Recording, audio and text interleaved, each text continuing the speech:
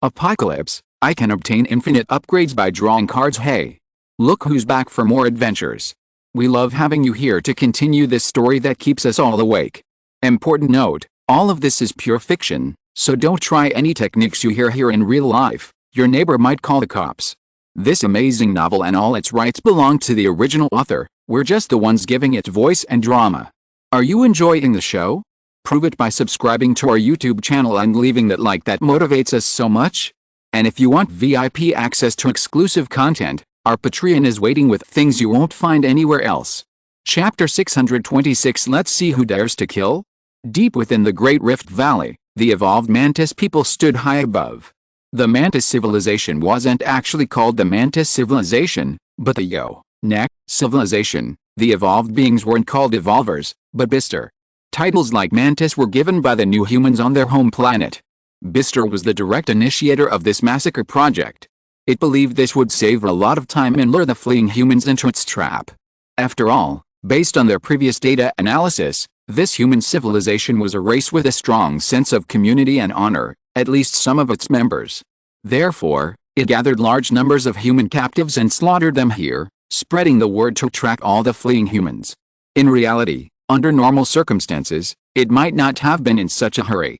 But change was imminent. If they didn't end the battle here quickly, they would likely suffer even greater losses. Therefore, as an evolved being, Bister devised this method based on the characteristics of humans. The purpose of the massacre was to launch a larger-scale massacre. In Bister's view, there was no more artistic way to end the war. But Bister hadn't anticipated that he'd caught a human big fish. Lawrence Kester, the human commander recorded by their civilization regarding this planet's so-called humanity. He had arrived. Capturing him alive would allow them to extract the locations of all remaining key human facilities on the planet from his mind, and they could use him as bait to lure more humans into their trap. Thinking this, a cruel grin spread across Bister's face. Of course, the smile of a yeoman was completely contrary to the human civilization's definition of a smile. As for Lawrence and the other humans' counterattack, Bister didn't care at all. They had already laid a trap here. Even if the human civilization had evolved beings, it wouldn't matter. Besides, the human civilization didn't have any evolved beings. If they did, wouldn't they have already acted? Bister and his people already knew the situation of the humans on their home planet very well. War is all about information, especially when a space civilization has advanced the battle to the point of annihilation deep within the other planet. They have mastered all of humanity's combat power, including their ultimate fighting strength. In any case, they are no match for the Yo civilization. This is an indisputable fact. For the Yo civilization, the only problem isn't how to defeat this civilization, but how to wipe out all the humans on this vast planet. And now, they are taking that step. Bister's plan has already shown results. However, the Mantis people believe victory is assured, while below in the Great Rift Valley, tens of thousands of humans are excited. The Yo people moved very quietly. They laid traps throughout the Great Rift Valley, with many lying in ambush, yet no one made a sound. Therefore, Lawrence's shout, though slightly muffled, traveled from a distance, exciting countless humans. Lawrence's message was simple, yet it conveyed the most exciting information. Someone had come to rescue them. They hadn't been abandoned. People cried out. Even those whose eyes were filled with despair rose from their slumped positions, raising their arms and shouting, "Commander Lawrence! Commander Lawrence! He's come to save us. We haven't been abandoned. We humans haven't been defeated. I knew it, I knew it. They can't save us. We're no match for these Mantis bastards. General Lawrence is throwing himself into fire. We must warn them. Shout. Shout with me. Tell them there's an ambush. Tell them to get out of here. You're all crazy." Someone pulled back the shouting crowd. Does General Lawrence not know there's an ambush? We can all see it, can't he? Doesn't he know he can't win? The shouters froze, muttering, "He knows, he knows. Yes, he knows why he came. He knows why he came? He knows why he..." People fell silent.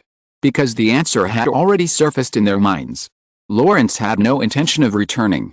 This was a rescue mission destined to be a one-way trip. That's why they were here. However, this tragic advance seemed ultimately fruitless. Lawrence's identity was confirmed. The Horde didn't fire. They didn't care about these humans. In their eyes, male and female were indistinguishable. What mattered was ending the battle efficiently and wiping out all the humans here. Now, for example, was a perfect opportunity to capture the human commander alive. Their deployed firepower remained still because their evolved beings had intervened. An invisible wave swept across the battlefield, and the omnipresent yet imperceptible dark energy in space all converged at this moment. Bister rose from the center of the Great Rift Valley. It hadn't planned to intervene today. As a esteemed evolved being, it held supreme authority in this fleet and generally didn't need to act. It came here simply to admire the results of its plan, to watch humans fall one by one into their traps, dying with agonizing screams, a desperate end to their futile resistance. But unexpectedly, a large fish appeared right from the start. It was going to teach these humans a lesson, to show them what absolute power truly meant. Its power spread, and in the surrounding space, without a sufficiently powerful dark energy life form, no one could contend with it at this moment. And then, a scene that horrified Lawrence and the others unfolded. Their triumphant, death-defying charge came to a halt against their own will, a physical cessation. Their roaring chariot stopped moving. The drones raging in the sky crashed to the ground, exploding into fragments. Their power hadn't vanished. Instead, it had been controlled by a more powerful and invisible force. It was as if a hand had pressed down on the advancing convoy. Lawrence was the only person from Earth in the entire convoy. He possessed a talent, but his strength was weak, and his talent was unrelated to dark energy, so he couldn't perceive the changes in the surrounding world. However, like other ordinary people, he could feel the suffocating aura emanating from the shadow rising from the Great Rift Valley, an aura that seemed to envelop the entire world. That was an evolver. This was the power of an evolver. There was an evolver here. Lawrence hadn't been unaware of the existence of evolvers. But he hadn't anticipated that the power of an evolver would be so absolute. Their convoy, with performance surpassing even that of humans in the Blue Star era, could come to a complete stop at high speeds, even when their adversaries were kilometers away. Now, not only was the convoy halted, but all their weapon systems malfunctioned, even the explosives loaded onto the tanks couldn't detonate. Instead, they were pulled and dragged by the enemy's force, sliding directly towards the Great Rift Valley, eventually coming to a complete stop outside it. But this had nothing to do with the individual will of Lawrence and his companions, it was the work of the enemy's evolved beings. Swarms of mantis men emerged from the Great Rift Valley, surrounding them. Lawrence felt an unprecedented sense of frustration. Their efforts seemed to have failed absurdly. And so many people were watching. He had failed to uphold human faith and dignity, and it seemed he was losing it all. He was filled with rage, yet powerless. He had become a prime target, and now he found himself unable to move. The enemy's aura locked him in place, his body was stiff, and he couldn't even give orders. Those around him, unsure of what was wrong, pushed and shoved him, hoping to glean a solution from Commander Lawrence. Just then, a voice came from above. Through simultaneous interpretation, the voice, in a way humans could understand, enveloped the entire convoy. Very courageous, but you are too foolish. It seems you have no idea of the difference in strength between us. It was Bister, the evolved form of the mantis. Its voice carried the pride of a victor. A weak civilization should know its weakness. Trying to stop a chariot with your bare hands will only lead to death. However, we will not kill you easily. I know your commander is here, Your Excellency, human commander. I will give you this opportunity. If you are willing to cooperate with us and find out where the rest of you humans are hiding, we can let you live. It's a deal. What do you say? With that, the roof of the command vehicle where Lawrence was located was easily ripped off by a terrifying force. The sheet metal was torn apart like paper. People looked up in horror and saw the devilish evolved form of the mantis, Bister, suspended in midair. It looked down at the humans below with a cold, disdainful gaze, its eyes filled with mockery and contempt, as if looking at a group of reptiles and trash it didn't even consider worthy of its attention. Lawrence realized he had regained some mobility and could speak. He raised his head, his eyes bloodshot as he stared at the creature above him. He understood perfectly well what it meant. He hissed, "Bastard, you're dreaming. I won't tell you anything. Hell, I gave you a chance. I let you speak for yourself, and I even let you live." Bister sneered, "But we don't just make you speak voluntarily. We have plenty of ways to extract information from your brains, especially for lowly, fragile creatures like you. It's as easy as studying insects. And when that time comes, whether you want to speak or not, you'll eventually have to. We can kill any humans we want. With that, it raised its hand and pointed directly at the great rift behind it. "Look, now, the more than 10,000 humans you're trying to save will die right before your eyes." Lawrence's face paled drastically. But at this point, they were powerless to do anything. They could only watch helplessly as their opponents did as they pleased. The difference in strength between the two sides was too great. Lawrence had never seen a true evolved being in action and didn't know they were so powerful. Although Brent, the son of civilization, was also an evolved being, he had never fought in public, nor had he discussed this with Lawrence. Now, a pang of regret finally rose in his heart. Had he made a mistake? Was he going to kill even more people? Meanwhile, further away, the survivors and human warriors who had spontaneously gathered were all filled with rage, but they dared not and could not rush out. Lawrence and the others had all perished. Going now was not out of bravery, nor for the sake of human civilization, but to die in vain, to die a humiliating death. Just then, a light shone from Bister's fingertips, and a terrifying dark energy ray burst forth, leaving a startling trail in the pupils of Lawrence and the others, rapidly heading towards the Great Rift Valley. This strike would annihilate countless humans. Lawrence roared. But it was no use. Everything was sealed off. A rescue was impossible. Even their own lives were in danger. However, Bister's attack hadn't achieved the desired effect. The strike was like a stone thrown into the sea, failing to create any explosion. Bister's expression changed slightly. Just then, more chaotic sounds erupted from within the Great Rift Valley. Screams of humans. Explosions and gunfire. It wasn't coming from where humans were imprisoned in the Great Rift Valley, but from their defensive lines and trap locations. Flames rose from the explosions. Terrifying news came from within. "We're under attack. We're under attack. Our counterattack is ineffective. Our counterattack is ineffective. It's a human. It's a human. He's terrifying. He's terrifying." Ah! The voices were filled with frantic terror. Bister's expression grew increasingly grim. Because the information had been transmitted, yet it hadn't been able to locate this so-called human. How could this be? And soon, it wouldn't need to investigate anymore. Amidst the flames and smoke, a figure gradually became clear. He emerged step by step from the exit of the Great Rift Valley. His feet were stained with the green blood of the Yo people, each step leaving a deep green footprint in the ground. Behind him, the Yo communication channel had fallen silent. The Yo warriors on Bist's side called out repeatedly, but only to be met with deathly silence. It seemed that in the blink of an eye, all the Yo people in the Great Rift Valley had perished. Therefore, there was no one left to respond. At this moment, the figure emerging from the Great Rift Valley became the focus of all life. And his voice, piercing through the smoke, shook the entire battlefield with unparalleled dominance, his tone carrying a chillingly terrifying killing intent and suppressed rage. "Kill? I'd like to see who dares to kill. I'd like to see who can kill." Chapter 627. Who is truly invincible? You're human? Why can't I sense you? How is this possible? Are there even evolved humans? Bister's expression shifted from arrogance to disbelief. Even now, with the target clearly before it, it seemed as if the other didn't exist. The spot where it stood appeared lifeless. Yet, the other was standing right in front of it. At this moment, Bister spoke while decisively ordering his men to open fire immediately. His side didn't have many men, but the important ones were the warship above the Great Rift. Multiple cannons on the warship extended, firing directly at the human figure in front of the rift. The energy cannons roared, streaks of light piercing the battlefield, illuminating the rift and the sky, whistling down with the fury of death.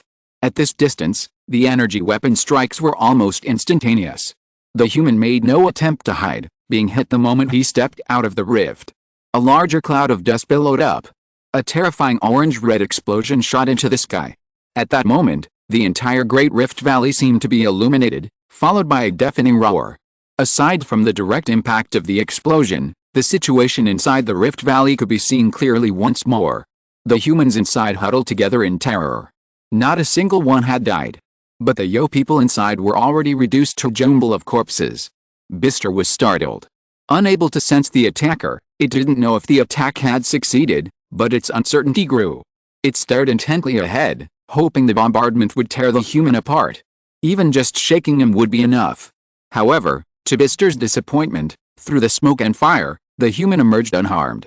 Stepping out of the smoke, each step was steady. He was just a human, Yet at this moment he moved forward like a mountain. His gaze swept across the entire area. Every person felt an involuntary, overwhelming terror, as if they were being watched by some terrifying beast at the top of the food chain. This is impossible. We've scanned the entire planet, and we've already fought to this extent. How could humanity still have a powerful being like you who hasn't appeared? Impossible. You're an evolved being? Or a source energy level being? Bister's expression turned terrified. Although it couldn't believe it, the undeniable facts were right in front of it. It didn't know where this human came from, when he arrived, or even that he was present before it. This human was far more powerful than it. At least a top-tier evolved being. But how could human civilization have top-tier evolved beings? If they did, how could they have been defeated to this point? At this moment, the figure emerging from the smoke of battle became the focus of everyone's attention. Because it was a human. Lawrence and the others all stared wide-eyed. They had also heard Bister and the others' words and witnessed the scene before them. Is he a human? An evolved being? That mantis-man hybrid evolved being said he was an evolved being. Has the son of civilization returned? Has the son of civilization returned? No, doesn't seem like it. Who is he? Who is he? Lawrence was also endlessly speculating. But he knew this person was definitely not Brent. Brent had finally left. How could he possibly return? So, who could he be? Just then, people exclaimed again. Because they discovered that a spaceship they had never seen before had appeared in the sky. It wasn't a human spaceship, but it looked very much like a human spaceship, a small spaceship, coming at high speed from afar. Immediately afterwards, the communication was connected, and a voice that surprised everyone came from the other end. I am Elena, the captain of the Star Road Project 9 exploration spaceship. We have returned. We are too late. We are too late. This spaceship was the one that Elena and the others had borrowed from the New Blue Star Federation. It wasn't a warship, but a small, functional spaceship that could carry up to 11 members, more than enough to carry Elena and the others, as well as Lin Qun. Elena and the others never imagined that when they returned, their beloved homeland would be in such a state. Death and slaughter were everywhere. An alien civilization had wreaked havoc. Burning flames had ignited their former home, turning it beyond recognition. And they were still inflicting carnage. What shocked Elena and the others even more was Lin Qun. After confirming a large human gathering at the Great Rift Valley, Lin Qun swiftly charged out, arriving first and striking directly. They knew Lin Qun was powerful, capable of instantly killing evolved humans, but they hadn't expected him to be this fierce, one man against an entire legion. But Elena and the others could do nothing more. Their spaceship wasn't a warship, they could only observe from the edge. Looking at the scenes below, boundless anger and hatred rose in their hearts. This was once their home. Although they were a newly bred generation, lacking the complex family relationships of the primitive humans of Earth, they still had their own friends and even lovers. But now, they all looked at Lin Qun, expecting this powerful figure from another human world to demonstrate the power to turn the tide. Lin Qun's answer was undeniable destruction. Lin Qun hadn't expected that the home planet built by the children of civilization that Elena spoke of would already be like this. They arrived too late. But arriving earlier wouldn't have mattered. Judging from the current situation on this planet, the war here had lasted at least 2 months. 2 months ago, Elena and her group had just set off from here, and Lin Qun was still in seclusion. No one knew what had happened here. By the time Elena and her group arrived at Xianyu 2, everything on the home planet had already happened, and the Jokers were already in the final stages of the war. And the Jokers weren't even followers of the Third Arm Overlord, they were an independent civilization that had accidentally discovered this place and launched an attack.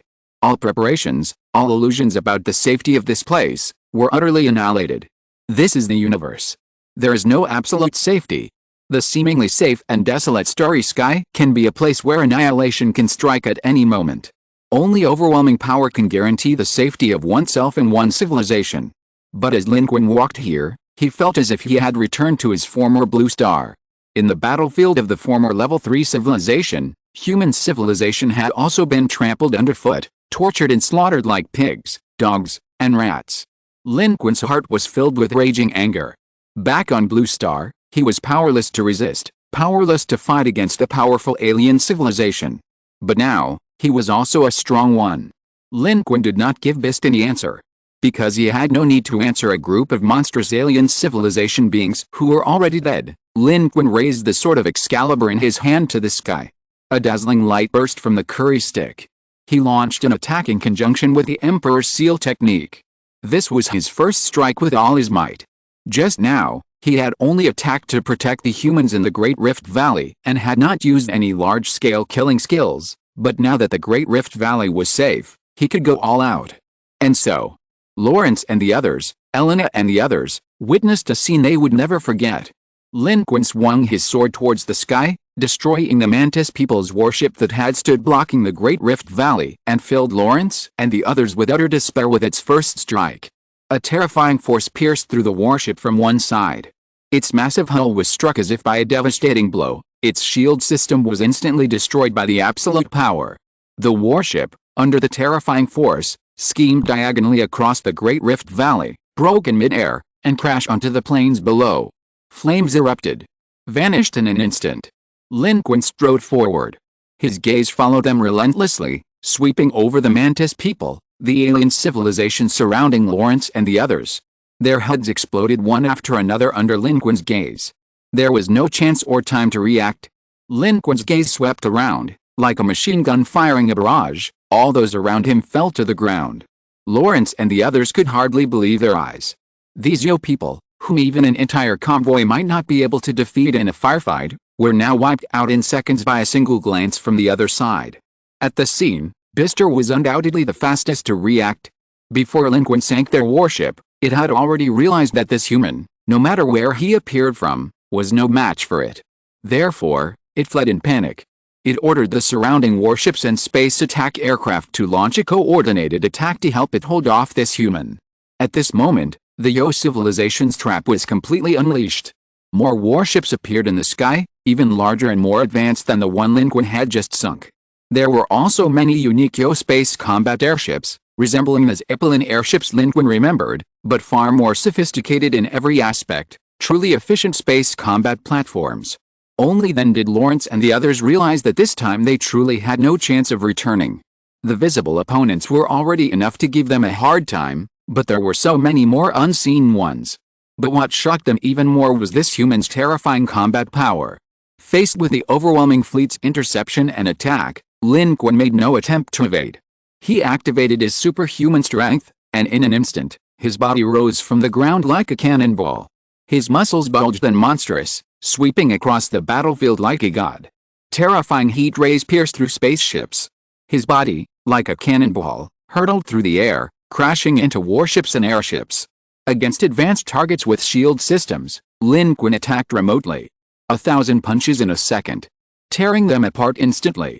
Then, his body pierced through again like a cannonball, penetrating from both ends. His body was the cannonball. Wherever it passed, alien civilizations were torn apart like autumn leaves swept away by the wind. Countless alien civilizations struggled but were unable to escape, and were all annihilated.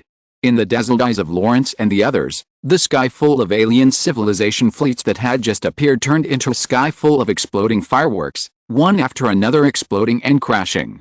Countless Yo people were swallowed alive by the explosion.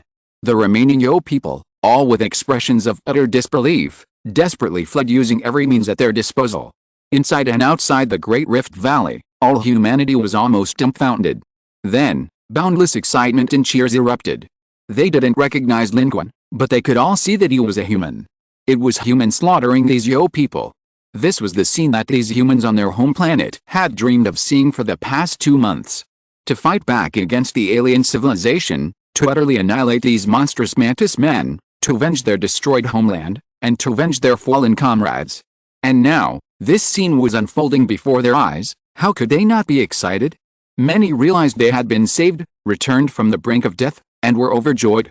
But many more had forgotten their own lives, staring intently at this scene, as if they were the ones rampaging across the battlefield, wantonly killing, slaughtering the alien race, repaying blood with blood. Who is he? Do we humans have such a powerful being? Kill. Kill. Kill. They've met their match. These damned mantis men have met their match. Kill them all. Kill them all. Amidst a raging inferno, Lin Qun's figure rose like a war god from the falling flames, his gaze sweeping across the battlefield and locking onto Bister, who was fleeing ahead. This Yonko-evolved human was now completely devoid of its previous arrogance and conceit. It too was terrified. It never dreamed the situation would reverse so suddenly. It had no idea where this terrifyingly powerful human had suddenly appeared from. But just from what it had just witnessed, it knew it was no match for this human. This human was too terrifying, too powerful. It desperately fled, constantly looking back. Fortunately, the human, towering in the sky, dominating the Great Rift Valley battlefield with an air of invincibility, didn't seem to be chasing after it. This gave it a huge sigh of relief. Lawrence and the others had regained control of the convoy. Watching this scene, they were both excited and tense. They had never seen or recognized this suddenly appearing human before, but his power shattered their understanding. One person had single-handedly broken through the entire encirclement of the Yo people in the Great Rift Valley. What kind of combat power was this? Even the Bister evolved human could only flee in terror. What did this prove? It proved that it knew it was no match for this human. However, Lawrence didn't want it to escape. Lawrence couldn't help but remind him, "Captain Elena, is this powerful human one of yours?" You must remind him that the one who escaped is one of these Yo people's evolved humans, a member of their strongest echelon, and one of their commanders. If possible, it's best not to let him get away. In mid-air, Lin Qun remained motionless, even closing his eyes, seemingly enjoying the flames and carnage. But the Bister had already escaped far away, almost disappearing at the horizon. However, in a place unseen by everyone, Lin Qun had already activated his void attack, his mind already wandering. His spirit left his body, covering 1,000 miles in an instant, a deadly dash. Bister thought it had successfully escaped, and Lawrence and the others thought Lin Qun couldn't catch up in time. But only Lin Qun knew. This Bister was already in his grasp. All that remained was to be crushed. Chapter 628. He is a source energy level lifeform. It's escaped. It's escaped. Bister was overjoyed. The distance between them was increasing rapidly. Bister was quickly reporting the situation to his superiors, though they probably already knew. His immediate priority was to find someone to pick him up. A fast spaceship. He needed a fast spaceship. Bister's feelings were like those of a human exploring an alien planet, initially mistaking the creatures for harmless lab rats, only to discover a terrifying alien lurking among them. He was filled with terror. However, at that moment, his movements suddenly stopped. He instinctively sensed something. But it was too late. His vision magnified in horror, and he saw the terrifying human form flash across the void before him. It attacked with lightning speed, its hand like a sword, appearing face to face the instant it appeared. Moreover, the opponent was clearly prepared. The instant it appeared was the instant it unleashed its killing move, slashing out with a disc-shaped arc of light, striking him at point-blank range. Bister was already panicked, and at this distance, he had no time to react and crashed headlong into the attack. Bister's last thought was, "That human was just behind me a moment ago, how did he suddenly appear in front of me?" Then, the next moment, he felt his body being cleaved in two. He didn't know what method the opponent used. His powerful evolved body and hastily reacting dark energy were useless. The arc of light directly tore his body apart. In a single exchange, Bister became Bister. Its body was split in two mid-air and fell downwards. The life forms of the Yosemites weren't that advanced or sophisticated. Such an injury would be fatal even for an evolved being. Of course, Bister didn't die immediately. There might be a chance if it were rescued now, but no one could save its life at this moment. Its people could no longer save it. Even now, it still didn't understand how that human had done it. The human's true form was clearly still far away, in the Great Rift Valley, so how could it appear here and kill it? And, in a single, instant kill? It was, after all, an evolved being. With its last glance, Bister stared intently at the human in the sky. The human's figure was semi-ethereal, standing in the sky, coldly glancing at it. That glance was filled with sneer and disdain. It was the same look Bister had once given when it looked at other civilizations it had crushed and slaughtered. And now, this human had used it on it. This was immense terror and humiliation for Bister. It was more painful than death itself. This seemed to be telling it that its previous contempt and mockery of humanity were nothing but laughable arrogance. Now, a single human had shattered all its pride and power. But it could do nothing but wait for death in despair, plummeting from the sky. Meanwhile, high in the sky, Lin Qun's primordial spirit swiftly withdrew. At this moment, Countless flames were falling across the entire Great Rift Valley. The encirclement of the Yo people had been torn apart by Lin Qun's force, all the warships in the sky had been pierced, and the Yo people within were either killed instantly or fled in panic. The entire encirclement had been completely destroyed, and the gloomy sky was illuminated by the firelight. Lin Qun's mind raced, and he even tried activating the tidal skill he had just acquired. It seemed very powerful. Its effect was even stronger against the weak. The Yo people he targeted were terrified of him. However, this skill was currently only at level 1, only affecting a single target, not an area of effect attack. It was more effective against stronger opponents. If it could affect an area of effect, perhaps it would have a greater impact. On the ground, people looked up at the falling debris, their expressions almost blank. Even Lawrence felt like he was in a dream. Is this really real? We humans, with overwhelming force, defeated these damned mantises. Those around him swallowed hard, their eyes filled with deep shock. Who is he? Who is he? We've never seen this person before. Captain Elena, what's going on? These were the thoughts in the minds of everyone on their home planet. Besides shock, there was only confusion. Who is this? Why was he so powerful? Amidst the ruins, people were rising one by one, looking up, their pupils illuminated by the flames. And at this moment, in space, the giant spaceship of the Joss were here. The Joss fleet had 2 evolved beings. One was a key leader of the entire fleet. Bister was responsible for the annihilation within the planet, while the other evolved being was stationed here. The warship, shaped like a spinning top, was enormous. The entire fleet of the Yo civilization was docked here. It was their massive interstellar mobile fortress, its cold reflection gleaming high in orbit around their home planet, exuding a chilling and deadly aura. After achieving further victories in their war against humanity on their home planet, they moved the warship here from a safe distance, positioning it horizontally in orbit above their home planet, only tens of thousands of kilometers from the surface. They used this behemoth to monitor the entire globe. This distance also facilitated the personnel and warships landing and traveling to their home planet, exterminating human life and mining its resources. Today, the primary target of their surveillance was undoubtedly the Great Rift Valley on their home planet. This plan had already been reported by Bister, and the spaceship was providing escort. Therefore, everything that had just happened was displayed without concealment on the bridge of this behemoth. Watching Lin Qun swiftly sweep away their ambushes and traps, instantly killing Bister, the evolved beings and the Yo civilization's inhabitants on the bridge fell silent. They, too, could hardly believe what they were witnessing. This is a human? Humans can possess such power. He instantly killed Lord Bister. We've analyzed it, this is definitely a human. His energy level is above the evolved human level. If humans have such a powerful being, why didn't they send one out sooner? Sir, what should we do? The Yorans' gazes were fixed on their commander. The last evolved human on the warship was equally bewildered. What was going on? Where did this human come from? They had scanned the entire globe long ago. On this planet, apart from their own evolved humans, there were absolutely no high-energy life forms exceeding the evolved human level, not even top-tier powerhouses. Yet, where did he come from? Why did he appear now?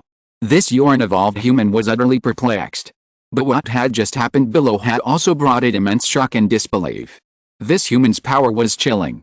It wasn't much stronger than Bister. In other words, if this human could instantly kill Bister, it could instantly kill it as well.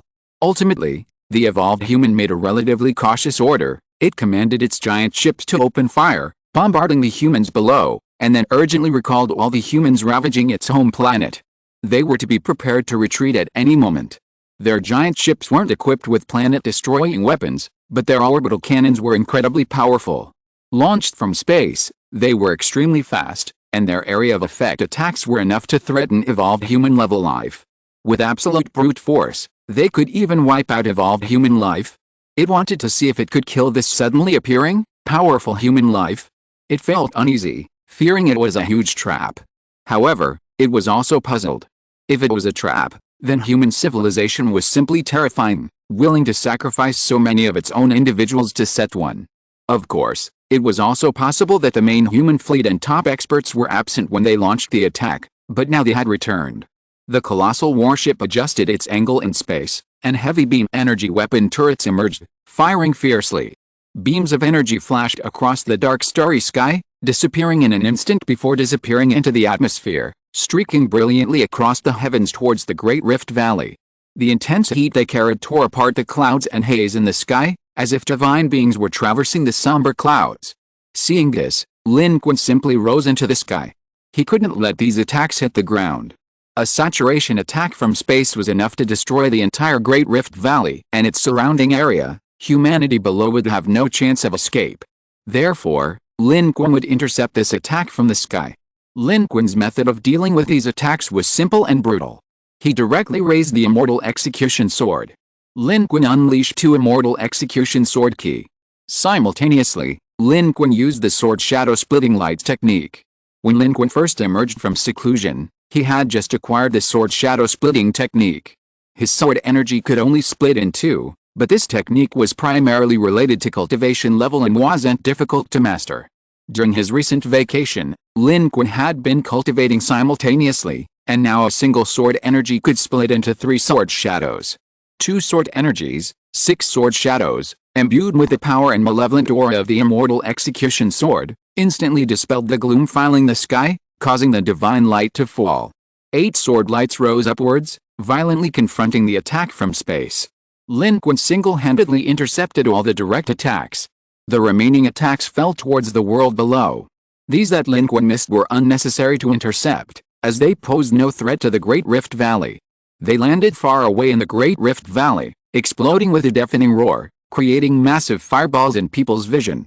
Elena flew across the land in her aircraft, the glass reflecting the flames. Meanwhile, Nelson looked up at the sky. Look! His gaze followed a shadow at the center of the sword energy. It was Lin Qun's figure. Sword energy swirled, and Lin Qun, like a bolt of lightning, shot into the sky with a deafening sonic boom. The surrounding clouds and haze crumbled to either side under the impact and shockwave, revealing an endless blue sky. Sunlight poured in through the gap, falling on everyone, causing them to instinctively squint, and making the figure in their eyes shine even brighter. Like a god among men. Is he a god of human civilization? Do gods really exist? He blocked all the attacks. My god, is this really human power? On the ground, Lawrence jumped off the commander's chair, standing on the ground that trembled slightly from the explosion, looking up. The others were still bewildered and pondering, who was this? But as he looked at that soaring, arrogant figure, a guess that even he himself dared not believe arose in his mind. Brent from the Americas region was a child of human civilization. But on the battlefield of the former Blue Star Level 3 civilization, countless people, even those from alien civilizations, mistakenly believed him to be the chosen one of civilizations. That person was hailed as a god among mortals by the people of the Huaxia region. Lawrence's pupils dilated violently. This conjecture shocked him even more. He was still alive. At this moment, even more shocked than him were the members of the Yonko crew on the giant ship. These Yonko were almost paralyzed with fear. Because Lin Qun displayed this Huxin sword key, his aura intertwined with his Huxin sword, and the Yonko's detectors showed that his power and aura were increasing exponentially, breaking through the threshold of evolved beings and reaching the source energy level. Its source energy level. He's a source energy level life form. On the bridge, many people were terrified, their faces turning pale. Even the evolved being who had just given the order paled. At this distance, facing a source energy level being was suicidal. It cried out urgently, "Go. We have to go now. Order all fleets, do not return to their ships. Once in space, immediately jump away. Damn it, how come there's a source energy level life form among the humans here?" However, it was too late. Lin Qun's speed had already exceeded 35 times the speed of sound, rising from the surface of his home planet like a true bolt of lightning. And his sword energy was even faster than him, piercing through space, tearing through the starry sky, like a giant axe splitting the heavens and earth, crashing into the spinning giant ship in space. In space, a silent tremor shook. The shield system on the surface of the spinning giant ship flashed by. It was violently impacted. The giant ship desperately tried to turn, change direction, activate its jump engine, and set off immediately. But it was too late. Regardless of the strength of the main civilization of the U people, the strength of this fleet was only enough to bully the humans on their home planet. Its top combat force consisted of only 2 evolved beings, and the fleet's level was even slightly weaker than that of the Ice Energy clan. Such capabilities were simply no match for Lin Qun's sword energy. Lin Qun descended directly like a terrifying god of death. Raising the immortal slaying sword, sword energy slashed down.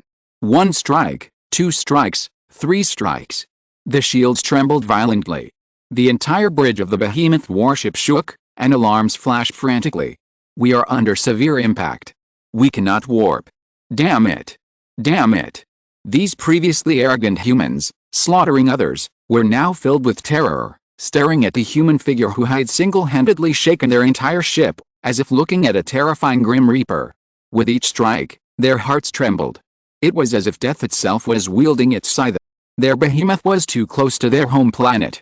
Because they believed they had the situation under control and that the humans on their home planet were no threat, they had come this close to facilitate landing, mopping up, and transporting resources from their home planet. But now, this had become the key to their self-destruction. Lin Qun came alone this time, without fleet support. If the Jorian behemoth were deep in space, even with true source energy, he wouldn't be able to do anything at that distance. In that case, if a stalemate broke out, Lin Qun would have had to call in the Federation fleet of New Blue Star. But now there was no need for that. The Jorian behemoth was too close, just above the orbit of their home planet, only tens of thousands of kilometers from the surface. It was more than enough time for Lin Qun to rush from within the planet and reach them before they could react. So close, if I don't kill you now, do I wait for you to create distance and bombard me? The Jorian evolver was just as terrified. It had already begun to regret leaving its behemoth horizontally above the orbit of its home planet. However, they could never have imagined that a source energy level life form could suddenly emerge from the already defeated human civilization and wipe them out. It cried out in terror, "Fire weapons! Stop him! Stop him! Immediately initiate disintegration! Get as many as possible out! Have our other ships and warships, those with warp drive capabilities, escape immediately!" It itself quickly retreated, attempting to escape in an escape pod. However, no sooner had it left the bridge than it heard an alarm that echoed throughout the entire giant ship, filling it with boundless terror. Warning. Shield generator overloaded and offline. Warning. Unregistered biological intrusion. Unregistered biological intrusion. At that moment, the entire massive ship trembled. Chapter 629. It really was him. Look. Golden lightning. It's golden lightning. What happened? What happened? Radar shows that our human powerhouse just pierced through the clouds at a terrifying speed exceeding 30 times the speed of sound, striking the ON warship in near-Earth orbit. 30 times the speed of sound. My God. That's too fast. Is he even human? If it were the son of civilization, could the son of civilization do that? On the ground, the people in Lawrence's convoy were dumbfounded. Comparison is human instinct. At this moment, they were instinctively comparing this human powerhouse before them with the most powerful human they knew, Brent. However, on their home planet, few had seen Brent fight at full strength. They only knew that Brent was an evolved being, so this comparison was ultimately pointless. But Brent chose to flee. And Lin Qun defeated the Yan here. It seemed that no comparison was needed, the answer was already clear. And at this moment, an even more magnificent scene was unfolding before their eyes. Golden lightning flashed frequently in space, so clear even in the daytime sky. Someone whispered, "Commander Lawrence, do you know who this human is?" This question pulled Lawrence, who had been staring blankly at the sky, back to reality. He turned his head, gave the questioner a deep look, and said, "He was once one of humanity's top warriors."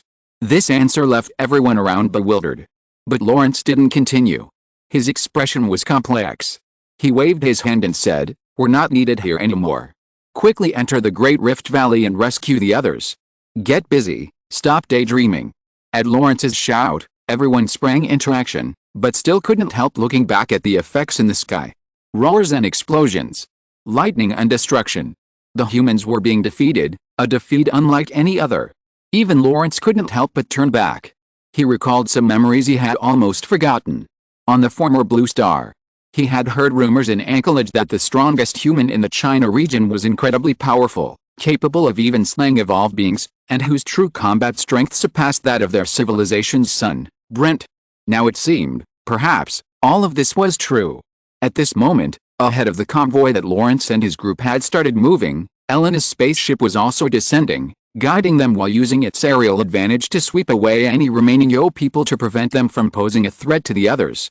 Inside the spaceship, Daikaking leaned against the porthole, gazing absently at the sky. Elena, perhaps we made the right choice. Trusting him was the right thing to do. Elena remained silent for a long time, only replying with one sentence, yes, we are all human. We should trust each other. Meanwhile, in near-Earth orbit, the Yo people's gyro-like behemoth was suffering a devastating attack. Lin Qun had forcefully cleaved through their shield system with his immortal execution sword. He then struck the gyro-like behemoth like a cannonball. The technology of these beings wasn't advanced, but the armor of this colossal ship was still incredibly massive, consisting of composite steel plates 7 meters thick. This meant immense weight, and the propulsion system of this spaceship must have been astonishing to propel such a giant vessel. This armor could even withstand attacks from ordinary missiles and beam weapons, making it a true tortoise shell. But for a high-energy life form like Lin Qun, it was utterly useless. Lin Qun simply swung his sword downwards, slicing a stunning gash in the armor as easily as cutting tofu. Then, he used both hands simultaneously, utilizing the heat ray abilities of his superhuman body, to tear open a large opening and leap into it. He landed in some unknown unit of the colossal ship, and upon entering, he saw a group of mantis-like beings fleeing in panic, as if they had seen a ghost. Lin Qun didn't chase after them, because it wasn't necessary. His goal was to destroy the entire colossal ship. The simplest method was undoubtedly the immortal slaughtering sword formation. Boundless sword energy could instantly shred this spinning top-like colossus. Lin Qun, having already unleashed his sword energy, didn't want to further activate the power of the immortal slaughtering sword formation. So, Lin Qun directly activated the Earth's roar. This was the Earth's roar in space. The countless golden lightning bolts seen by Lawrence and the others below originated from this. With the Earth's roar activated, Lin Qun transformed into a primordial giant. Countless golden lightning bolts appeared out of thin air. They were flashes of destruction. The warship was pierced through, and countless terrifying colossal giants appeared in orderly rows within the giant ship of the Yos. Building a spaceship is difficult, but destroying it from within is the simplest. These colossal giants were completely unsuitable for appearing inside buildings, let alone a spaceship. Their presence inside the ship itself was destructive. Moreover, the giant legion under the Earth's roar was extremely numerous, and with their enormous size, if 100,000 colossal giants descended, they could even directly engulf the entire Yos's spaceship. At this moment, accompanied by the interweaving and crisscrossing golden lightning, countless colossal giants appeared. They roared forward. With a single stomp, the ship's internal structure even collapsed. But for them, even the constant falling was an act of carrying out Lin Qun's orders. It was part of the destruction. No deck could withstand the presence of so many giants. Everything inside the spinning behemoth was rapidly collapsing and being destroyed.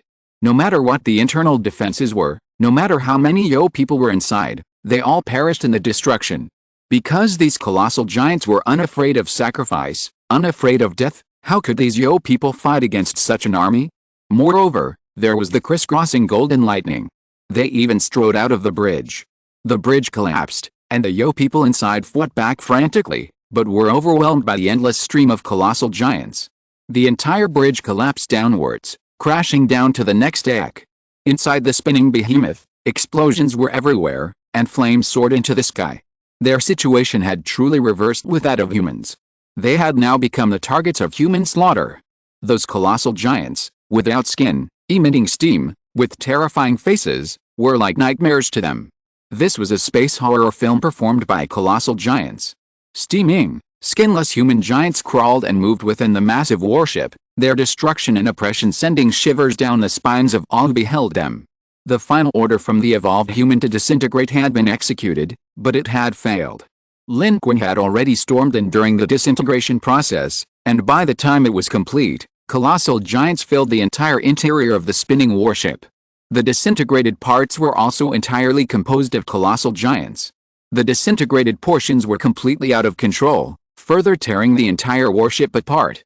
It plummeted downwards, crashing into the atmosphere of its home planet. Screams and roars filled the entire spaceship. Lin Qun's colossal giant was also descending. Or rather, falling. Due to the collapse of the warship's interior, coupled with Lin Qun's terrifying size as a kilometer-long giant, a fall was inevitable. Lin Qun didn't care. He was now using the earth rumbling ability, which greatly reduced the burden on his physical body. Even if the ancestral giant's body was destroyed, Lin Qun's physical body could escape, and it wouldn't significantly affect his combat capabilities. At most, the colossal giant summoned by the rumbling would disappear. The others, believing him to be a source-level life form, were terrified at close range, having been boarded by a source-level life form on the warship. They had no will or thought to resist. Lin Qun, inside, encountered almost no resistance, only rampaging destruction. Of course, some managed to escape. Escape ships emerged one after another, quickly disappearing into space. The evolved being on the spinning giant ship also escaped successfully in this way. It concealed its aura, blending into its surroundings, and vanished into deep space. But what it didn't know was that Lin Qun had no idea if there were other evolved beings on board. Unless it appeared on its own, Lin Qun had no idea of its existence and had no way of searching for it. Lin Qun's target was only this giant ship. He knew this very well. He was the only one with combat power. Humanity's forces on their home planet had long been crushed. This meant that if these Jansons kept their distance and attacked them across the vast expanse of space, Lin Qun would be forced to take the beating. Therefore, Lin Qun needed to take advantage of this moment to destroy their core warship, instilling fear in them so that they would collapse and retreat in disarray. And he almost succeeded. He could feel the warship tilting. The giant, spinning ship beneath his feet was tilting and falling, irresistibly pulled by the gravity of their home planet towards the world below. It itself was also disintegrating magnificently in space. From the ground, a large cluster of orange-red flashes could be seen appearing in the sky. That was the falling Yunnan giant ship. But its location was not above the Great Rift Valley, but above a mountain range far away from the Great Rift Valley. At this moment, its fall was diagonally across this area, plummeting towards the boundless earth. The scene was like a comet piercing the atmosphere. The entire colossal warship, spinning wildly, burst into flames as it passed through the atmosphere, plummeting towards the earth, its debris flying everywhere like a spectacular fireworks display. Near and far, countless people looked up, utterly stunned by the sight. But many more realized what had happened. On their home planet, in countless hidden corners, humans emerged from their positions, watching the images transmitted by others, or from locations they could see themselves, watching this shower of fire and meteors fall from the sky. That's the giant ship of the Yo civilization. It's their main ship, anchored in our near-Earth orbit. It's crashing. It's crashing. Oh my God. Look, look, other ships are breaking away too. They're urgently evacuating our home. What happened? What on earth happened? Who sank it? Are they retreating? Have we won? But, what's going on? What happened? People all over the globe on their home planet witnessed this, utterly astonished. The mantis men who had once relentlessly hunted them were now fleeing without warning, like stray dogs. A deafening roar echoed from the edge of the earth. In the Great Rift Valley, Lawrence and his companions looked up and saw a massive mushroom cloud rising in the sky, clearly visible even to them. Soon, they heard a thunderous roar in the distance, and the earth trembled, the surrounding mountains shook, rocks tumbled down, but the humans in the Great Rift Valley were all filled with excitement, looking into the distance. They all knew that the damned Mantis Men's flagship had crashed.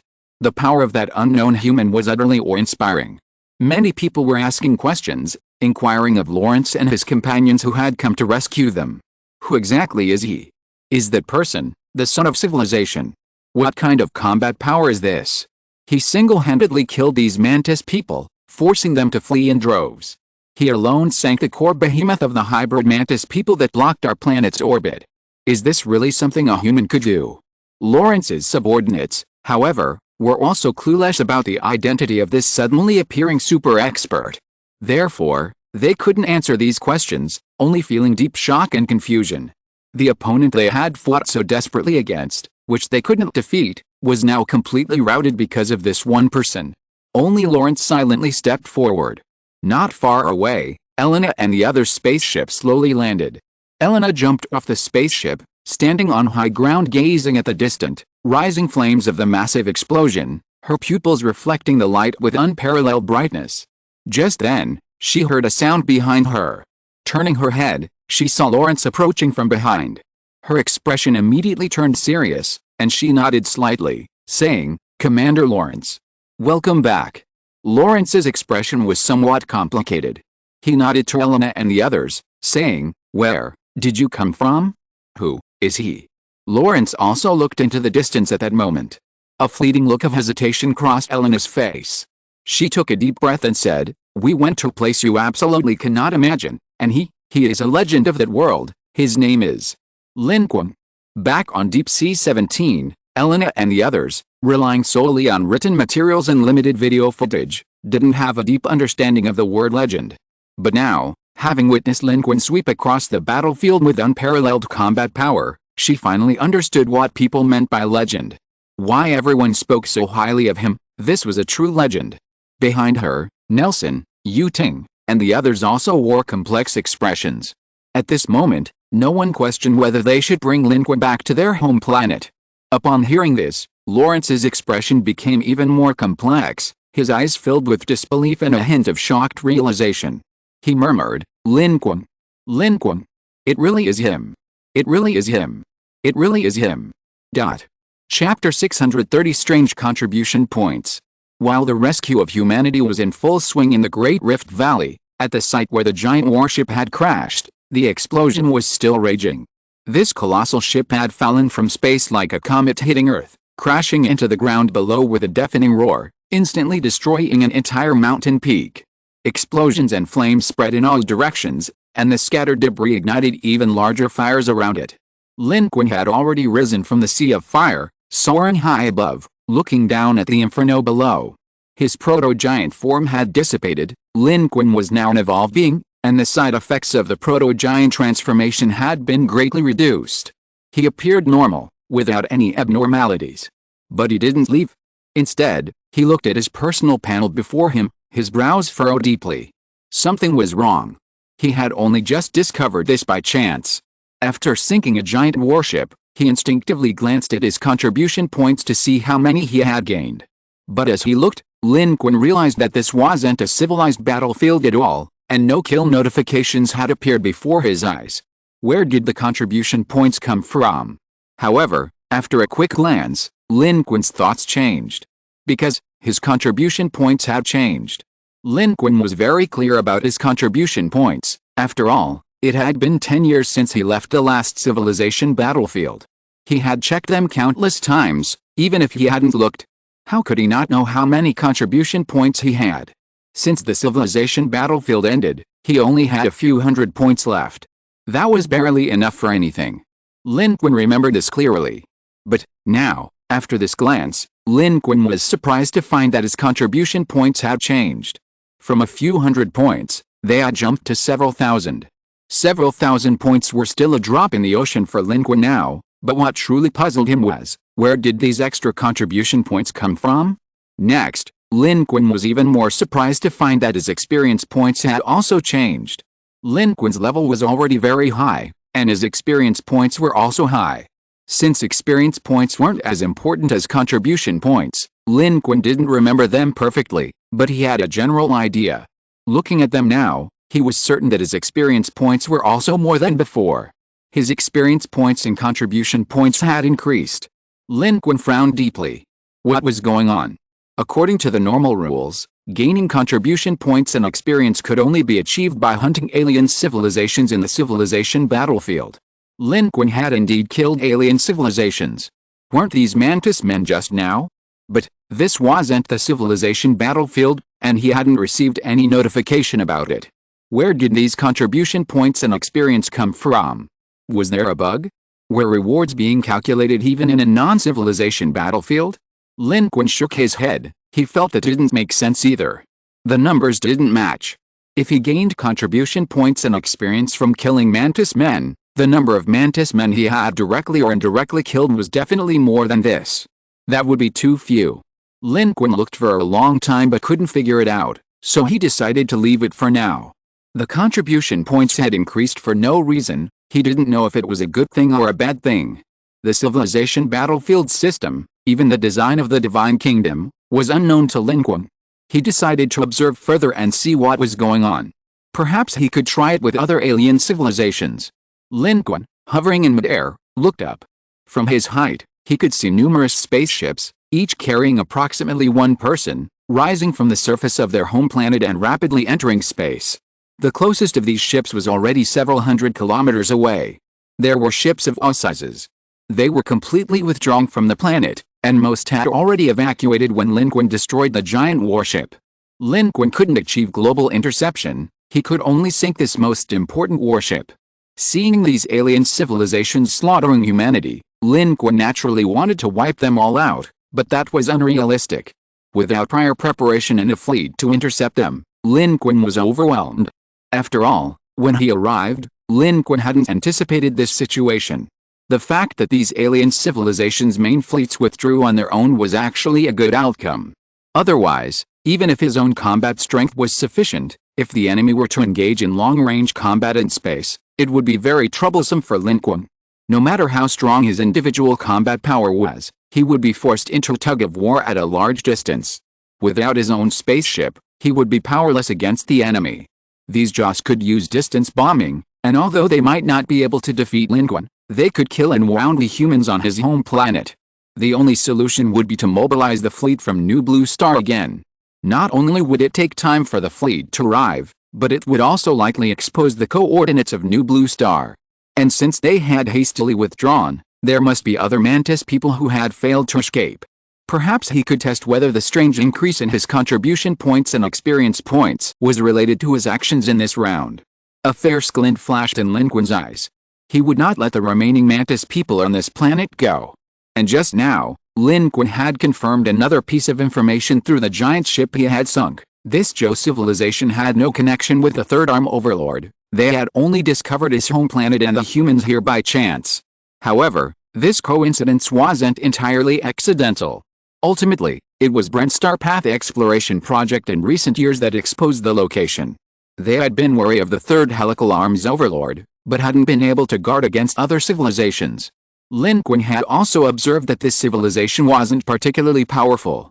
It was a good thing that it hadn't attracted the Third Helical Arm's attention. Both human civilization and Lin Qun had the idea of settling scores with the Third Helical Arm's Overlord and its civilization. But not now. Both human civilization and Lin Qun needed time. Nevertheless, this home planet was clearly no longer suitable as a home. Lin Qun withdrew his gaze. What he needed to do now was figure out the purpose of his trip. Find the son of civilization, Brent, and ask him what the great change he spoke of was. Immediately, Lin Qun flew out from here, passing the burning world below and the wreckage of the spinning giant ship, returning to the direction of the Great Rift Valley.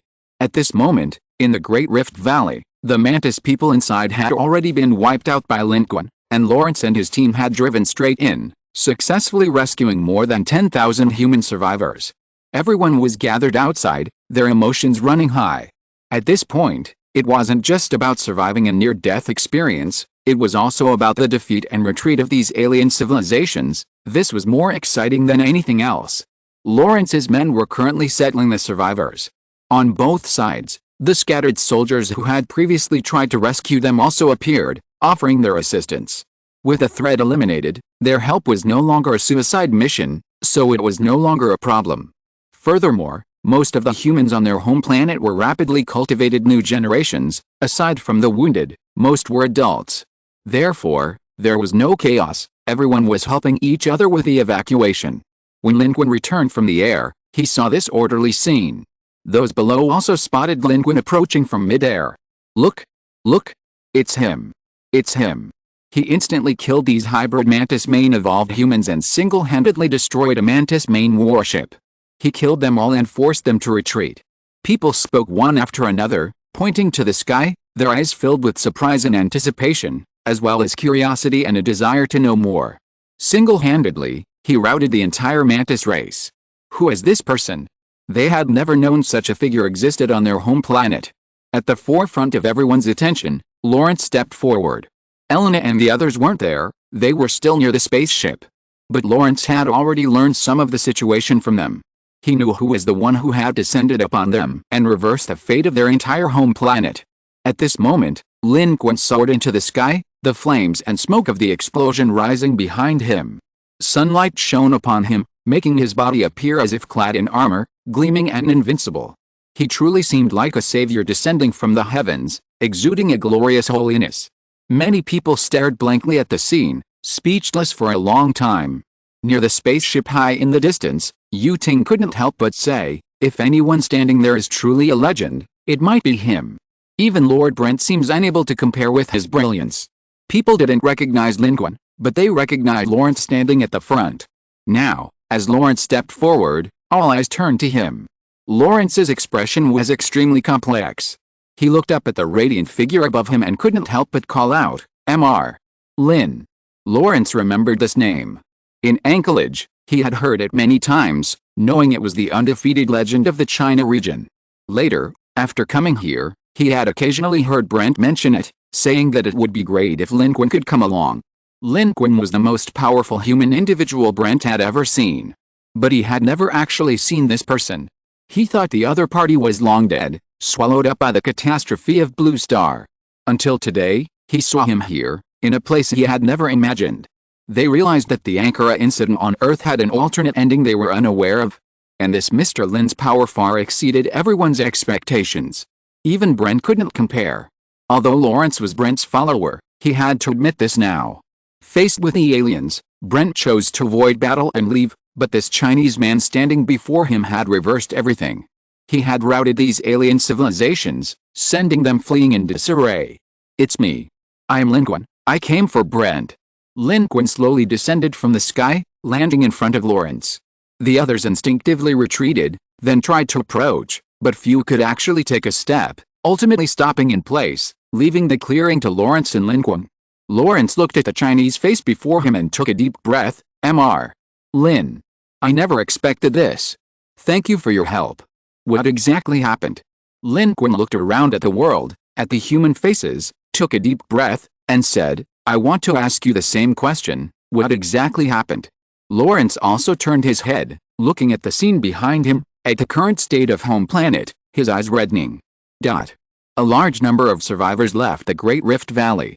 Lawrence, in the name of the last human commander of home planet, broadcast globally, announcing that the enemy had left and humanity was temporarily safe. He then summoned all the remaining humans on the planet from Civilization City, which was once the largest city on home planet. This would take some time. Although everyone around the world had witnessed the departure of the Mantis people, some still harbored doubts, feeling that these alien civilizations wouldn't give up so easily. Lawrence then led Lin Qun into the deepest part of what was once the largest city on home planet.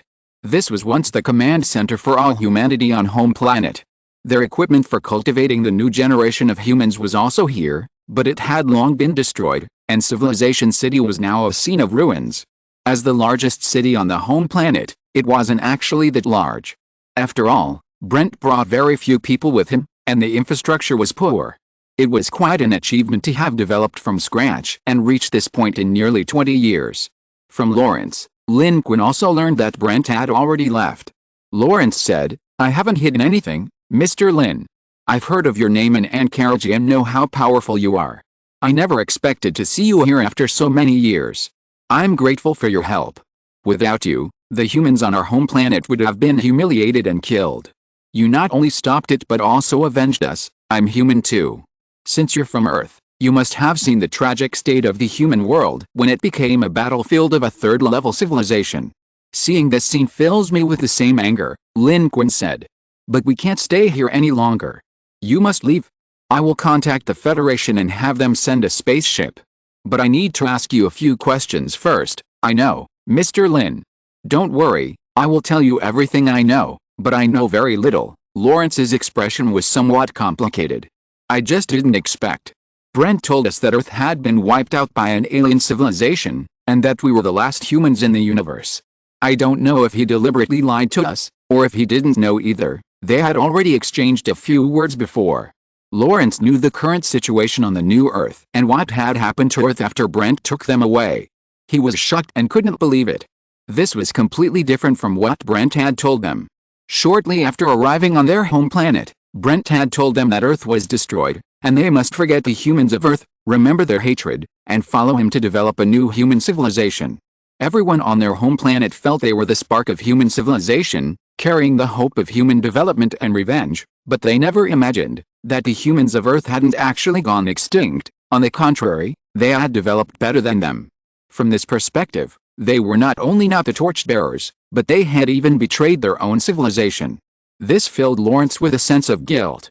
From the Battle of the Great Rift Valley until now, Lawrence's mind had been in turmoil. Lawrence was Brent's follower. He and everyone on their home planet firmly believed in Brent's words, but reality was completely opposite to what Brent had said. But he couldn't help but succumb to another possibility. Perhaps this wasn't Brent intentionally deceiving them, but that he simply didn't know? After all, they had already left Earth. Perhaps. Lin Qun saw through Lawrence's thoughts, but he also clearly understood the true answer to Lawrence's dilemma. Brent had deceived all his followers. He knew far more than Lawrence. As an outsider, he could see clearly that Brent, a child of civilization, possessed the authority of a major civilization. How could he not know that the people of Earth hadn't all died? Lin Qun was also surprised. He had previously only thought that these people were either incapable or afraid to come looking for them, but he had never imagined that Brent had concealed the truth and deceived the humans here. That's why, for such a long time before the Federation migrated to the new Earth, no one had ever returned to Earth to look for them. P.S. Double monthly votes. Please support with your monthly votes. Chapter 631 An even larger battlefield of civilizations. Lin Qun could vaguely guess why Brent chose to conceal the truth. He believed Blue Star was destroyed, but it wasn't. If he revealed the truth, he would be contradicting himself. Also, he had become the ruler of the new human world. Who would want to relinquish power they gained? His choice was understandable, but as a son of civilization, his actions were despicable. Lin Qun also disliked this hypocritical son of civilization. But in reality, from the final outcome, whether it was the main civilization or branch civilization, made no difference to the humans on the new Blue Star. The main civilization had its advantages, and being a branch civilization had its advantages. Even if they found Brent, they might not need to merge. They had absolutely no interest in Brent's power. However, Lawrence had always followed Brent. While saying this would be very direct, it would be a worldview-shattering shock for him, and it was still unclear which side Lawrence was truly loyal to. Lin Qun didn't speak, but instead asked what he wanted to know. Lawrence composed himself and answered Lin Qun's key questions one by one. He seemed to be as open and honest as he had claimed. He recounted everything that had happened since they left Encourage on Blue Star. Brent, guided by the Divine Kingdom, didn't need to search or filter like humans. They directly locked onto their home planet.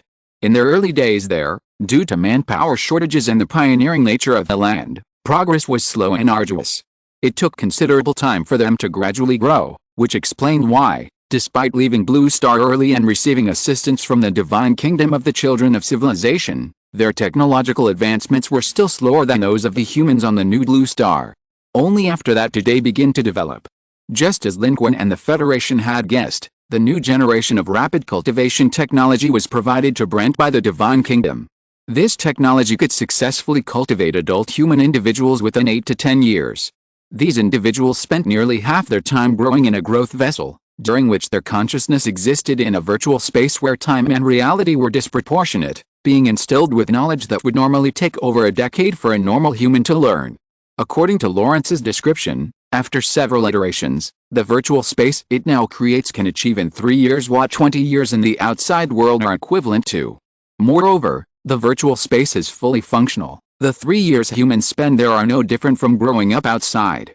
Everything the outside world has, the virtual space has, not only learning knowledge but also developing social attributes, etc. Humans cultivated in this way require significantly less time to grow, yet they are almost indistinguishable from naturally grown individuals. It is precisely because of this technology that the population of home planet has been able to expand rapidly. Brent hatched a large number of the seeds he brought into humans, establishing the current rules. Otherwise, with the small number of people he brought from Earth, it would have taken countless years to cultivate a large civilization, and there was also the risk of inbreeding. However, the new generation cultivated in this way lacks innate abilities. The people on home planet don't know why. Lawrence said, although we destroyed most of the facilities and data to prevent the technology from being taken away by others, there are still relevant personnel in our core base who may be able to help rebuild the new generation cultivation system. Lin Qun nodded. This technology can accelerate human growth, providing a continuous source of regenerative power for a civilization desperately needing fresh blood. It's truly a valuable technology, and bringing it to the Federation would make the trip worthwhile. Lin Qun learned from Lawrence that the Divine Kingdom's assistance to Brent, this son of civilization, seems limited. The Divine Kingdom provides key technological support based on the development of the human civilization led by Brent, but this technology primarily supports the survival or development of Brent's branch of humanity, keeping it within limits. It allows Brent to lead his people to develop well, but it won't allow Brent's civilization to soar to new heights solely based on the technology provided by the Divine Kingdom. Achieving crucial breakthroughs still depends on themselves. Ultimately, the Divine Kingdom only provides guidance and assistance. This is the Divine Kingdom's help to the son of an indigenous civilization, nothing more. Therefore, Lin Qun listened to Lawrence's account at length and discovered that the technological achievements and development of the main branch of the Brent civilization were, in general, inferior to those of their federation of humans. They had arrived here from Earth and developed immediately, enjoying a safe environment from the start, which, ironically, slowed their pace compared to the human federation on the new Earth, which had been forced to grow rapidly through trial and error. However, besides these points, Lin Qun was more concerned about the whereabouts of Brent, the son of civilization, and what the great upheaval he spoke of truly meant. This was the purpose of his trip. Mr. Lin, I'm not lying to you. I can't find Brent either. When he left, we completely cut off contact so that the Yonko couldn't find them through us, Lawrence replied sincerely. Unless they contact us, we have no way to reach him. But I know what you want to know. Although I don't know the details either, I heard Brent say that the star path we're searching for is to cope with a great upheaval, and this great upheaval seems to be a larger-scale civilizational battlefield. Lawrence frowned, a look of reminiscence on his face. According to his account, his interactions with Brent became increasingly rare in the later stages. With the development of their home planet and its growing population, Brent held a high position, and many people rarely even saw him anymore. Lawrence, though a longtime follower of Brent, also seldom saw him. According to Lawrence, Brent rarely met with people, focusing primarily on cultivation. The Divine Kingdom had given him a path that only the children of civilization could achieve, and thus, with the Kingdom's help and his own efforts, Brent had become an evolved being. But this also meant that Brent rarely met with those below him. This child of civilization appeared increasingly aloof on their home planet, and no one knew what he was thinking. Lawrence guessed that this was intentional on Brent's part, a way to establish an aura of authority and sanctity. After all, for a ruler, being too approachable wasn't necessarily a good thing. Of all these things, Brent was the most secretive about his child of civilization and the Divine Kingdom, rarely mentioning it, only offering brief instructions and never saying more. That was all Lawrence knew. Lin Qun gave him a deep look.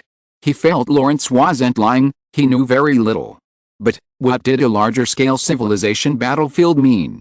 Leaving Lawrence, Lin Qun stared at the suddenly increased contribution points and experience on his personal panel, a startling and terrifying guess forming in his mind. Their home planet couldn't contact Blue Star, and it was clearly no longer safe to stay there. Elena and the others took on the heavy responsibility of returning to New Blue Star to seek reinforcements. After this incident, Elena and the others' attitude towards Lin Qun changed drastically. If they had previously been somewhat wary of him, they now clearly considered him one of their own, and their attitude towards him had become extremely respectful. Lin Qun had saved their home planet. And now, they had few doubts about New Blue Star and the Federation. After all, their home planet was destroyed, and its coordinates were exposed to the Yonko. Their only option now was to leave. They couldn't contact Brent, and the Cheyenne-Iu-2 Federation and New Blue Star were their last and best choice. Lawrence also solemnly proposed to Lin Qun that they could immigrate to humanity's new home, Cheyenne-Iu-2. Lawrence was somewhat apprehensive when he said this. After all, they were the ones who abandoned Encourage and the remaining humans on Blue Star, and Lin Qun and the Federation had a reason to refuse them. But now, they didn't even have a spaceship, nowhere to go. Staying on their home planet was tantamount to waiting to die. Brent wouldn't return either. But what Lawrence and the others were incredibly grateful for was, Lin Qun didn't refuse, and he indicated that New Blue Star and the Federation would also be willing to accept them. Lin Qun was a discerning person. Encourage's hasty escape to leave behind a spark for humanity was not wrong, but knowing that Blue Star still existed, Brent's refusal to return was Brent's problem, not the problem of the humans here. Apart from Lawrence, the humans here are all from the new generation. Born on their home planet, they have never seen Earth and were deceived by Brent, completely unaware that other humans exist in the universe. How could they be made to take the blame for Brent's problems? Moreover, as time goes by, the Federation is in dire need of new generations. Bringing back these young people from their home planet would only benefit the Federation. Furthermore, these new humans have benefited from the technology of the divine realm and have a high level of knowledge. They are all promising talents. Perhaps to curry favor, Lawrence publicly announced this decision, emphasizing, "The one who saved us, the hero who saved our home planet, Lin Qun, is the representative of the Federation in our home planet, here to welcome us back home." As you can see, Mr. Lin is more powerful than our chosen ones. The Federation and the humans of our home planet are more developed, and they are willing to accept us.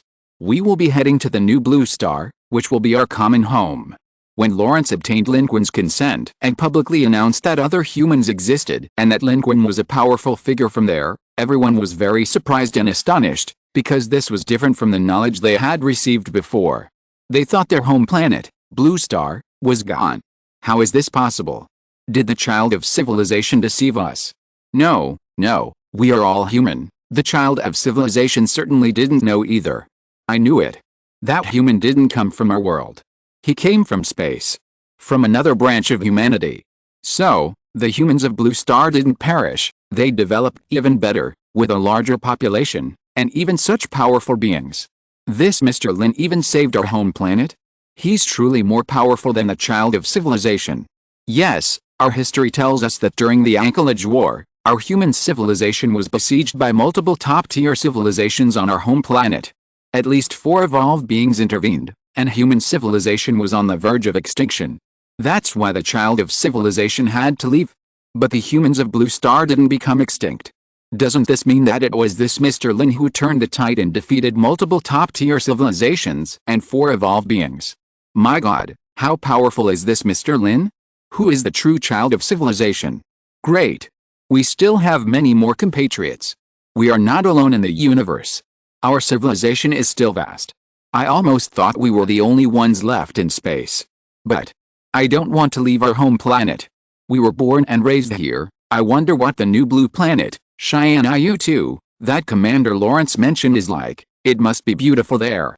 I'm already looking forward to it. The announcement of the information elicited excitement from some, unease from others, and anticipation from still others. People made many guesses about the humans of Blue Planet and about Lin Qun, some so outrageous that even Lin Qun himself was ashamed.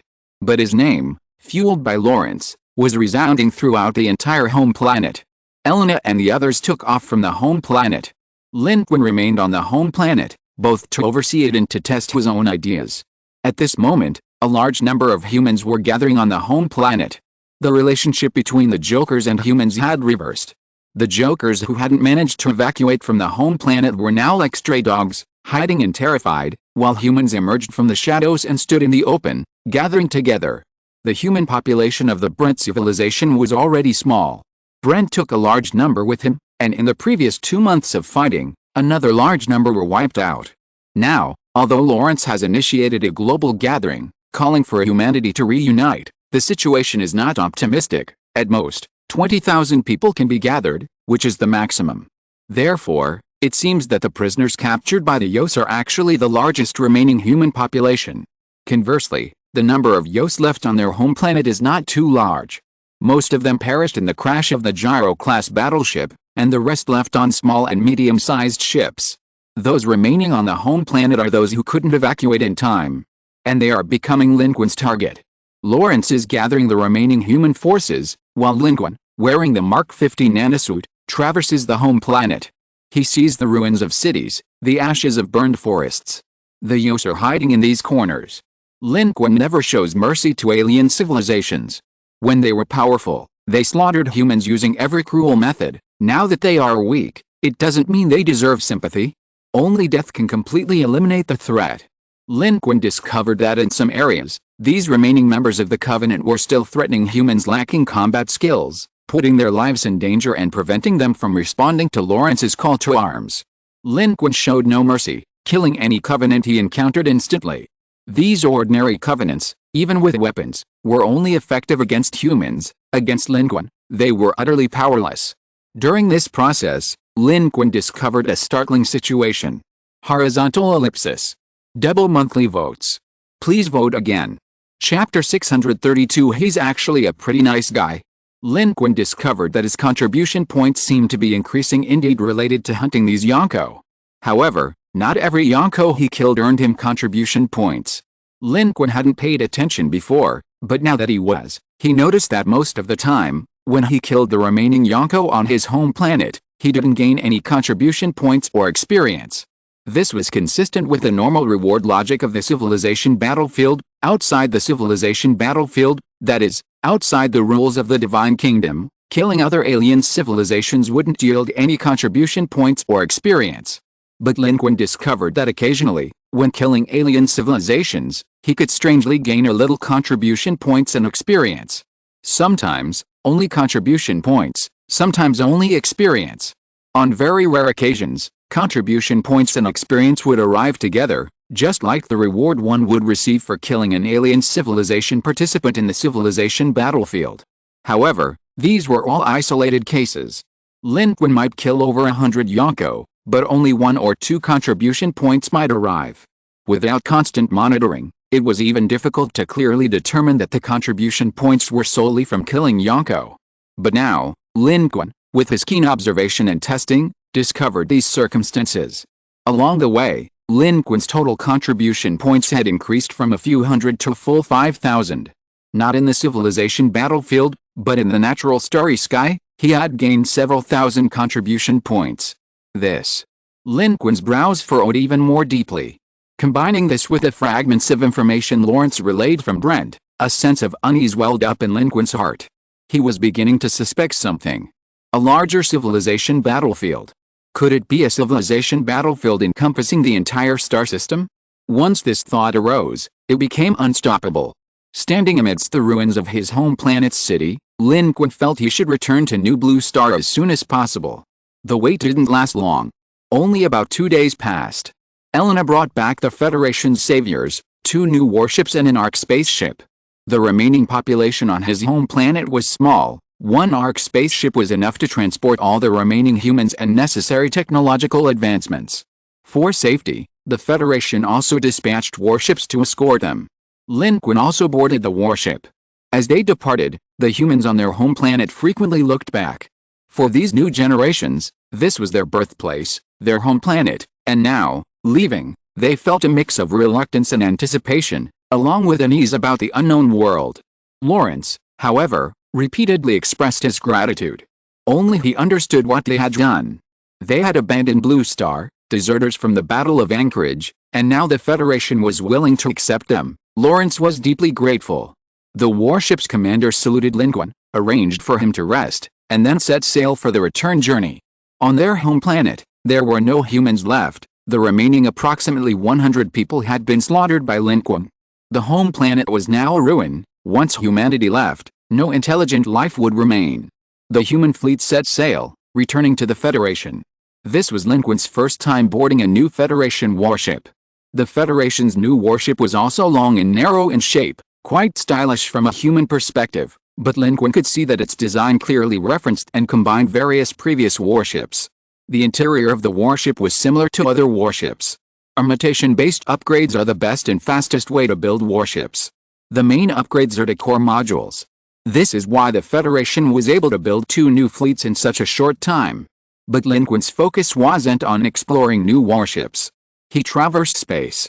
In the fleeting portal of warp light, Lin Qun was still pondering what had just happened. The journey was rapid, and they returned to Cheyenne-IU-2. Here, more Federation warships awaited them, ready to personally welcome them back. On the Ark, the humans from their home planet stared wide-eyed at the other human ships, their eyes filled with astonishment. The Federation humans on Blue Star were subtly giving them a shock. Their technological advancements had indeed surpassed their own. Back here, Lin Qun successfully re-established communication with the Federation. The Supreme Commander, the Elder, assigned Li Zhang to temporarily receive this group of humans, stopping them at Deep Sea 17. This was to conduct a phase of quarantine and observation to confirm whether these humans from their home planet carried any viruses, whether they were safe, and so on.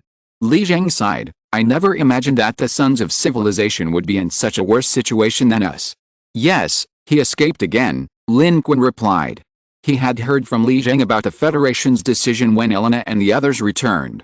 The Supreme Commander, an elderly man, convened a high-level meeting to discuss whether to accept these humans from their home planet. Ultimately, 90% of the votes were in favor, and the acceptance of these humans was approved.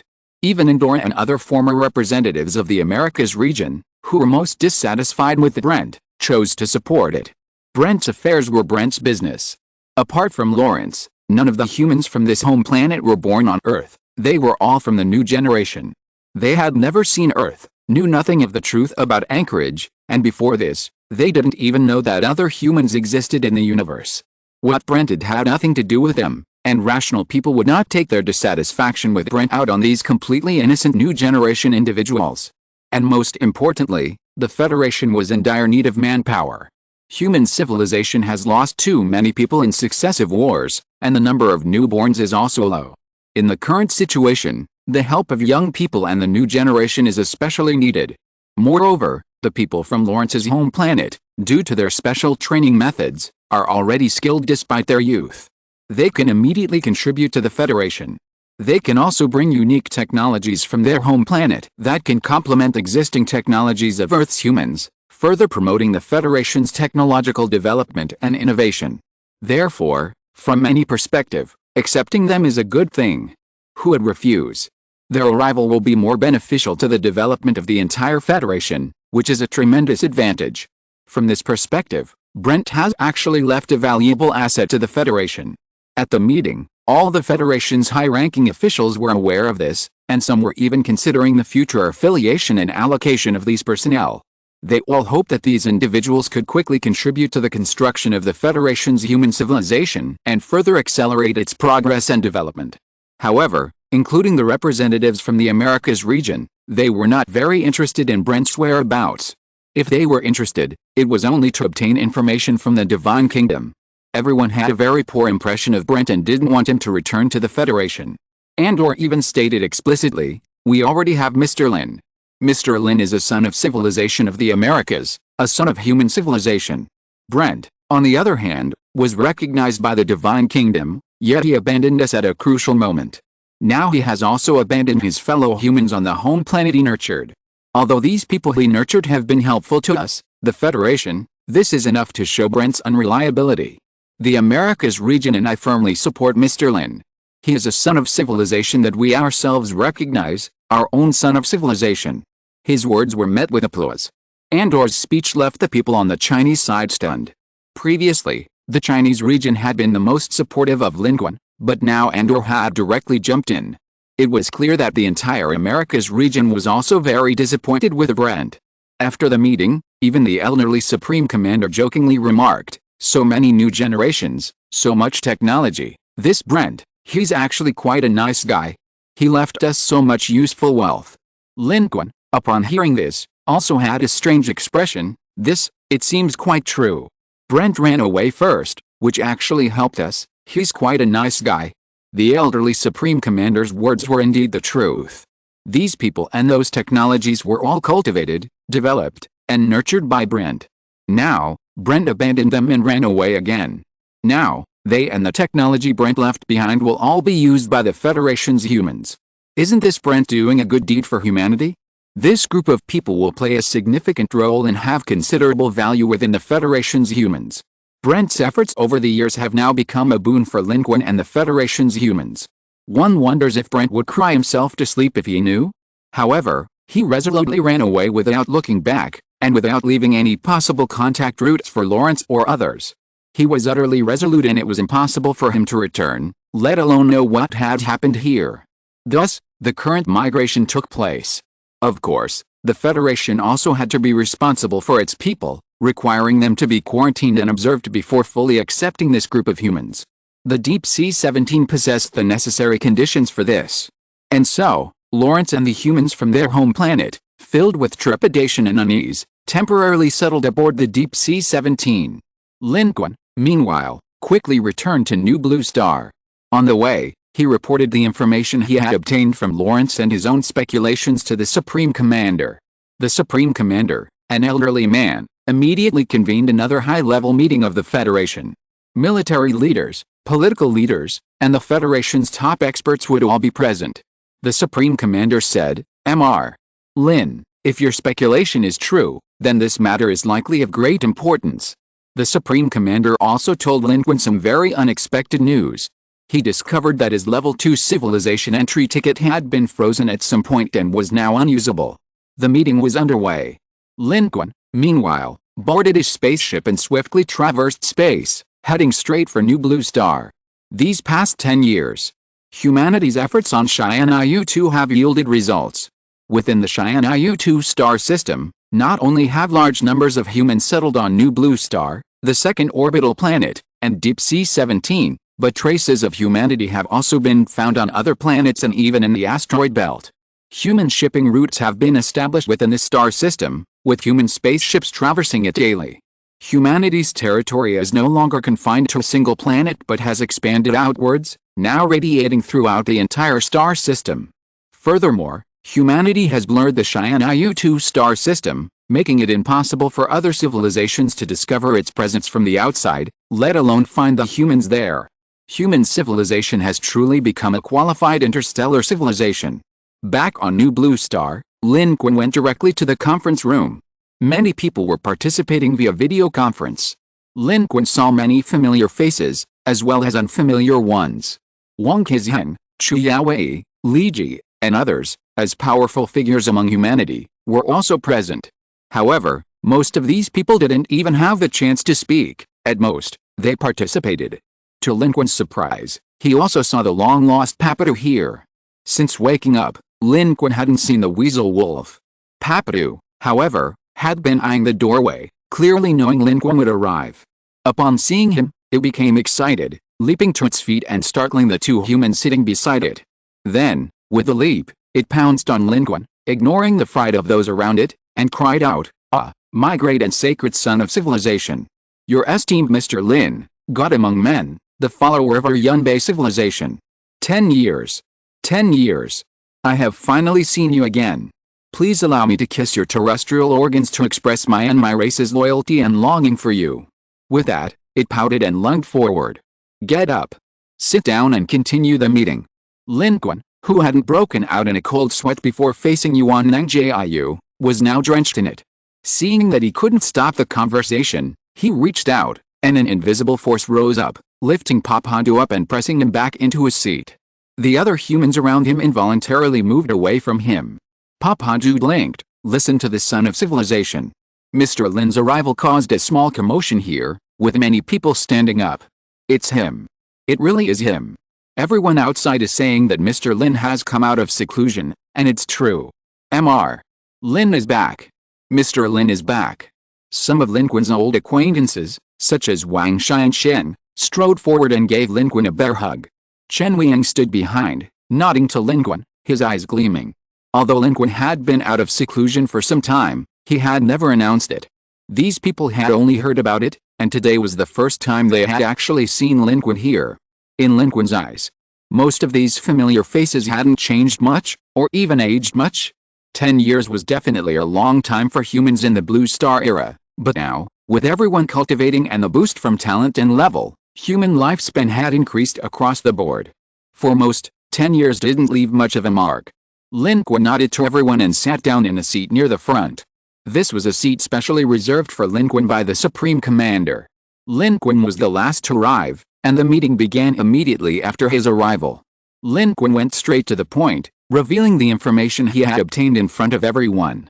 Everyone was surprised and had many guesses. They started discussing among themselves.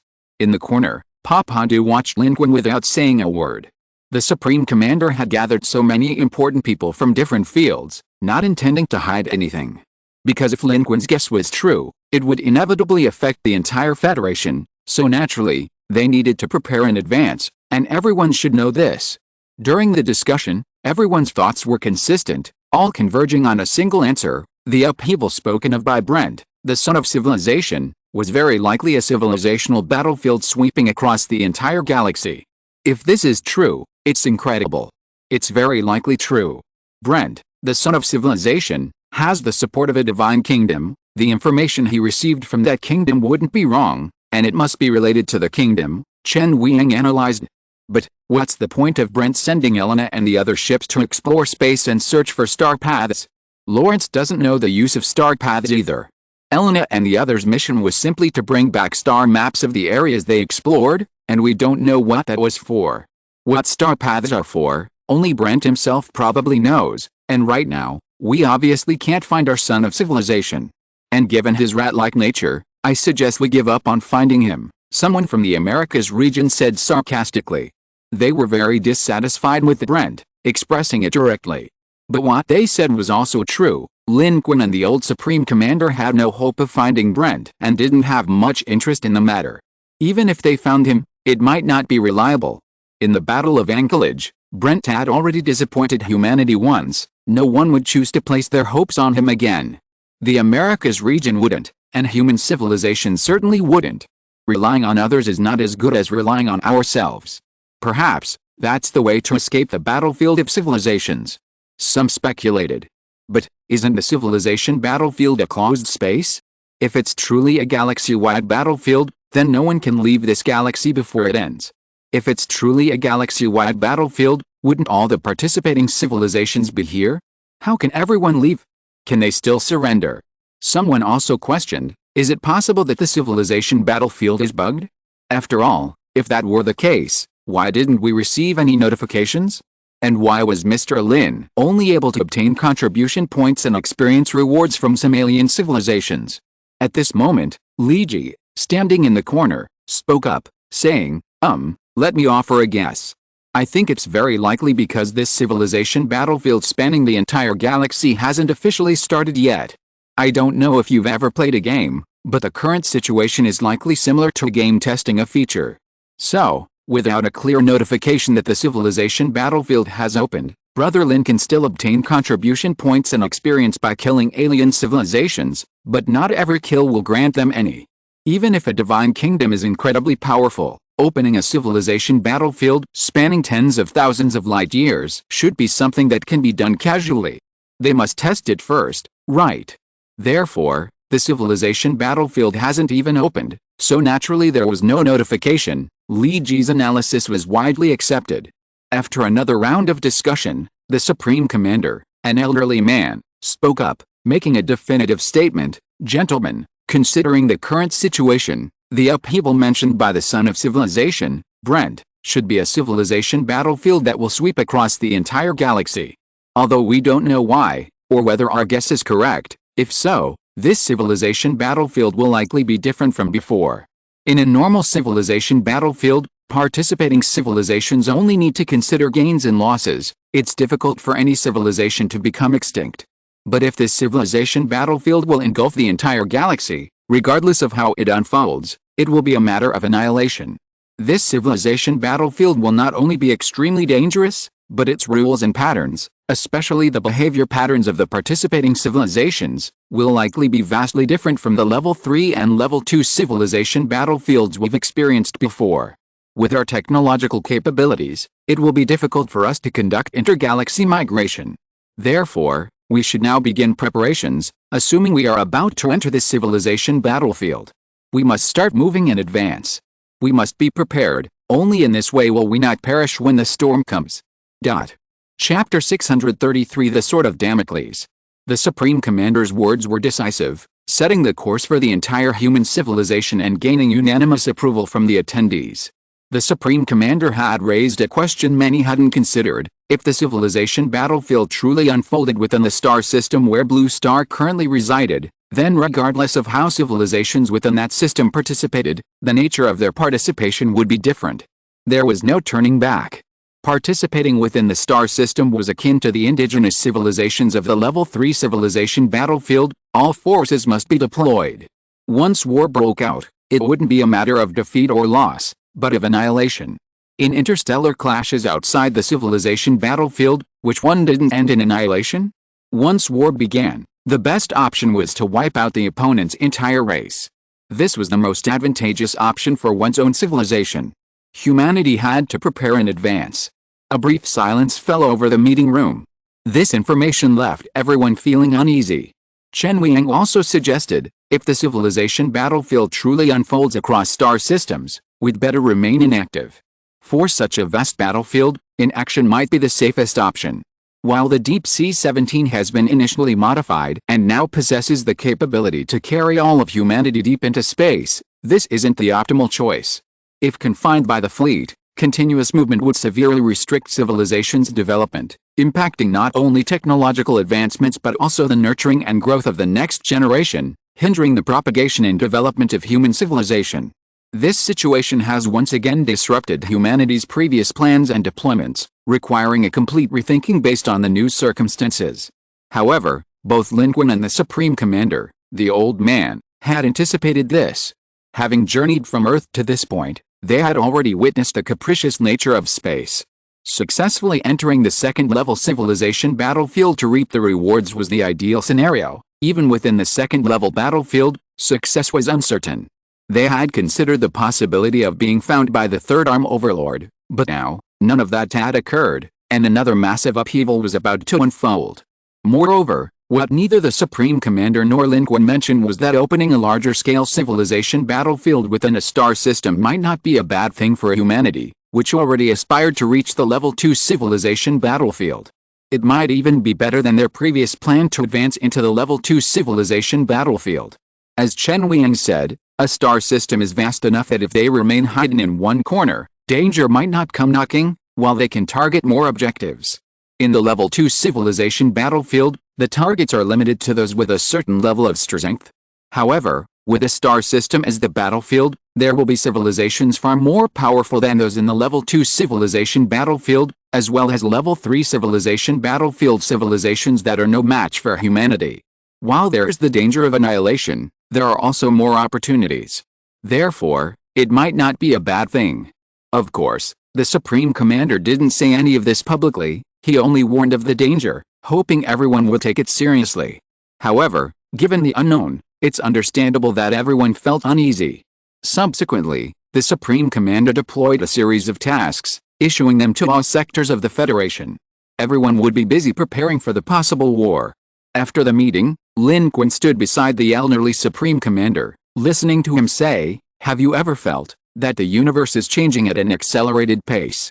"What?" Lin Qun looked at him blankly. The elderly Supreme Commander smiled and shook his head, saying, "This isn't my opinion. It's something an astrophysicist has been saying these past few days, that our universe is changing at an accelerated pace. I think it's because we've moved from the primitive to the starry sky, like a child growing up and leaving home, discovering that there's a larger world and many more unknown people besides their home and family," Lin Qun replied. Since the battle of the third-level civilization, the changes humanity has faced have been relentless, even surpassing anything before. The answer here is, humanity has ventured out into the starry sky, opened its eyes, and was forced to see the real world, hence the constant crises. The starry sky is inherently fraught with danger. It's a dark forest, and everyone who enters faces constant peril. But the elderly Supreme Commander shook his head and said, "I said the same thing to that expert, but he told me he understood what I meant, but his meaning was different.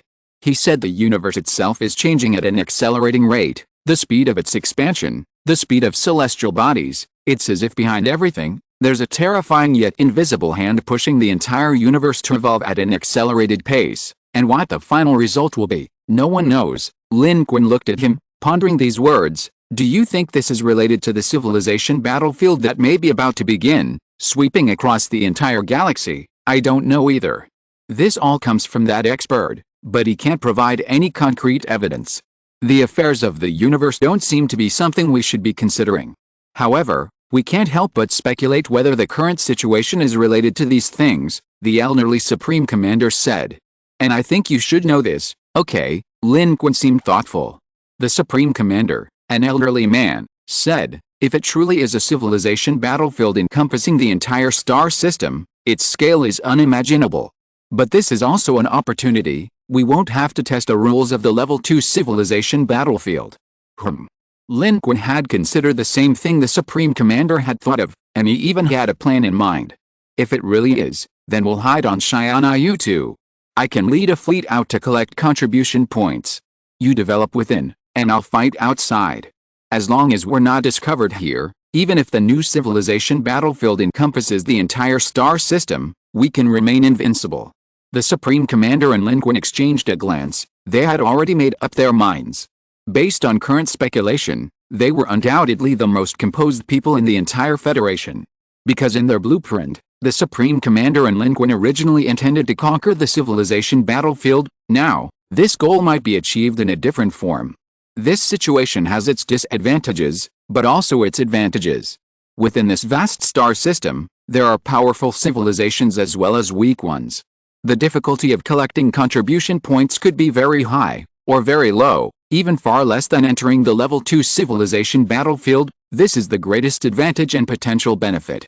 Of course, everything is still just speculation. But Lin Qun felt that this speculation was probably quite accurate. What he couldn't understand was that Blue Star had experienced 2 civilization battlefields so far and had come into contact with many civilizations, yet he had never heard of such a battlefield, encompassing an entire star system. No one had mentioned such a battlefield. The Yegas, the Ying civilization, none of them had mentioned it. Lin Qun felt that something extraordinary must have happened to open a civilization battlefield spanning tens of thousands of light years. Moreover, most civilizations probably didn't even know what was about to happen. Brent was the chosen child of civilization by the Divine Kingdom, and only with the kingdom's help did he know a little bit of information. If it weren't for the arrival of Elena and the others, New Blue Star and the Federation's humans would have been completely unaware. But what exactly happened? The star path Brent wanted to find must be very important, but what exactly was it? After the meeting, he also asked Papiru. Papiru looked equally bewildered, completely clueless about Lin Qun's question. My lord, I don't know either. I think our strategy is correct, to observe and wait, to be cautious, and to remain unchanged in the face of all changes. Lin Qun gave the man a deep look. Papiru quickly flashed a fawning smile. My lord, so you really aren't a child of civilization. Your human civilization's child of civilization is inferior to you. Your brilliance is truly comparable to the bright moon. Following you was the right choice. 10 years had passed. Papiru hadn't changed much, but his flattery had become even more elaborate. Although this was the first time Lin Qun had met Papiru since emerging from seclusion, he had learned from others that during these 10 years, these Yunbei civilization beings hadn't contributed much, but they had been honest and had earned considerable trust from the Federation. Their status and freedom were much higher than before. Lin Qun didn't ask any further questions, only saying, so, don't call me son of civilization anymore, it's easy to cause misunderstandings. I know. How can the son of civilization compete with you? I was one-sided before. Papiru chuckled. Lin Qun didn't believe this guy's nonsense. Papiru definitely knew from the beginning that Lin Qun was not the son of human civilization. Meanwhile, with the convening of this high-level meeting, the Supreme Commander, an elderly man, led the Federation in central deployment, with the entire nation preparing. Federation warships moved in formation, spanning the entire SYNOPSIS star system, and all Federation soldiers entered first-level combat readiness. At the same time, the deployment of human radar surveillance over SYNOPSIS and its surroundings was further expanded to achieve precise reconnaissance within 100 astronomical units and reciprocating patrols within 1,000 astronomical units. Once a target intruded, unless the technological gap was too great, the Federation could achieve immediate development. Humanity's pool of strong individuals and talent was fully activated. Resources were allocated for war. The shipbuilding factory located in the second orbit further accelerated the construction of the flagship equipped with star-destroying cannons, expected to be completed 15 days ahead of schedule. Everyone sensed an unusual atmosphere in the air. But this time, it was different from before. Humanity had endured too much. In the 10 years since arriving on SYNOPSIS, it had been constantly developing and preparing for war, not just for wars on the battlefields of other civilizations, but also for dealing with unforeseen circumstances like the one now before it. In the universe, black swan events are inevitable, it's just a matter of when.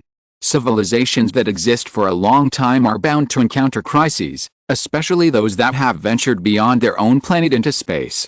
The more they interact with the cosmos, the higher the likelihood of encountering a crisis. Humanity had experienced so much and was very clear about this. It had been preparing, with multiple plans. In the worst-case scenario, human civilization could even escape entirely on the Deep Sea 17. Looking at the reports coming in from below, the Federation's preparations were complete. The Supreme Commander, An elderly man sighed deeply. The Federation of today is not the Federation of yesterday. We are capable of handling crises now. Xiao Zhongguo said, our expert team's analysis shows that a civilization battlefield encompassing the entire galaxy has begun.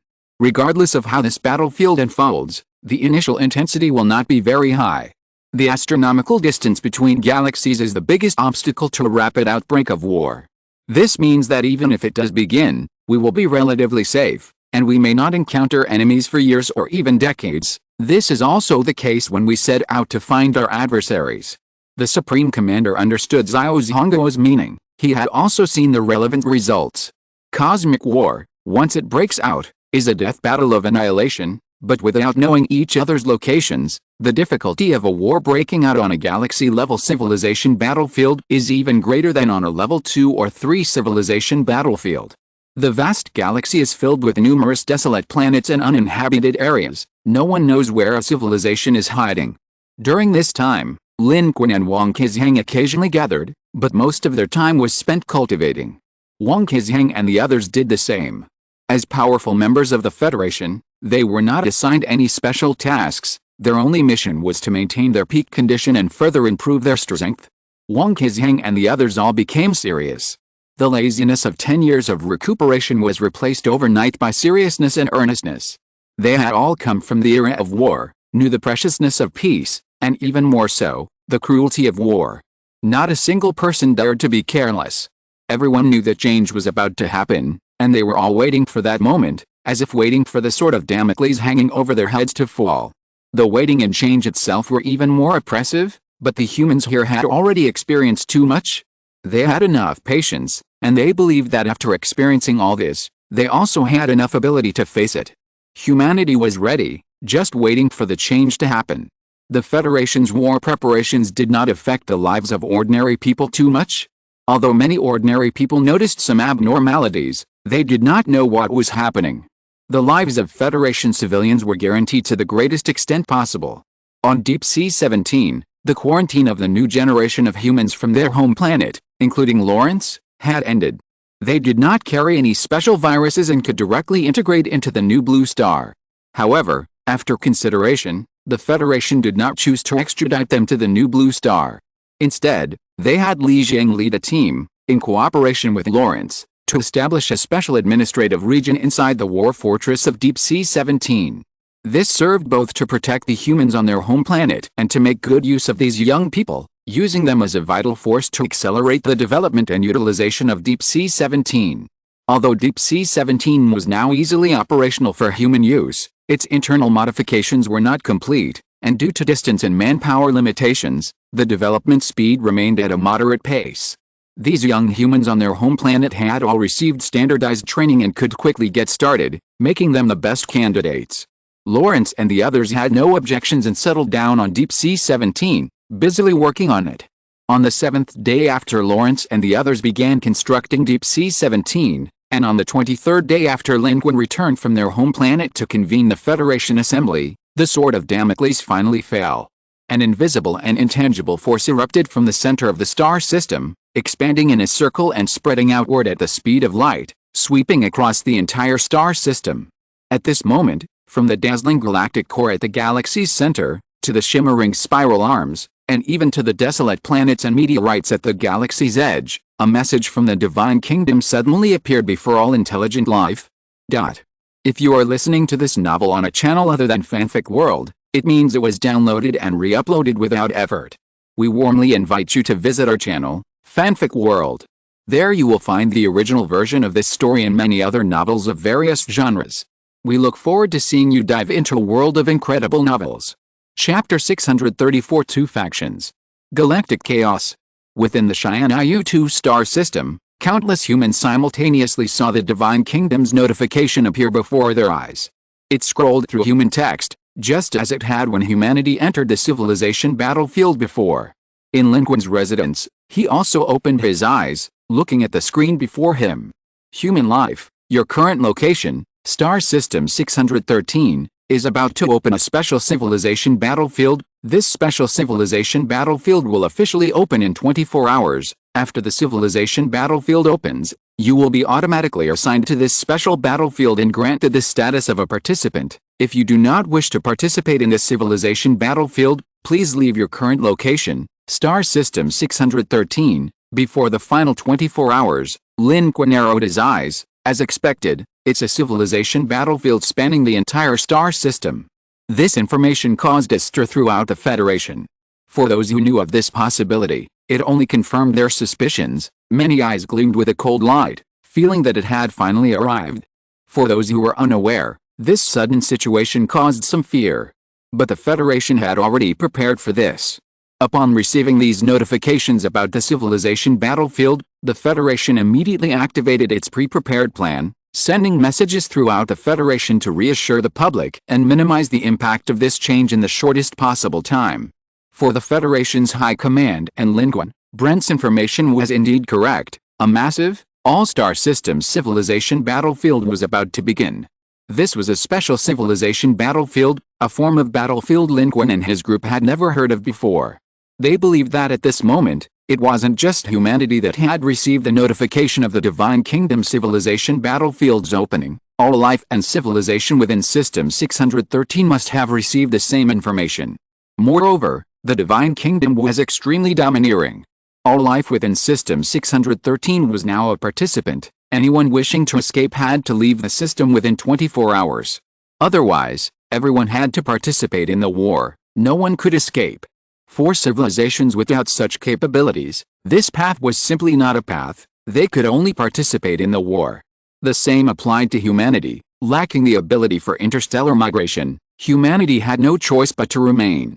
However, thanks to the information brought by Lawrence and others, humanity had already made preparations and had been waiting for this moment. The impact was now almost minimized, and for the Federation's High Command, it was a case of I knew it. Within these 24 hours, the shock among the Federation's civilian population had subsided, and the higher-ups were almost unaffected. Lin Qun and the others were the same, only wondering why this special civilization battlefield had begun and in what form it would unfold. On New Blue Star, a tall, thin, and a short, stout Yunbei civilization being stepped out of their dwelling and stood beneath a bright night sky. The tall, thin weasel werewolf said, "They've come after all." The stout weasel werewolf asked, "Do you think they can succeed?" The tall, thin weasel werewolf didn't answer immediately.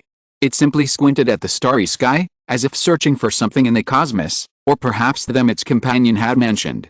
Finally, it said pessimistically, "They will undoubtedly lose." Above them, the Milky Way shone brightly. The impending civilization battlefield, judging solely from the starry sky, seemed to pose no danger whatsoever. On the side of Cheyenne City, Lin Qun stood beneath the starry sky, with Chu Yaoyi beside him. They gazed at the cosmos together. Chu Yaoyi said, "The starry sky is so beautiful from afar, but when you're actually in it, every step is fraught with danger. With the opening of the interstellar civilization battlefield, this starry sky will become even more dangerous. Not only is the Third Arm Overlord our enemy, but any civilization we encounter in the starry sky will also be our enemy." Lin Qun said, "I don't understand why the Divine Kingdom is opening such a large battlefield. What exactly is the star path that Brent wanted to find beforehand? Perhaps we'll find out soon." Chu Yaoyi glanced at her watch. At this moment, only 10 hours remained until the countdown ended and the special civilization battlefield opened. That night, not only humanity was waiting, but many civilizations in the starry sky were also waiting. Some civilizations had no idea what a civilization battlefield was, their faces filled with bewilderment and fear, like the humans of Earth entering a civilization battlefield for the first time. Other civilizations, lacking strength, were filled with anxiety upon hearing the news. Some civilizations, warlike and powerful, were overjoyed. Others, immediately entering escape mode, desperately rushed towards the edge of space, not even considering how to traverse interstellar distances to reach other star systems. Different civilizations, different life forms, with different emotions, waited. And so, the sun rose over the New Blue Star. The 24-hour countdown finally ended. Normally, a civilization battlefield allows 48 hours before entry, but this time, spanning star system 613 and tens of thousands of light years, only 24 hours were given. This wasn't for civilizations to prepare, Nor was there any advance permission, it was simply to allow those unwilling to participate to evacuate. Countdown ended. Special Civilization Battlefield opened. Current Special Civilization Battlefield, Star System 613 Civilization Battlefield. The scope of this civilization battlefield has been locked. All intelligent civilizations still within the star system at this moment, those possessing control over at least 70% of the resources of their home planet, will become participants in this special civilization battlefield. During the duration of the civilization battlefield, participating civilizations will not be able to leave the current special civilization battlefield. This civilization battlefield is opened under special circumstances and has a special background. Currently, 2 evil super civilizations have emerged in Star System 613. They possess a large number of follower civilizations and are attempting to seize control of the current star system through mass extinction, monopolizing all resources for themselves and their followers. This behavior violates biodiversity and is an evil act of a top-tier civilization. The Divine Kingdom has detected this situation and decided to wage war against them. The current civilization battlefield will be divided into 2 major factions, the Divine Kingdom faction and the Neutral faction. Civilizations within the Divine Kingdom faction cannot attack each other and will attack designated civilization targets of the Super Evil Civilization Alliance, according to missions assigned by the Divine Kingdom. Upon successfully completing a Divine Kingdom attack mission, not only will regular rewards be obtained, but additional rewards will also be received from the Divine Kingdom. Civilizations within the Divine Kingdom faction that make outstanding contributions in this civilization battlefield will receive Divine Kingdom settlement rewards based on their contribution points, including entry into the Divine Kingdom. If civilizations within the Divine Kingdom faction attack each other, both sides will be eliminated by the Divine Kingdom, and depending on the severity of the offense, will be punished with stripping of their participation privileges, hefty fines of contribution points, or even civilization annihilation. Joining a neutral faction means not participating in either faction. Neutral faction civilizations will not be assigned tasks by the Divine Kingdom. They possess all the rights of normal participants and can choose to join the Divine Kingdom faction at any time during the civilization battlefield's duration. Neutral faction civilizations will not receive additional rewards or settlements during or after the civilization battlefield's duration. This civilization battlefield will end with the elimination of the 2 evil super civilization alliances. Once they are destroyed and confirmed to pose no threat to other normally developing civilizations within Star System 613, the civilization battlefield will automatically end. This special civilization battlefield will not restrict the use of special weapons or weapons of mass destruction. In this special civilization battlefield, neutral factions will not be included in the battlefield rankings. The Divine Kingdom faction will be ranked based on the number of evil civilization faction lives eliminated and their contribution. Higher-ranking players will receive additional special rewards. Within this special civilization battlefield, the Divine Kingdom faction and neutral factions will receive contribution points and experience rewards for killing each other's factions or civilizations identified as evil faction allies at the start of the civilization battlefield. Civilizations deemed allied with the evil faction from the outset of this special civilization battlefield will lack any participant civilization privileges, and will not gain contribution points, experience, for killing neutral or divine civilizations. Within this special civilization battlefield, powerful civilizations with a significant disparity in strength will gain 0.7 times the normal contribution points when attacking lower-level civilizations. This special civilization battlefield will activate a special map mode. Large-scale personnel or military forces of any participating civilization, regardless of faction, within 10 light-years will be marked on the Divine Kingdom special map, facilitating inter-civilization search and warfare. The special civilization battlefield in Star System 613 is currently open. All civilizations, please join the Divine Kingdom's faction and fight for interstellar fairness and justice, for maintaining the normal development of the universe, and for preserving the diversity of civilizations and life. This will be a just war. Selfish and malicious civilizations will ultimately be exterminated. The Divine Kingdom will protect all civilizations. This. Inside the wooden house in Cheyenne City, Lin Qun frowned deeper as he looked at the scrolling text. This was definitely the most detailed pre-battle description he'd ever seen in the 2 civilization battlefields he'd experienced. However, it contained very little actual functional content, merely informing him of the background, conditions, and necessary information for this special civilization battlefield. Yet, the information within was chilling. Chu Yaowei emerged from the inner room and said, "One answer has been revealed. The reason for opening the special civilization battlefield, I think we already know." Lin Qun nodded. This was something he hadn't expected. The Divine Kingdom opened this special civilization battlefield to call on everyone to fight against this so-called evil super-civilization alliance? But the description itself was strange. An evil super-civilization alliance, don't you think it's a bit? Lin Qun voiced his thoughts. Chu Yaowei nodded. The Divine Kingdom's description of it is like distinguishing between good and evil in an animated film. Lin Qun nodded. This was exactly what he was thinking. The Divine Kingdom's description of this seemed somewhat frivolous. What was this evil super-civilization alliance? Between civilizations, between life forms, where was there true justice and evil? It was just a matter of different perspectives. Of course, according to the Divine Kingdom's description, this evil super-civilization alliance did indeed threaten all civilizations in the entire 613-star system. Its endless expansion was evil to other civilizations. From the Divine Kingdom's perspective, it organized this war to protect more civilizations. While there was a possibility of crushing this evil super-civilization alliance in one blow, they did seem to have achieved relative justice. Lin Qun shared his thoughts, and Chu Yaowei agreed, nodding and saying, "That makes sense. The Divine Kingdom is on the side of the majority, they are indeed just. Moreover, if this evil super-civilization alliance really wanted to control the entire star system, they would undoubtedly directly threaten us. The Divine Kingdom's initiation of war now is also beneficial to us. If they are defeated, we will be safer, although we had never heard of them before, and they haven't threatened us yet. The universe is too vast.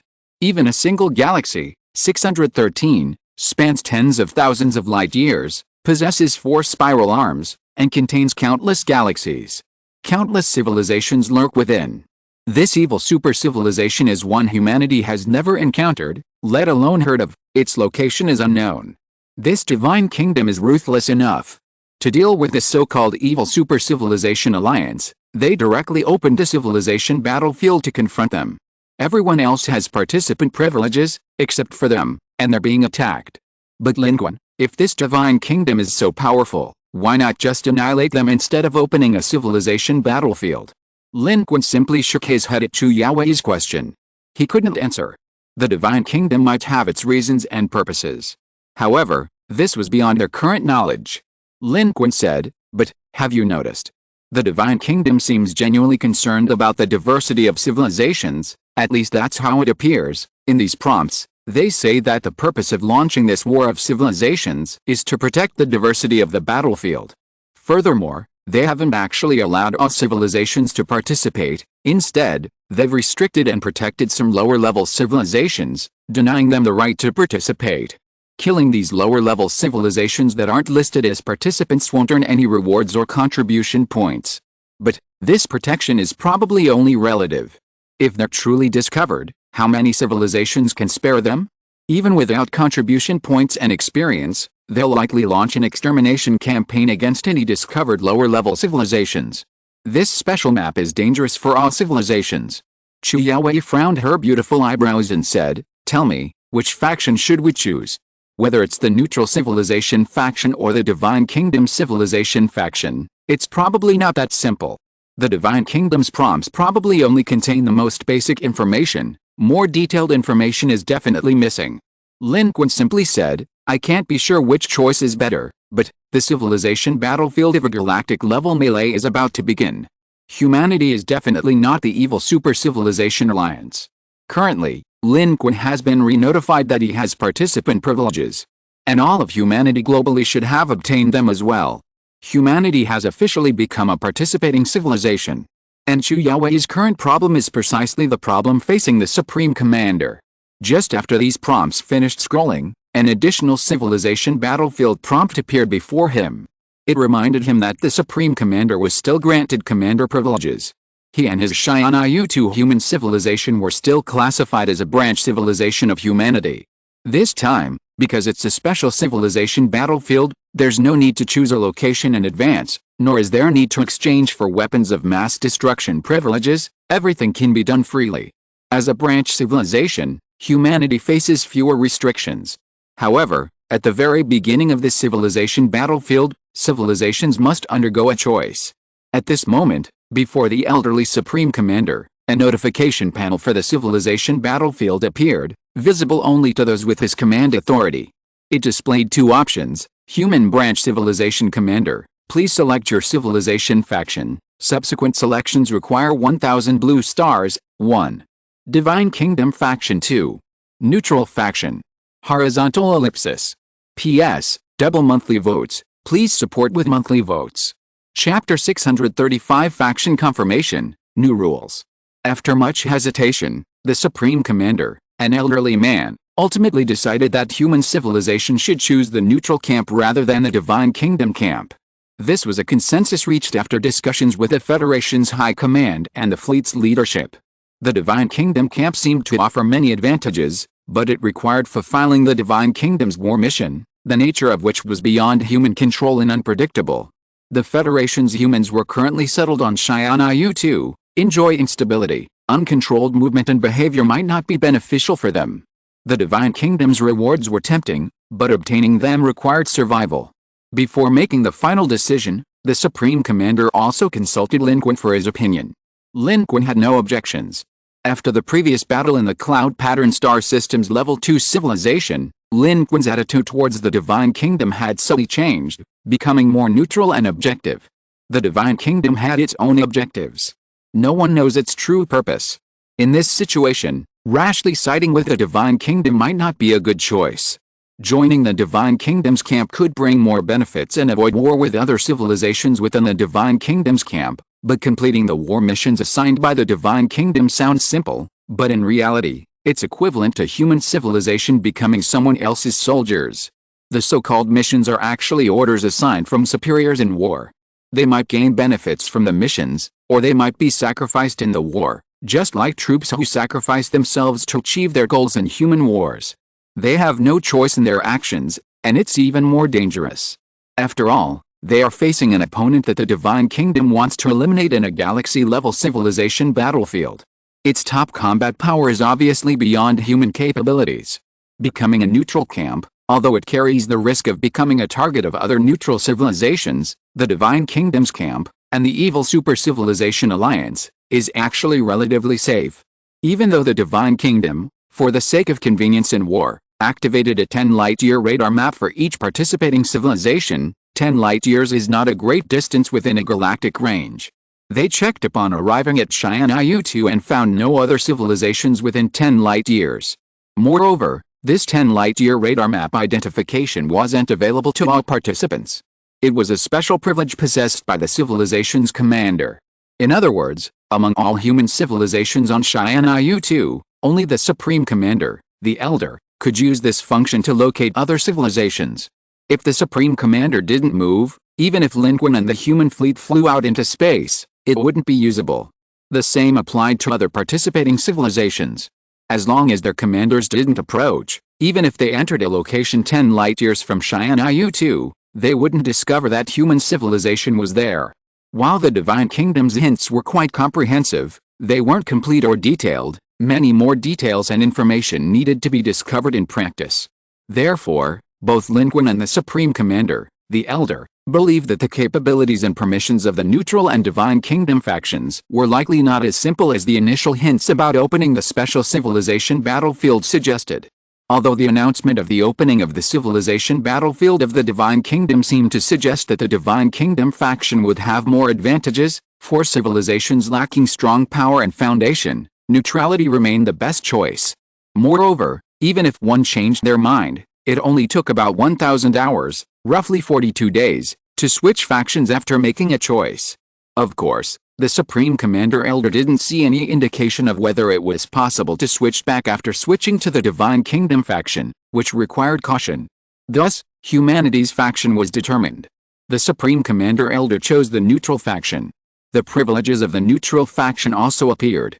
The privileges of the neutral faction were actually no different from those of the normal participating civilization in the civilization battlefield. The privileges that humanity, as a branch civilization, possessed in the Level 2 civilization battlefield were completely replicated, while the restrictions were all reduced due to the opening of the special civilization battlefield.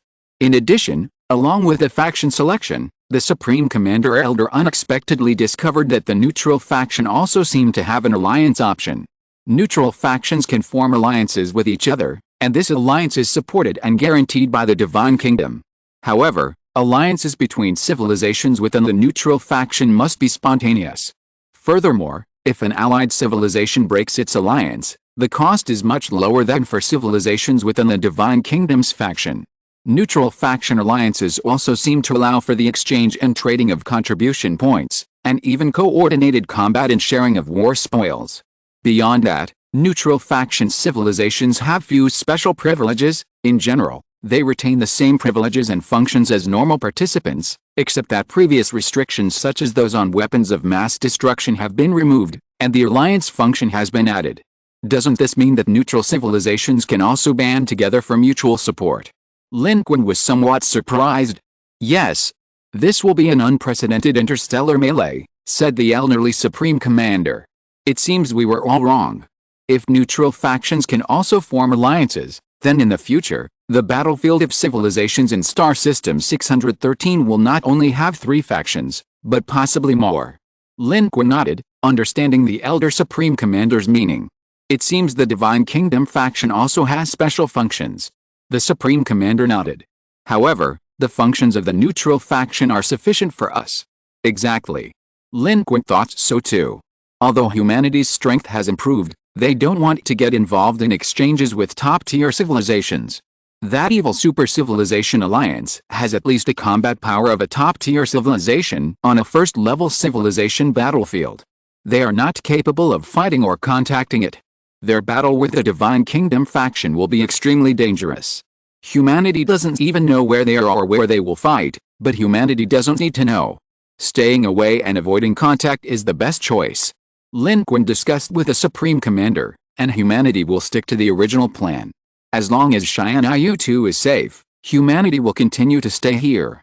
This place is very conducive to human reproduction and development. After observing for a while, Lin Qun will lead the human fleet to find other participating civilizations to attack, observing from the edge of the core battlefield. The universe is vast enough. Although this special civilization battlefield opened by the Divine Kingdom spans an entire galaxy, we're hiding in a corner. They don't know we're here, and we probably won't even be able to find them. We'll just do our own thing, develop ourselves, and by the time the civilization battlefield ends, we might not even know how it ended, the Supreme Commander said. Of course, this is the most optimistic scenario.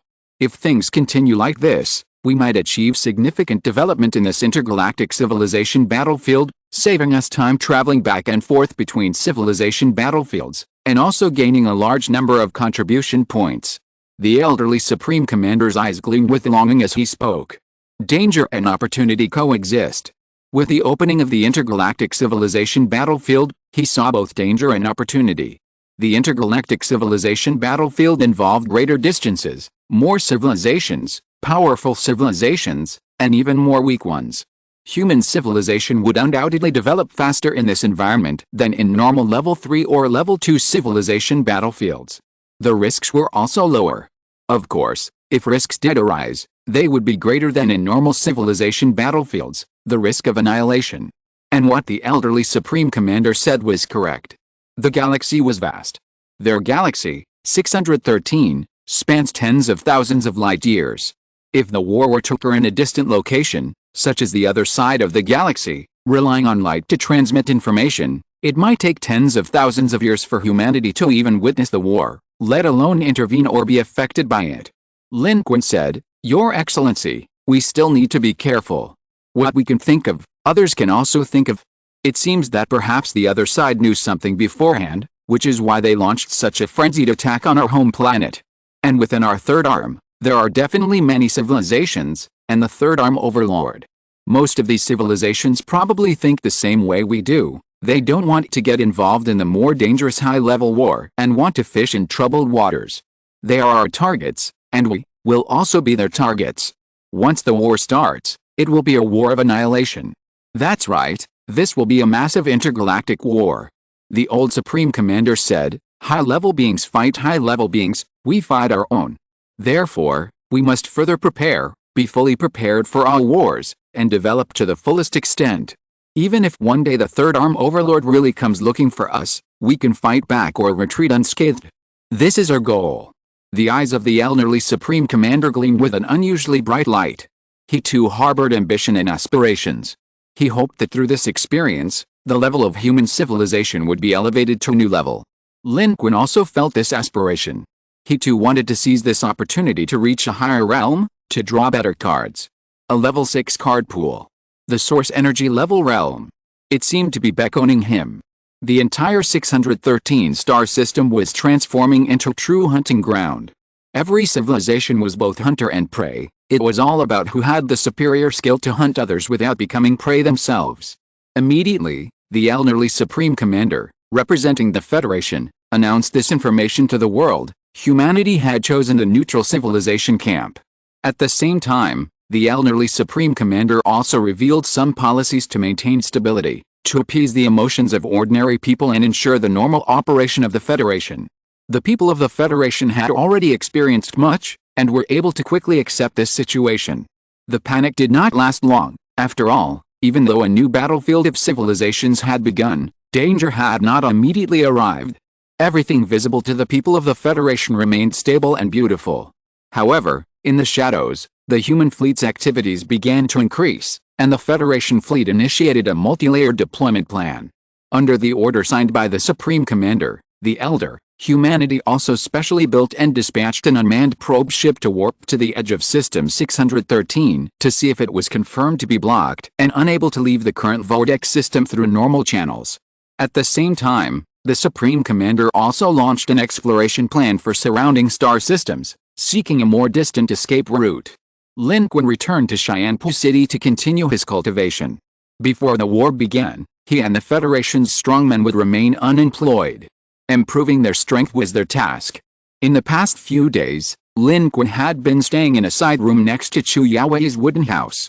This time, with the Federation's help, Lin Qun built another house behind Chu Yaowei's residence, but the style was not a wooden house, but a modern bungalow. It was equipped with the Federation's latest advanced technological achievements. And Lin Qun settled here. But only a few people in Xianpu City knew that Lin Qun lived here. At this stage, the Supreme Commander and humanity's decision is not to launch a rash attack. After all, the special civilization battlefield in Star System 613 has only just begun, and the situation outside should remain the same as before. If they really want to act, they should wait until the situation changes and becomes clearer. Moreover, humanity's super flagship and Deep Sea 17 are not yet fully prepared. They are still lacking in both offense and defense. Lin Qun also continued his cultivation. His primary goal was the sword shadow splitting technique. He could currently create 3 sword shadows, and his own cultivation level was the 7th level of sword control technique. Under normal circumstances, he should be able to create 7 sword shadows. This time, the power of the sword shadow splitting technique was evident. It could directly amplify the sword energy of the immortal execution sword. One sword energy could achieve the effect of multiple sword energies, while Lin Qun was only affected by one sword energy. If he could achieve 7 sword shadows, that would be ideal. The cultivation of the sword shadow splitting technique was not difficult. Lin Qun mastered it in just 1 month, increasing his sword shadow count from 3 to 7. 7 sword shadows represented the highest level of his sword shadow splitting technique at the 7th level of his sword control technique. With each subsequent level of sword control technique advancement, his sword shadow splitting technique could produce 1 more sword shadow. According to Lin Qun's understanding, the 2,500-meter flagship of humanity was nearing completion. Once finished, this warship would formally establish humanity's space fleet system, essentially providing a backbone for interstellar warfare. Lin Qun and the Supreme Commander had also planned for an expeditionary fleet. During this time, the surroundings remained deathly silent. Despite the Federation's tireless preparations and the busy efforts of the entire population, no trace of other participating civilizations had yet appeared within a 10-light-year range on the Supreme Commander's radar. However, the Federation fleet remained on high alert, and its space surveillance teams worked in shifts around the clock. The Federation was prepared to respond promptly should any situation arise. Meanwhile, the Federation's second plan was also put into action. Chapter 636 Voices in the Starry Sky. The Federation's plan is divided into 2 parts. The first part, naturally, is the defense plan, ensuring the safety of the homeland and a large number of non-combat personnel. The other part is the war plan.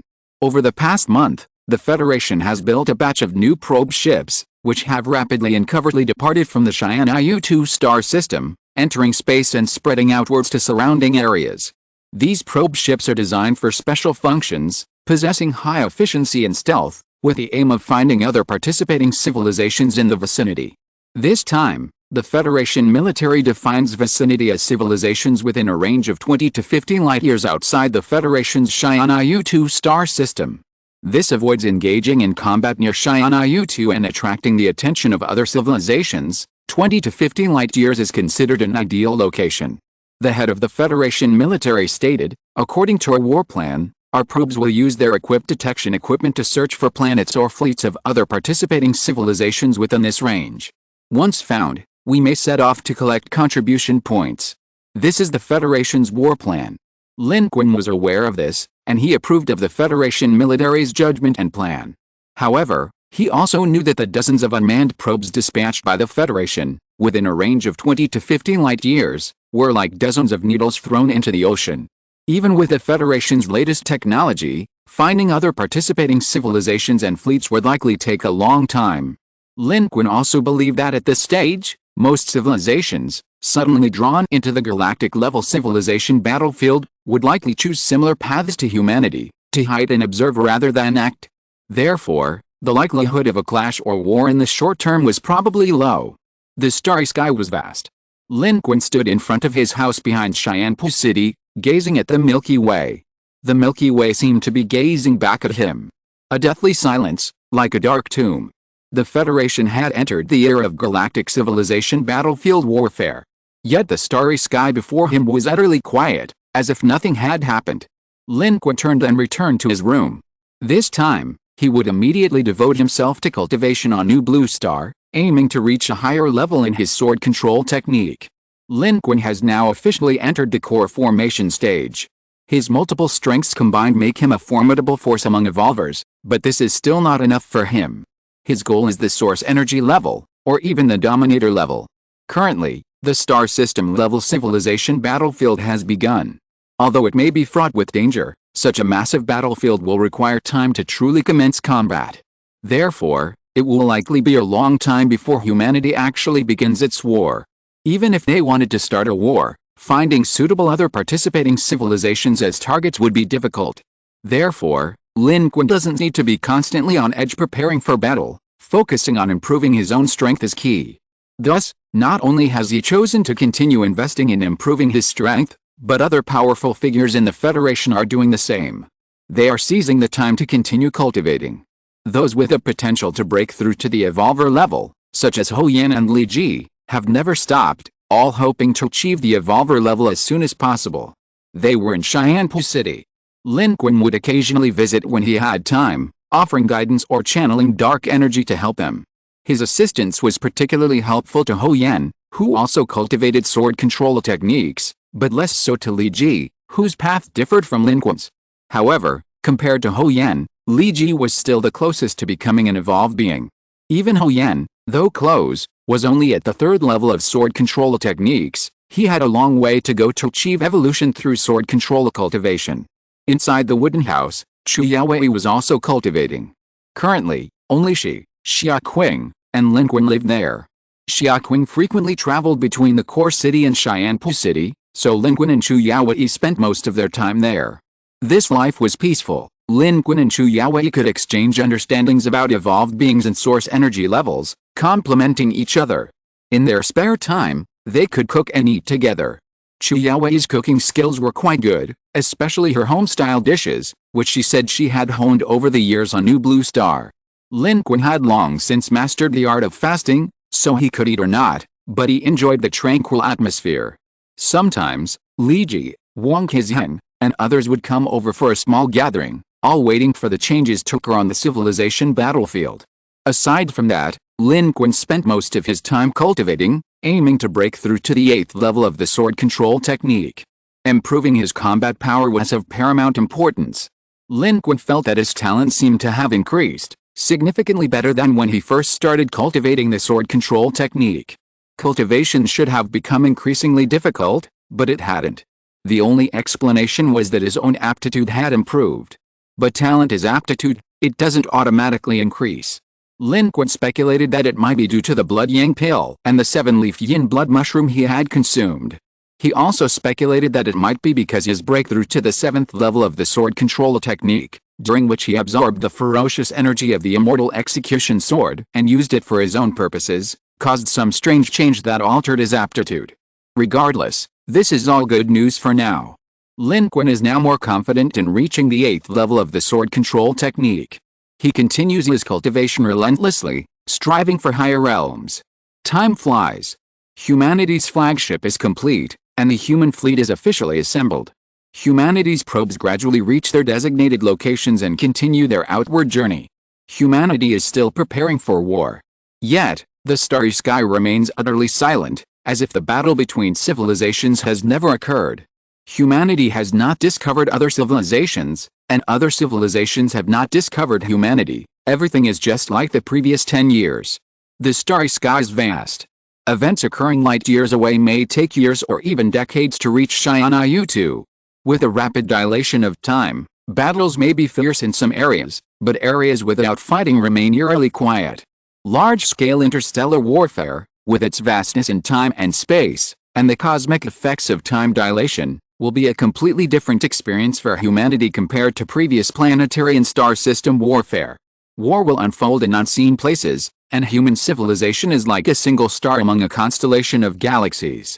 The Supreme Commander, an old man, predicted, this war will be swift yet slow, intense yet peaceful. This is the true war of the stars. And so, a year passed, 2 years. Within humanity's current observable range, all remain calm. The opening of the new civilization battlefield seemed to have brought no change, at least not here. Humanity hadn't perceived it. Some had even relaxed, believing that war might never come, because the universe was too vast. Hiding in a corner, as long as they weren't discovered, perhaps there would never be a war. But some among humanity, during this time, remained on edge. Zicheng was one of them.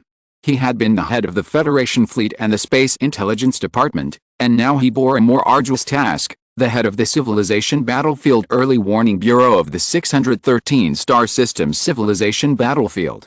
This Early Warning Bureau was a newly established, massive department.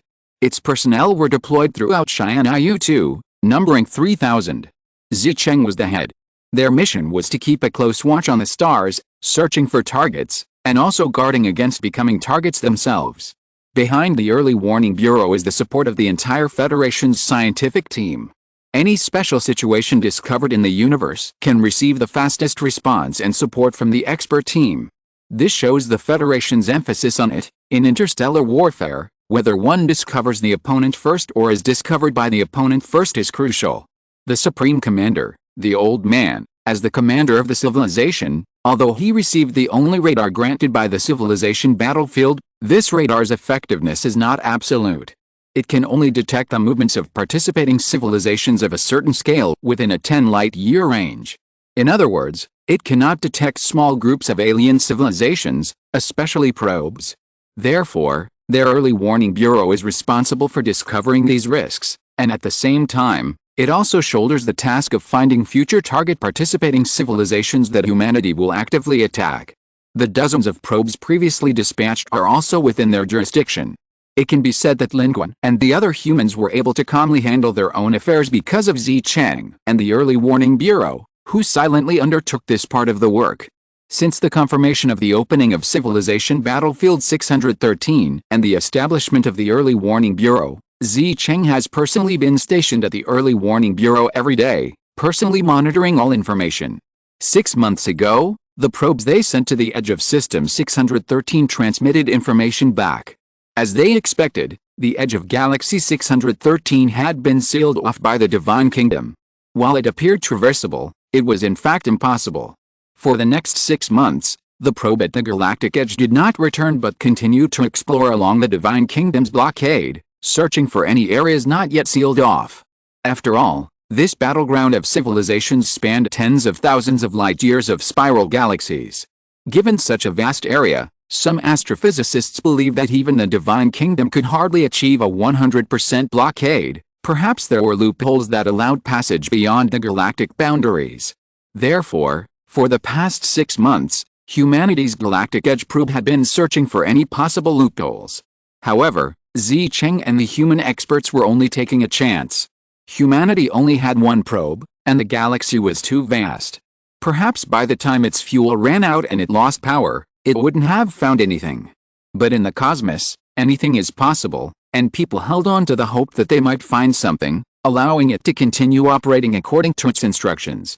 For the past 2 years, Zicheng and his team have remained on high alert, meticulously monitoring every piece of information transmitted from the numerous deep space early warning devices and probes deployed by humanity.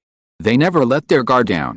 They knew that missing even a single crucial piece of information could plunge their entire civilization into chaos. They were not only protecting humanity, but also their own families. However, as time went on, Zicheng increasingly felt his nerves were about to snap. The starry sky they observed, whether from the deep space early warning devices in the hundreds of astronomical units nearby, or the probes deployed 20 to 50 light-years away searching for the target participating civilizations, had not transmitted any useful information. Utter silence. Every time he came to the rooftop from the command center and gazed at the boundless, silent starry sky above, Zicheng felt incredibly small. He was a veteran of the Federation, having fought his way up from the third-level civilization battlefield on Blue Star, yet this was the first time he truly realized the terrifying depth of the starry sky. The civilization battlefield had clearly begun, yet everything around him was deathly silent. Like a silent tomb, it even evoked a sense of inexplicable dread. Normally, Zicheng shouldn't have this feeling, it was space phobia, since he hadn't even entered space. But sitting here, listening to the vast emptiness of the universe every day, yet constantly on edge, it had almost given him deep space phobia. Many speculations arose within him. Were the other civilizations all hiding? Were the other participating civilizations also observing? Were they also watching? Or had they missed something? After all, their deployment, while seemingly perfect, was riddled with loopholes. Because the universe was so vast, no one could effectively defend within a light-year radius. Their actual vigilance range was less than 100 astronomical units. Perhaps terrifying alien civilizations had already spread to every corner beyond those 100 astronomical units, unseen by them, like terrifying hunters carefully avoiding the traps and bells. Or perhaps, the interstellar war had already broken out and ended? All civilizations had been annihilated, simply because they hid in a corner, not participating, and therefore knew nothing, discovered nothing? In reality, was Star System 613 already a tomb of civilizations? These ideas weren't unfounded, they stemmed from the expert team's analysis of various scenarios. Some of these analyses sent chills down Zicheng's spine. Some believe that perhaps a divine kingdom or an evil super-civilization alliance had unleashed some terrifying weapon, incomprehensible to humankind, spreading at the speed of light, sweeping across the cosmos. All civilizations in its path were silently annihilated by this weapon, leaving the cosmos deathly silent. Those civilizations that sensed the war were already dead, and those that didn't, like Zicheng, were unaware of what had happened. By the time the weapon arrived, they were too late to do anything and became part of the silence. A strike spreading at the speed of light, seeing it meant destruction, there was no time to act.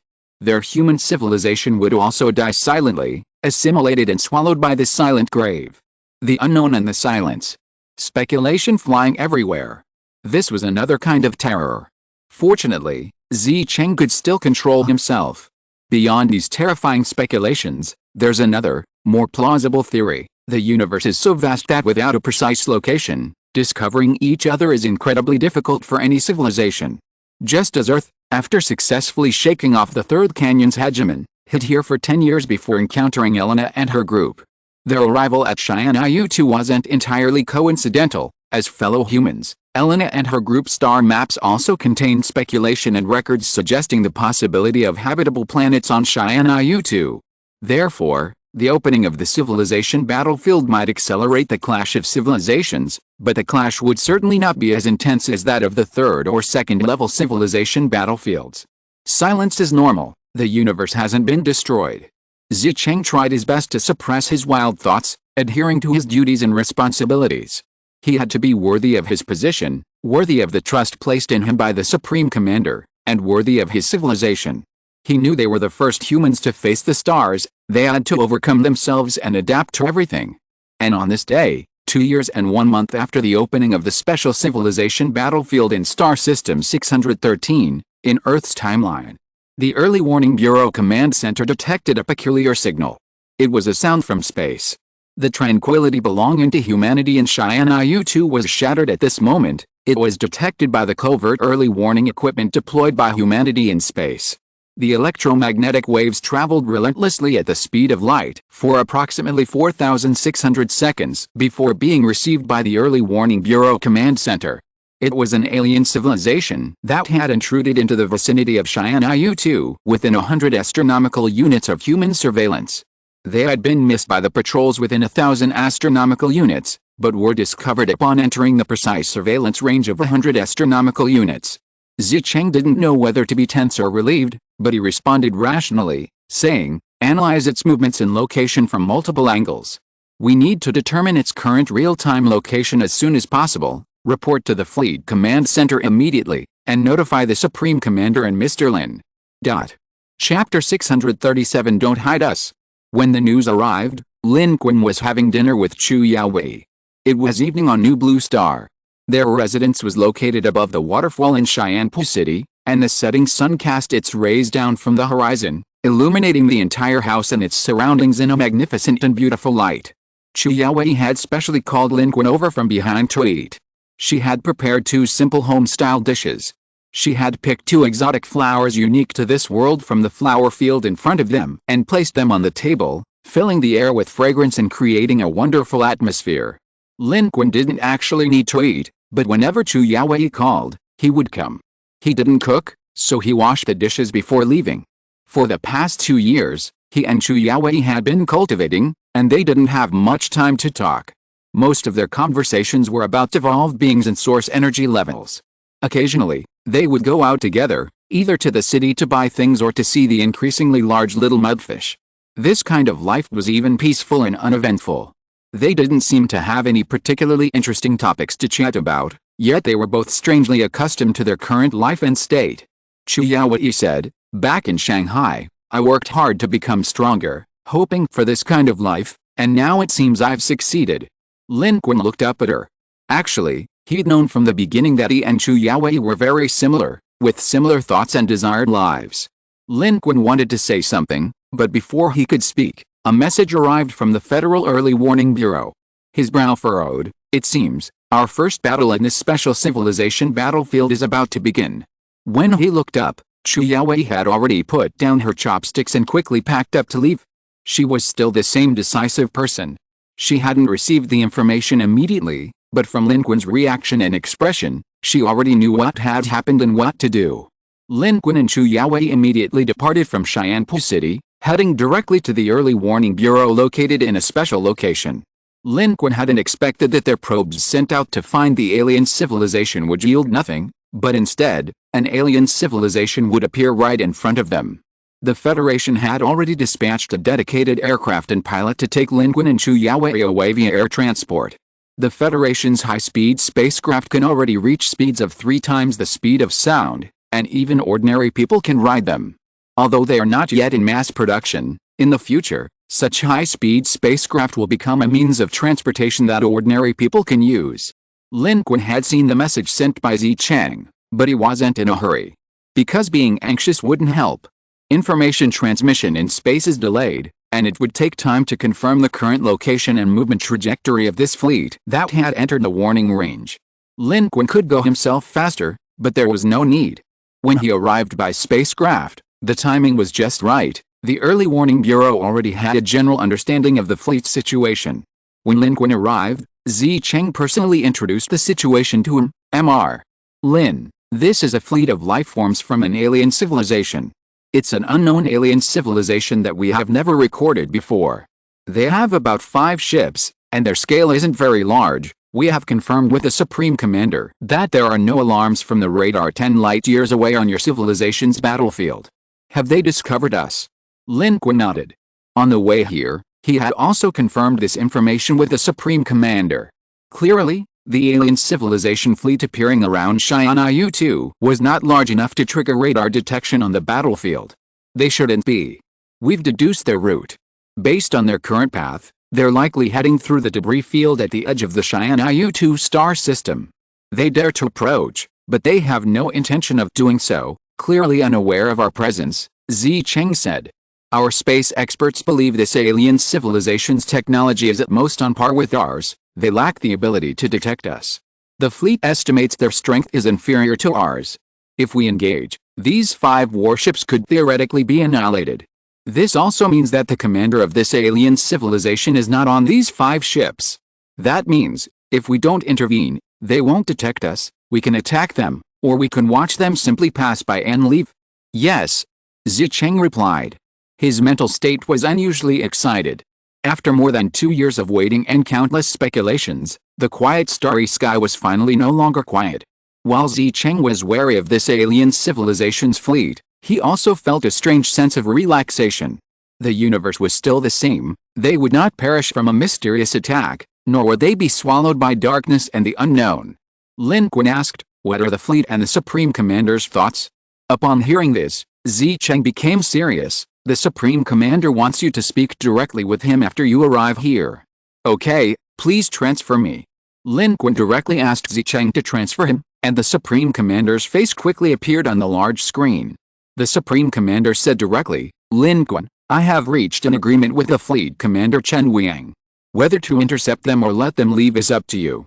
In the dark starry sky, the existence of a chain of suspicion means that when civilizations approach each other, there are usually only 2 outcomes. If they don't discover each other, all is well, or, if they do discover each other, it becomes a question of who will destroy whom.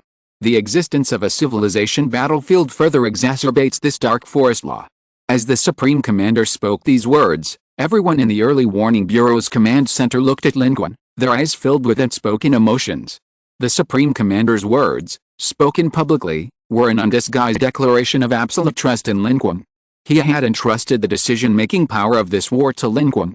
Someone's eyes flickered, and they whispered, "Everyone says Mr. Lin's status is unparalleled in the entire Federation, and now it seems it is indeed true. It is said that Mr. Lin once possessed the highest authorization in the Federation, and even the Supreme Commander himself said that he was not as important as Mr. Lin." Zicheng remained silent. He had long been one of the Federation's high-ranking officials and was well aware of Mr. Lin Qun's position within the Federation.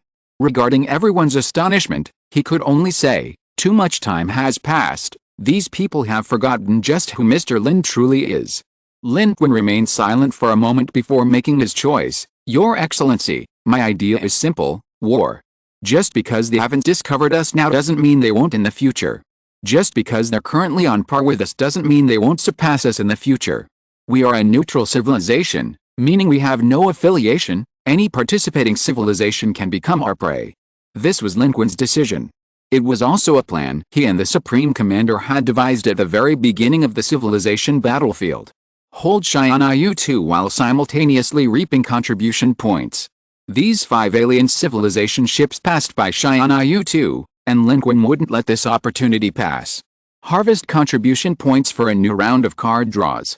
The Supreme Commander granted Lin Qun war authorization, and Chen Wiang mobilized the space fleet for Lin Qun, ready for immediate battle. As a precaution, humanity dispatched a fleet, including the 2,500-meter flagship New Hope, and 8 newly built warships, secretly departing from New Blue Star. On these warships, most crew members were ordinary. Only 2 human powerhouses remained, Lin Qun and Wang Qizhen. Chu Yaowei, currently the Federation's second strongest fighter after Lin Qun, and Xia Qing, 2 evolved beings, remained on New Blue Star.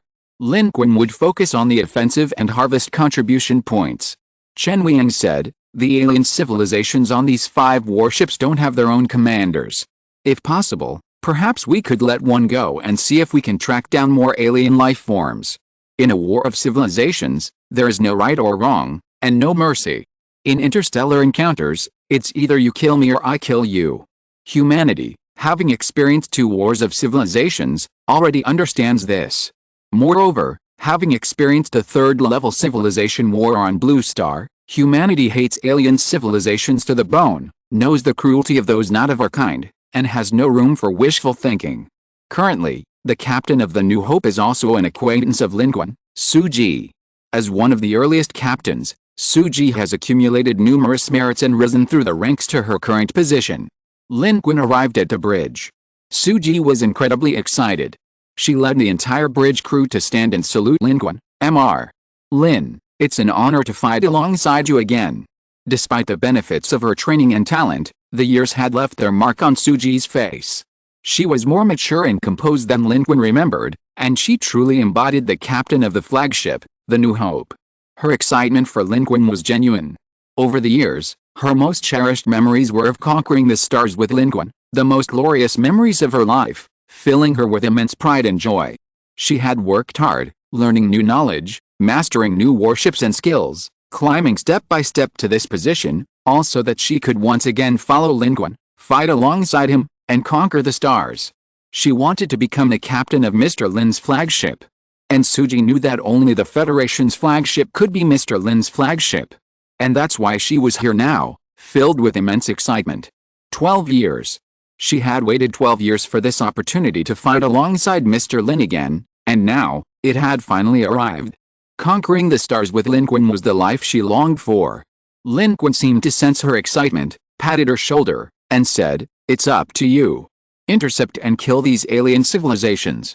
The human fleet, led by the New Hope, accelerated in unison, flying into space. Suji methodically issued orders. Their technology should be comparable to ours. If we jump close, the traces will be too obvious, alerting them and potentially attracting the attention of other undiscovered civilizations. We'll fly to the side, weaving diagonally, and intercept them in their path. Interstellar jumps are the fastest, but also the easiest to be detected by other civilizations. Especially at this close range, and with both sides likely having similar technology, flying directly to intercept them is the best option. Following the route, humanity's speed is fast enough to get ahead of the 5 alien civilization warships. These 5 alien civilization warships, seemingly unaware that they were being watched, did not choose to jump, but instead cautiously traversed space, silently sailing through the cosmos. Therefore, their movements were completely under the control of human civilization. Lin Qun's fleet advanced, stopping ahead of their inevitable path. The entire fleet became invisible, even ceasing communication with the new Blue Star Command Center, quietly awaiting the enemy's arrival. The entire Federation fleet was tense yet expectant. This battle was not only the Federation's first foray into the current special civilization battlefield, but also the first battle for a fleet entirely built independently by human civilization. Many crew members were even participating in space combat for the first time, making it exceptionally significant for everyone. Furthermore, the New Hope warship was equipped with humanity's first quantum communication device, enabling real-time communication with the Federation Command Center within light years. For the past few days, the fleet had maintained contact with the new Blue Star Command Center, the Early Warning Bureau, the Fleet Command Center, and the Federation Military Headquarters operated 24/7, providing ground support. The Supreme Commander, the Elder, frequently inquired about the outcome of this battle. As time passed, the 5 alien civilization warships gradually approached their ambush position. The human fleet was ready to strike at any moment. In the office of the Supreme Commander on New Blue Star, Xiao Zhongguo, watching the elderly commander intently monitoring the news from the front lines, couldn't help but say, "You seem quite nervous too." "No. This isn't nervousness, it's anticipation," the Supreme Commander replied, his eyes gleaming. In the past, whether it was the Level 3 or Level 2 civilization battlefields, we humans were always passive. Even when we were proactive, it was a passive-proactive stance, very oppressive. But this time is different, we are completely proactively intercepting them. This is a special attack. In the Fleet Command Center, Chen Weiyang held his breath. This was humanity's first contact with an alien civilization since the opening of the Special Civilization Battlefield in Star System 613, and also humanity's first confrontation with an alien civilization in such a large open space. He was both nervous and expectant. However, in the distant reaches of space, at the edge of the Cheyenne IU-2 star system, before the 5 alien civilization warships fully entered their ambush positions, they suddenly slowed down, and then, they stopped. They ceased advancing. Suji's expression changed slightly. "They've discovered our ambush." They've been advancing silently and at a steady pace. The sudden stop could only mean one thing. Lin Qun's heart sank. Then let's skip the ambush and launch a direct attack. Based on previous experience, since the ambush had been discovered, the enemy would definitely try every means to launch a preemptive strike and break their ambush. The advantage of the ambush was gone. At this point, it was a contest of who could strike first, and whoever struck first would have the advantage. However, to everyone's astonishment, the enemy fleet didn't counterattack, nor did they hastily retreat or flee. Instead, after the sudden stop, they broadcast a series of messages on surrounding channels, as if afraid the humans wouldn't receive them. The content of the broadcast, translated into human language, was utterly absurd. Brothers, you're also a neutral civilization, right? We are too. Don't attack us.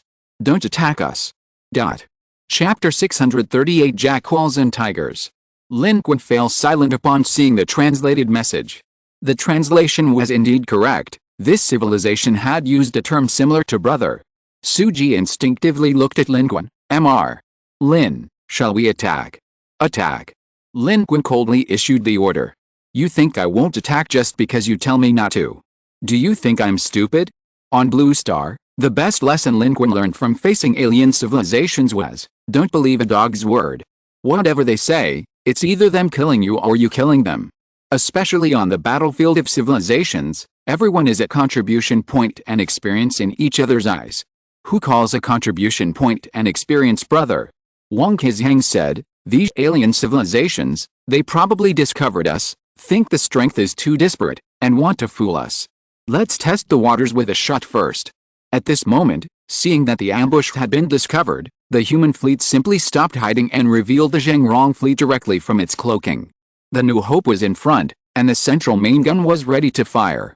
This is the scaled-down version of the Star Destroyer cannon carried by the New Hope. While its size is smaller, its power is negligible. Over the past few days, human observation has confirmed that this is the best performing of the enemy's 5 warships, suspected to be the flagship. The original plan was for the Star Destroyer cannon to ambush and fire, first destroying this alien flagship as a decapitation strike, and then launching a full-scale attack. But now that it's exposed, there's no need to hide. Let's just charge straight in. Even if they discover us, it's useless. The human fleet has overwhelming power. Even if one of these 5 alien warships were to become a source energy level being, with Lin Qun in command, the human fleet is not afraid. After so much development, the human fleet is no longer what it used to be. It's a true interstellar civilization with considerable strength. A head-on confrontation with these 5 alien warships is not only less daunting, but we are quite confident. An ambush would only make things easier. A direct confrontation will still wipe them out.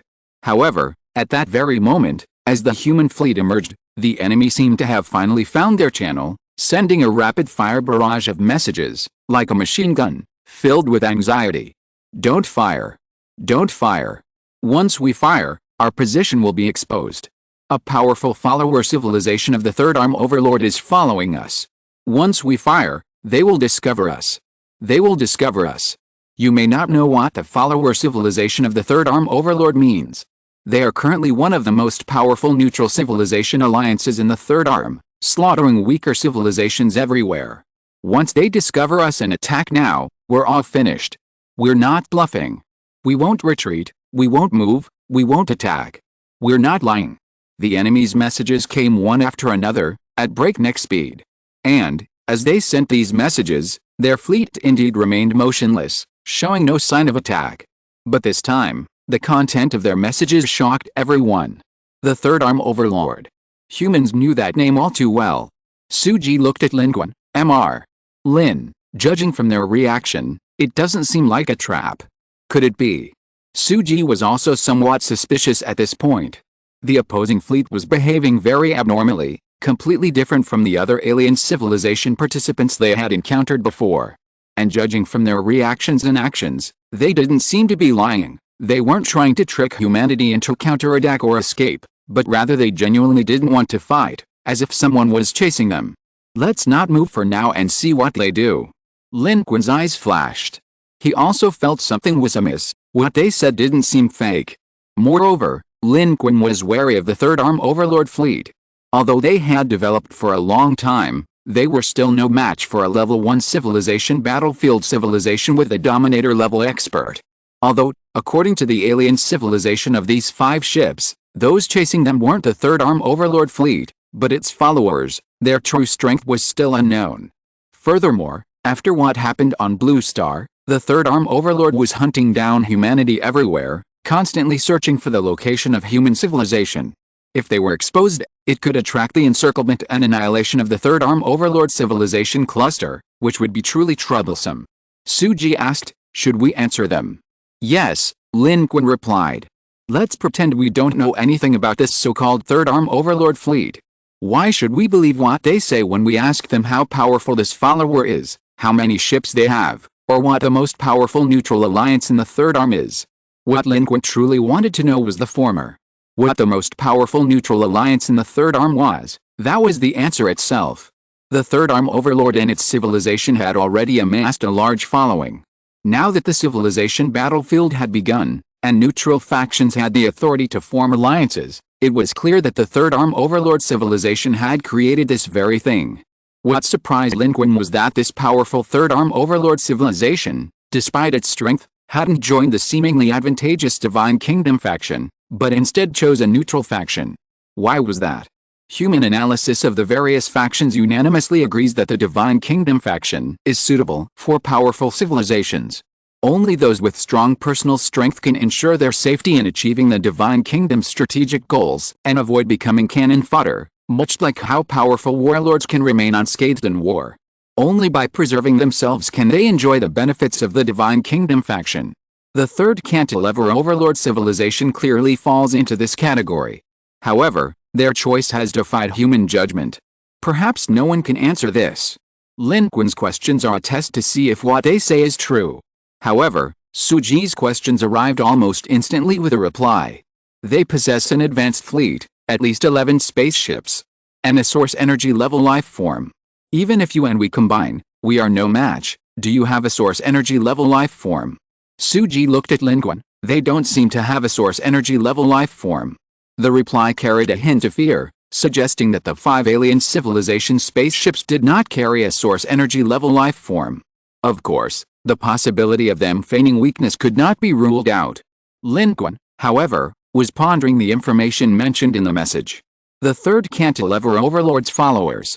11 warships, 1 source energy class. If true, this lineup, in a head-on confrontation, humanity has a chance to defeat. However, in interstellar warfare, it's not just about the top experts on both sides, fleet technology is also crucial. In long-range combat, the source energy class's effectiveness is limited. Lin Qun can kill source energy beings, but he's not a true source energy being.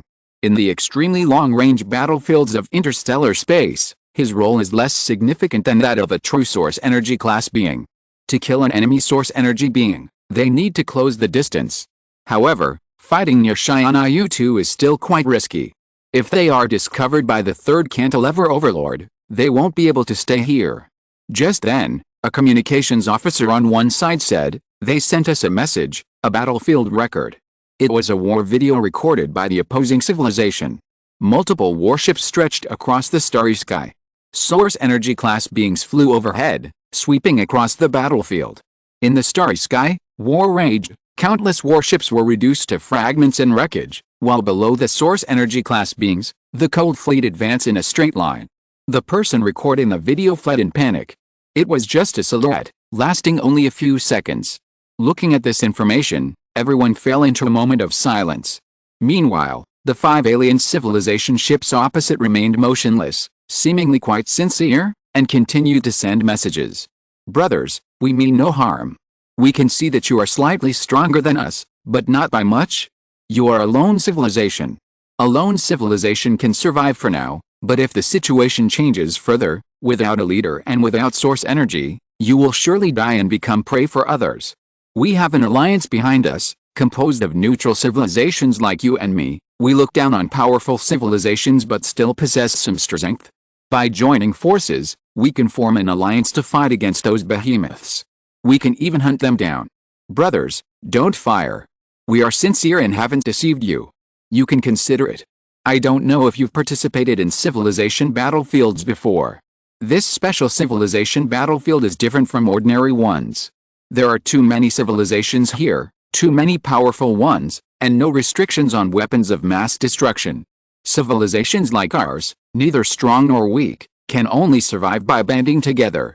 Otherwise, we will be devoured by other cheetahs and tigers. Brothers, why are you all silent? Don't you believe the images we showed you? Our technical level should be about the same. You can analyze whether what we gave you is a synthetic fake. We can't fake the power of source energy rules. Let's act together. Humans were probing them, and they were probing humans. They also judged that human technology should be about the same as theirs, but the human fleet was larger than theirs, and they didn't know if there were high-energy life forms in the human fleet. Inside the flagship New Hope, Wang Qizhang frowned deeply. Is this civilization a chatterbox? Why does it talk so much? Suji said, Mr. Lin, what should we do? They sent us coordinates, about 2,000 astronomical units away from us. They say this is the current location of the third Cantilevered Overlord follower civilization that's chasing them. We've already sent these coordinates back to the new Blue Star Fleet headquarters, and now they're mobilizing the nearest deep space probes to approach its trajectory. Lin Qun nodded and said, be careful. You act as their representative and communicate with them. Don't let them discover that our homeland is here. I need to speak with the Supreme Commander. Lin Qun stared intently at the screen and the barrage of information. He was beginning to believe what these 5 alien civilization warships were saying. They might not be lying to them. Looking at the information they were transmitting, a bold idea popped into Lin Qun's mind. Although he didn't entirely believe what they were saying, it revealed a lot of information. For example, this civilization had a neutral alliance behind it, which meant multiple civilizations. This was a good opportunity to make contact with other civilizations. Moreover, this could be done without exposing SYNOPSIS. If what the other party said was true, the weak banding together to hunt others, that would be good. If what they said was false, Lin Qun could turn around and kill them and their so-called allies. Either way, there would be contribution points to be gained, and the amount would far exceed that of the alien civilization with its 5 warships. This seemed like a good long-term strategy. As a neutral civilization, Lin Qun was also aware of the alliance permissions of neutral civilizations, so what the other party said wasn't entirely unreliable. After all, Lin Qun had experienced 2 civilization battlefields and had never seen a participant ask such a question.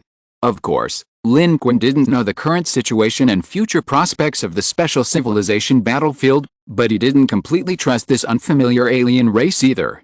In the starry sky, powerful civilizations might be tigers and cheetahs, but weak civilizations were also wolves. No one eats grass, everyone is waiting to eat meat, and it all comes down to who is stronger. Who is the wolves and who is the tigers and cheetahs remains to be seen. Lin Qun directly told the elderly Supreme Commander his idea, saying, we want to try following them. They haven't discovered our personnel on SYNOPSIS yet, and only think we have this one fleet here. So we'll join them with this fleet and follow them. This way, our homeland won't be exposed, but we can use our fleet to contact more civilizations, giving us more opportunities to participate in battles and collect contribution points. However, this means we'll have to temporarily separate ourselves from you to avoid exposing our homeland. The elderly Supreme Commander pondered for a moment and said, okay. I support your plan, but you must be careful. Lin Qun, having reached an agreement with the elderly Supreme Commander, turned directly to Suji. By this time, Suji had already engaged in several exchanges with the other party. The other party was very eloquent, consistently hoping to avoid war through language and forge an alliance with humanity. To extract information, Suji tentatively revealed some details, such as that they had no source energy level beings and only one evolved being. The other party seemed to be swayed by the persuasion, becoming even more enthusiastic.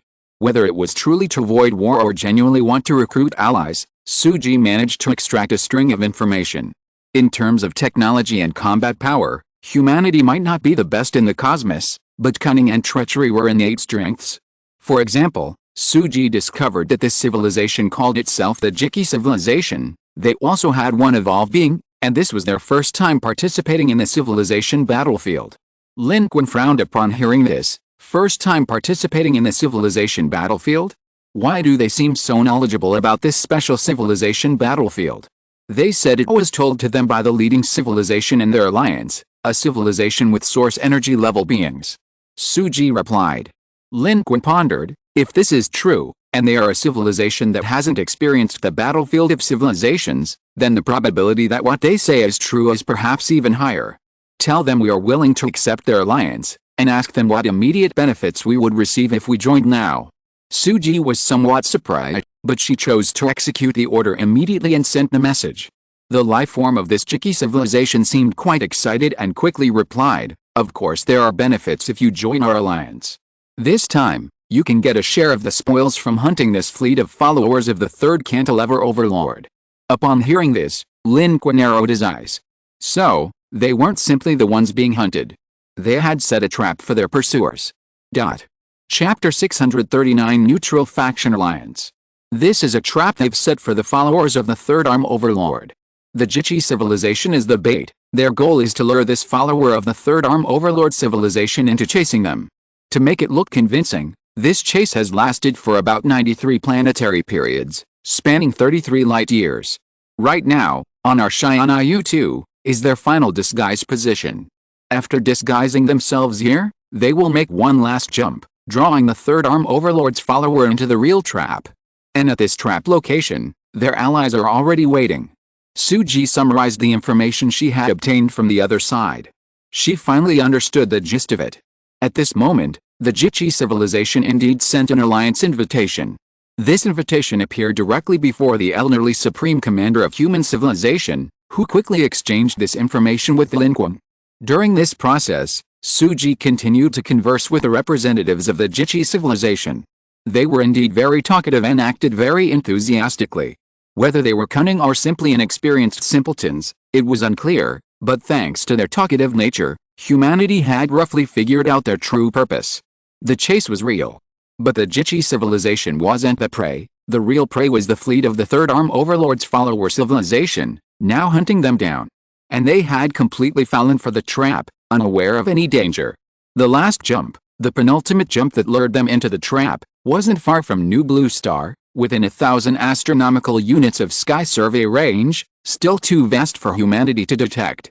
Their plan was to continue their stealth here for a while, feigning ignorance and hiding, then, after appearing to have shaken off their pursuers, deliberately leave, jump away, and lure the Third Arm Overlord's follower fleet into their true killing trap, 16 light-years from SYNOPSIS. But they encountered an unexpected variable, the human fleet.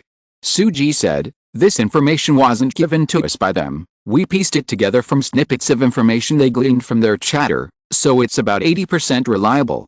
Moreover, based on the information revealed in these fragments of information from the Jiki civilization, this shouldn't be the first time they've done something like this. Their neutral alliance of civilizations is constantly growing, attracting smaller interstellar civilizations to join. Once they reach a certain scale, they've been setting traps, using their numbers to lure and kill other civilizations, reaping contribution points.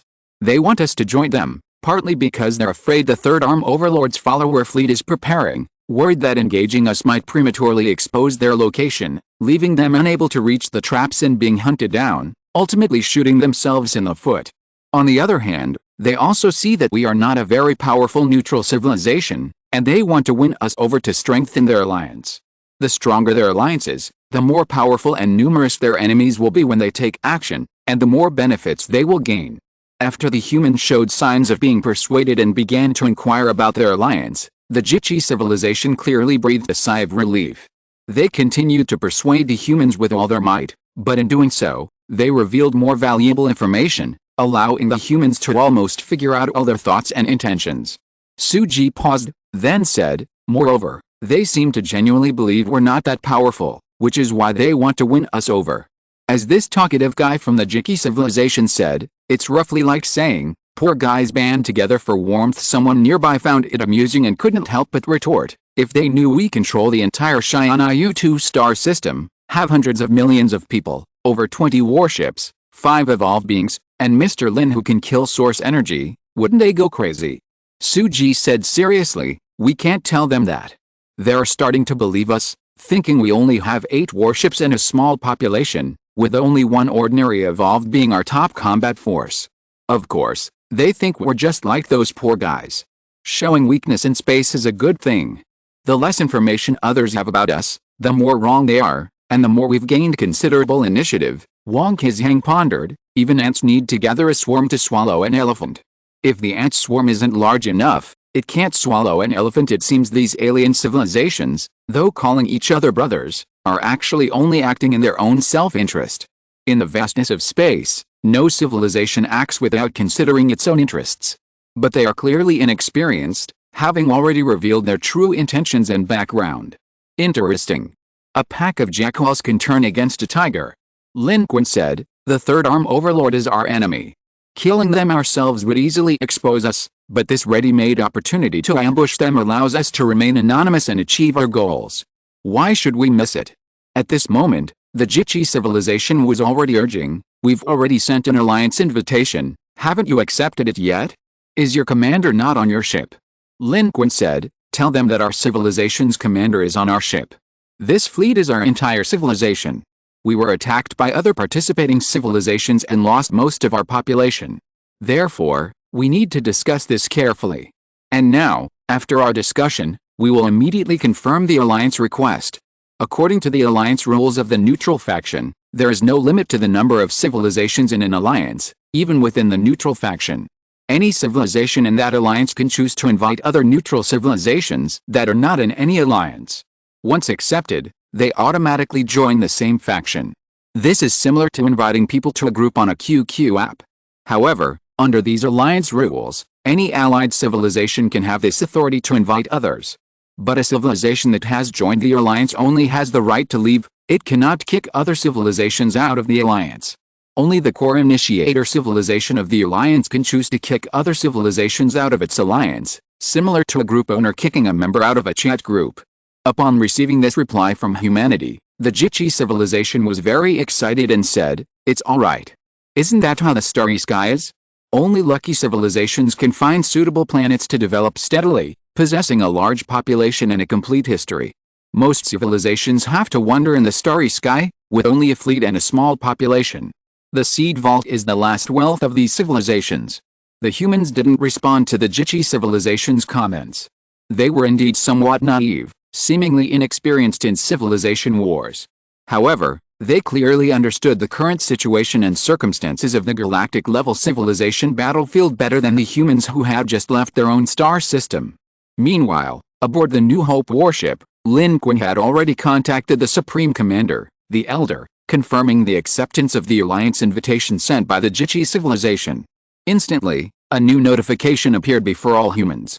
The content was very simple. Your civilization commander has approved the alliance request. Your civilization has joined the neutral faction civilization alliance established by the Meyer civilization. Your civilization can choose to leave the current neutral faction alliance through the commander's selection. Your civilization or individuals within it are not allowed to launch large-scale attacks against other allied civilizations during the alliance period. Once this occurs, the civilization battlefield will automatically determine that your civilization has broken the alliance, and will deduct contribution points as punishment according to the severity of the situation and automatically terminate the alliance within this alliance. Your alliance will not attack you unless you choose to share, and your location will not appear on the battlefield maps of other allied civilizations. The first 4 pieces of information were presented to everyone. Only the last piece of information was presented only to the Supreme Commander, the elderly man. The permissions granted after joining an alliance were also presented only to him. He discovered that joining an alliance even included a system for trading alliance contribution points. Alliances could use contribution points for hyperspace shopping. There was an alliance mall similar to a contribution points shop, except the goods in this mall didn't come from the civilization battlefield. Civilizations within an alliance could set contribution points for their own goods, and other civilizations could purchase them using contribution points.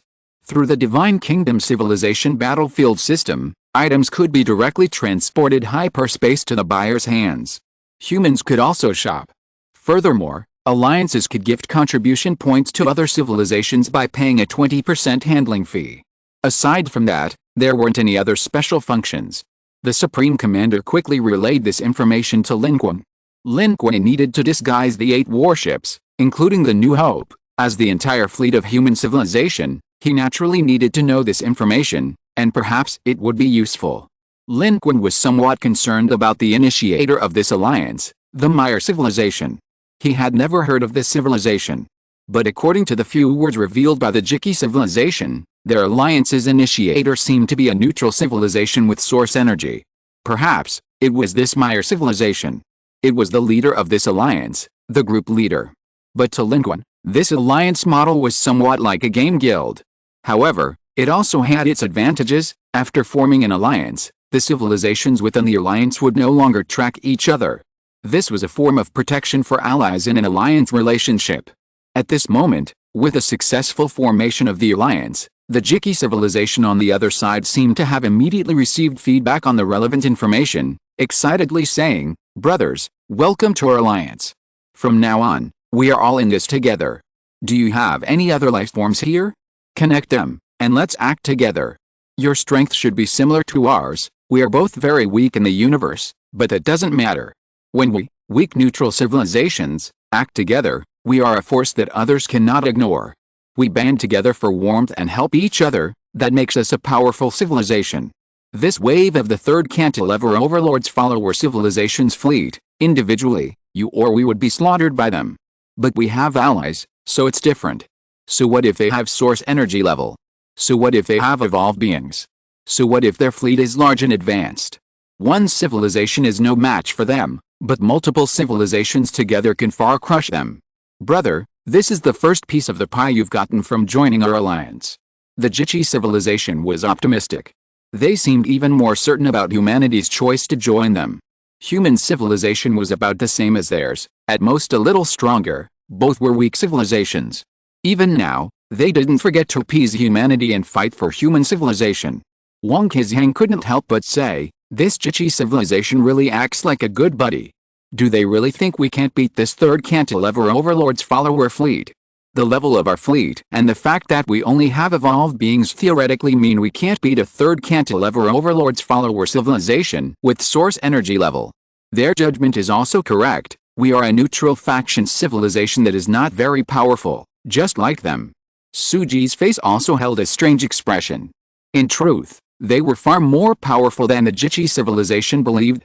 Yet, the Jiki civilization clearly took them for granted, thinking they weren't that strong.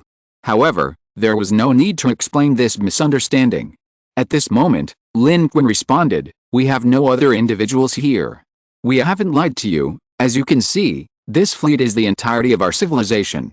Whether the Jiki civilization believed it or not, upon hearing this, they didn't say anything more on the topic, but instead sent part of their plan to humanity.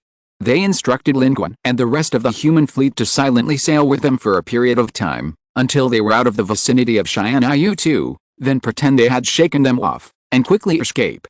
Suji sent people to continue communicating with the Jiki civilization, to see if they could obtain more information, especially regarding the location of the true ambush site, specifically its coordinates 13 light-years away. 13 light-years away was a vast area. However, while the Jiki civilization revealed a lot of information in their chatter, they remained silent on these crucial, overtly explicit points. During the communication, the humans were surprised to discover that the talkative Jiki civilization life form they were speaking to was actually an evolved Jiki civilization life form named Jakinta. It was very enthusiastic about communicating with other civilizations. The Jiki civilization's model was somewhat similar to that of humanity. The evolved Jiki civilization life forms did not hold multiple positions, and like Lin Qun, they were somewhat of a hermit. This wasn't something Suji obtained through any means, it was something Jakinta revealed himself after humanity joined their alliance. They presented it as a sign of respect for human civilization, a way of currying favor with humanity. Humanity, on the other hand, outwardly expressed surprise and excitement. The exchange proceeded smoothly. The Jakinta civilization trusted the information provided by humanity to a relatively high degree. They believed much of the information humans gave them about humanity. For example, they genuinely believed that humanity only had this one fleet left, and only these people. Jakinta said, "Many civilizations in our alliance are like this. In fact, our civilizations have the ability to travel through space, and some even have evolved beings. We are not weak. But space is vast, and there are countless civilizations stronger than us.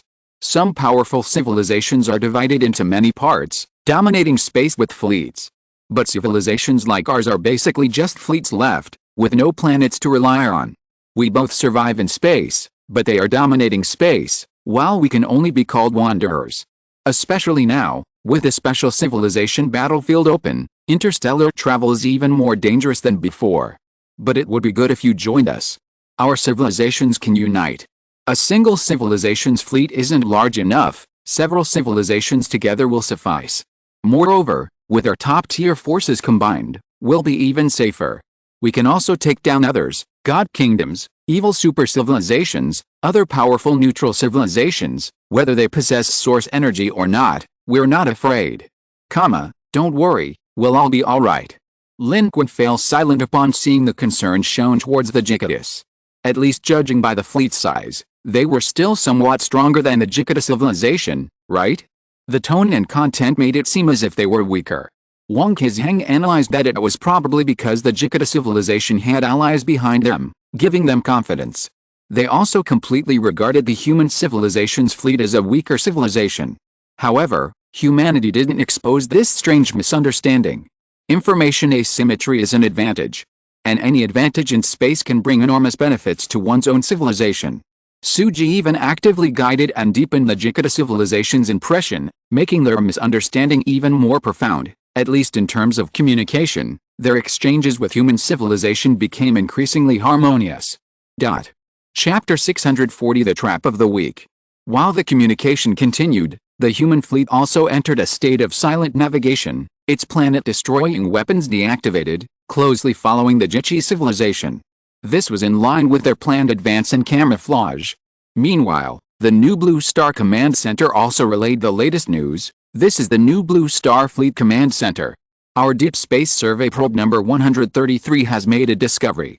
There is indeed a large fleet, larger than yours and the Jichi civilization, but we cannot confirm its relationship with the Third Arm Overlord, or whether they possess source energy. But they do seem to be searching for something, following the Jichi civilization's trajectory. They are more stealthy and advanced than the Jichi civilization. Without the coordinates provided by the Jichi civilization as a base direction, we could conduct a directional search, and we might not have discovered them at all. However, they haven't discovered us in Xianyu too, and their fleet likely doesn't have a commander from their civilization. Although their specific identities cannot be confirmed, this information is sufficient. The Jichi civilization truly has an overlord behind it. The alliance is real. Therefore, this trap is highly likely real as well. This is a powerful civilization, and a weaker civilization alliance is trying to annihilate it. The New Hope responded in its final message, we will follow the Jichi civilization to their trap. Please remain silent on New Blue Star and ensure your safety. In the New Blue Star Fleet Command Center, Chen Weiying stared at the message in silence. Chu Yaowei was also there. Her eyes gleamed as she whispered, if I had known, I should have gone with him. Xia Qing glanced at her and chuckled. Chu Yaowei glared at her, what are you laughing at? Xia Qing laughed, I'm laughing, someone's on New Blue Star, but their thoughts are already 13 light years away. In a corner, Papata was also intently watching the screen, the weasel-like creature's large eyes flickering, lost in thought. It said nothing, silently observing. In the distant starry sky, humanity and the Jichi civilization continued their exchange as they advanced. After all, the starry road was long, silent, and still. Nothing was better than idle chatter, and moreover, it allowed them to obtain information from each other, which was even better. Although the talkative Jichi civilization didn't reveal any key information, they were happy to chat, even asking why human civilization was in such a terrible state. Lin Qun proactively made up a story, saying that they had been attacked by a civilization called the Yu people, their homes destroyed, and they were forced to flee. Hearing Lin Qun's description, Suji, Wang Qizheng, and the others all turned to look at him. Wang Qizheng couldn't help but say, Lin Qun, you're pretending to be Brent again. Lin Qun chuckled and said, Brent ran away? Can't I pretend to be him? He's a child of civilization, so naturally he should be more lenient, right? As a witness to the home planet incident, Lin Qun, though making it up, spoke with great emotion and detail, even describing the Yo people's spaceship and appearance. The talkative evolved being of the Jichi civilization, Jikenta, immediately believed him at least 70%, saying, actually, our home planet was destroyed in the same way. It was only then that we realized the danger. Fortunately, we encountered the Meyer civilization and joined their alliance, which allowed us to survive until today. Otherwise, we might have already been devoured by other powerful civilizations. The current situation is like the big fish eating the small fish. Civilizations like yours and mine, with evolved beings and interstellar travel capabilities, weren't weak in the past. Ordinary civilizations wouldn't dare to easily attack us, but things are different now. Our civilization is neither high nor low, making us easy prey for others, especially after losing our home planet. Wandering aimlessly in space is like walking pieces of fat meat. Exactly. We are too dangerous. We are just walking pieces of fat meat in the eyes of others. Lin Qun remained unfazed. He readily agreed with Jikenta's words, because if the Jichi civilization hadn't offered up an even bigger target, they would have already devoured the Jichi civilization's fleet. Jikenta, the evolved being of the Jichi civilization, clearly didn't realize that his words were a self-reflection. Jikenta also possessed its own sense of superiority. Although their fleet's overall strength seemed inferior to humanity's, in their eyes, they were still stronger than human civilization because they had joined a powerful neutral alliance and knew more about the current situation than humanity. Humanity's fleet and a single evolved being were nothing compared to their alliance. It was thanks to them that they had joined such an alliance. Without the guidance of their Jichi civilization, wouldn't such a mediocre human fleet be doomed in space?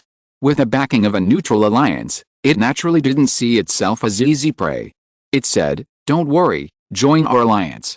We small fish can still tear big fish apart and kill them." This third cantilever overlord's follower civilization fleet is a behemoth to a civilization like ours. It's not even in the same league or on the same level as us. We can't beat any of them individually. Even if you and my fleets join forces, we're no match.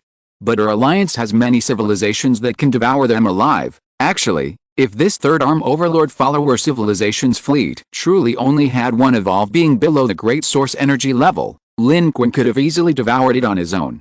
However, neither Lin Qun nor humanity wanted to act so close to SYNOPSIS.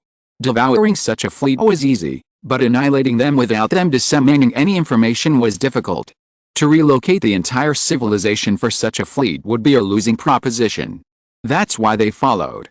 Moreover, Lin Qun valued that by acting in accordance with this Meyer Civilization alliance, they might encounter more opponents in the future, allowing them to harvest more contribution points undercover. This was a long-term plan, and quite beneficial. Of course, Lin Qun couldn't possibly say this aloud. He simply echoed Jikenta's words, saying, "Exactly. Regardless of the fleet's strength, just one source energy level being is something we can contend with." After silently sailing alongside the Jichi civilization for about 10 blue stars, they completely left the vicinity of SYNOPSIS. At this point, the Jichi civilization chose to warp, only then transmitting coordinates to Lin Qun before beginning their warp jump. Immediately afterward, both fleets emerged from the shadows, entering warp one after another and disappearing into the airspace. Meanwhile, humanity kept a close watch on this location. Shortly after their disappearance, the fleet that had been following behind also suddenly warped, first appearing at the warp point between the Jichi and human civilizations, pausing briefly, and then entering warp. On the bridge of the flagship of this massive fleet, a tall being within the fleet sneered, "How, looks like they encountered other companions here? Did they really think they'd shaken us off? Foolish. This time, we'll catch them red-handed. We'll wipe them all out, annihilate them all, and turn them all into our contribution points." 13 light years away. 13 light years is a distance that would require a very long time to traverse. Yet, upon emerging, the surrounding landscape appeared almost unchanged. It was still a dark, desolate starry sky. Only by comparing it to a star map could one realize they had arrived at the far reaches of space. This was a desolate place in the cosmos. There was only a dead dwarf planet and some meteorite fragments, drawn by its gravity, orbiting it. Nothing else. Only darkness and solitude remained. Upon arriving here, the usually talkative Jichi civilization fell silent for a moment before guiding humanity along a star path. "I have informed our allies of your joining, and everyone welcomes you. But this is our trap. You must proceed along the route I have given you." As news of the Jichi civilization arrived, humanity also gleaned considerable information from its space exploration. Mr. Lin, excluding the Jichi civilization and our own fleets, we've detected 5 fleets so far. They all seem to belong to different civilizations, hidden in the shadows, the closest being less than 20,000 kilometers away. But their capabilities are very poor, inferior to ours and the Jichi civilization. There probably aren't any civilizations we haven't discovered yet. This is truly a trap. In the dark starry sky, amidst the flying meteorite fragments, fleets lurk, waiting to be drawn into this interstellar hunting net. The human fleet is also extremely vigilant, fearing an attack. Aboard the New Hope warship, Lin Qun is prepared to strike immediately if anything happens. He'll unleash a massacre. He'll start with the Jichi civilization, then deal with the other civilizations already discovered. He'll annihilate them. At this close range, Lin Qun's combat power can be fully utilized. These civilizations on the surface aren't very strong. Lin Qun and the human fleet are confident they can wipe them all out. However, seeing the 5 fleets discovered so quickly, Lin Qun is more inclined to believe the Jichi civilization's words. It's truly an alliance of weak civilizations banding together for warmth. And as it turns out, while Lin Qun's vigilance was necessary, it didn't prove effective this time. They didn't attack the human civilization. The human fleet, following the instructions of the Jichi civilization, arrived at the end of the star path and received a message from the Jichi civilization instructing them to remain silent and lie in wait for their prey.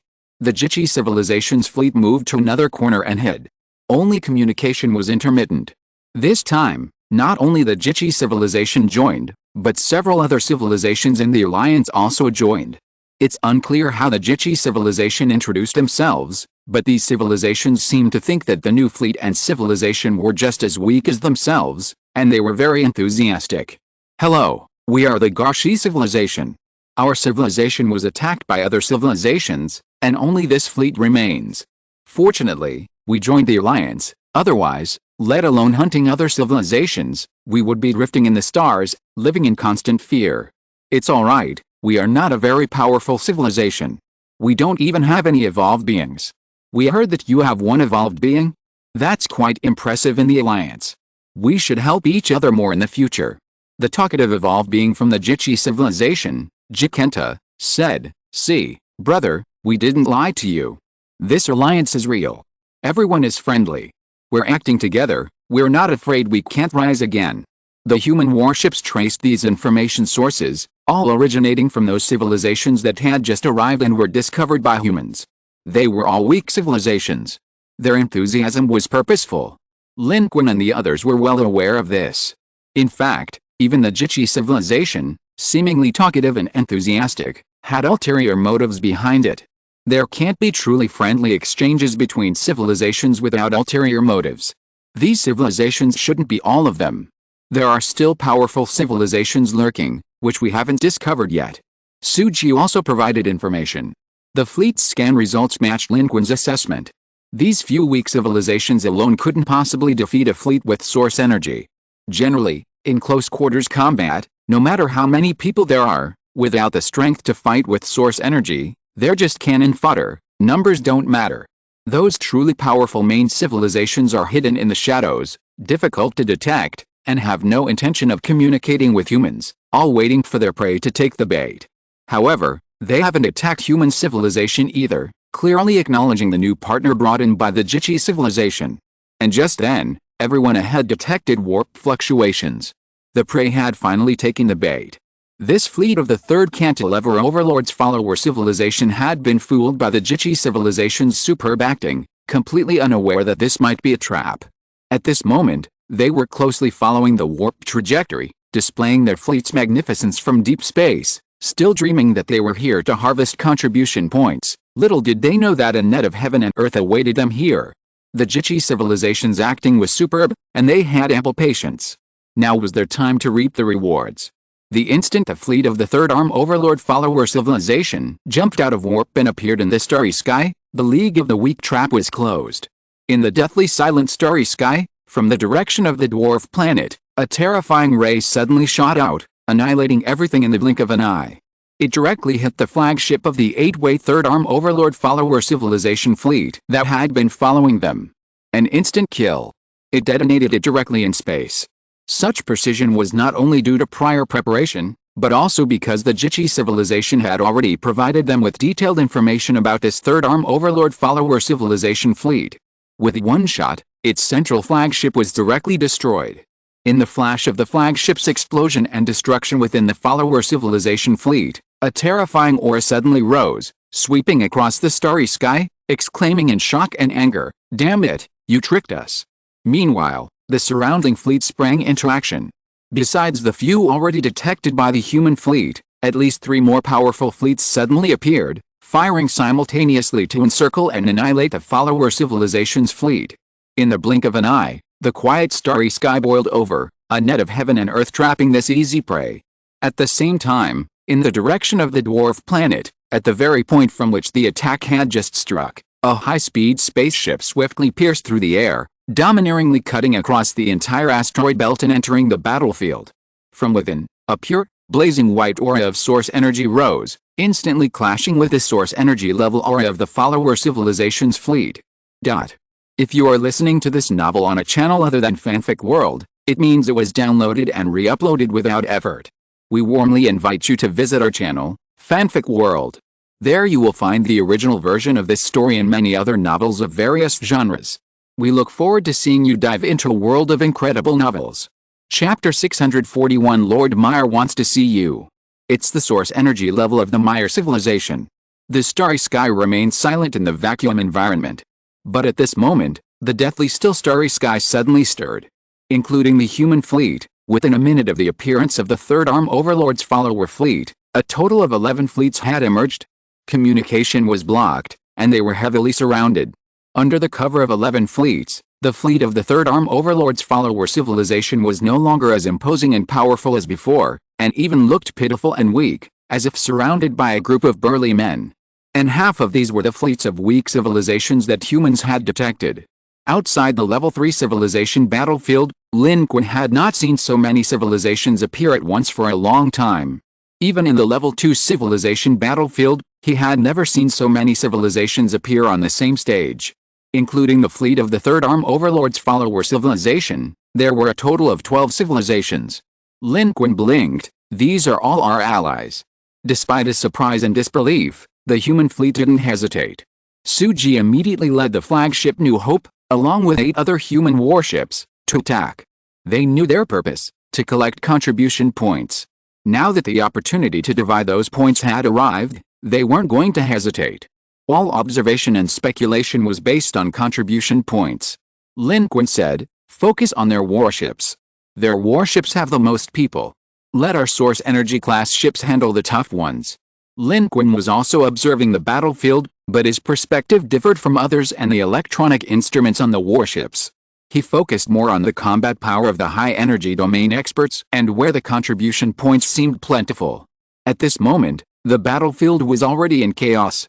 Although it was said to be 11 fleets, there were actually only 10.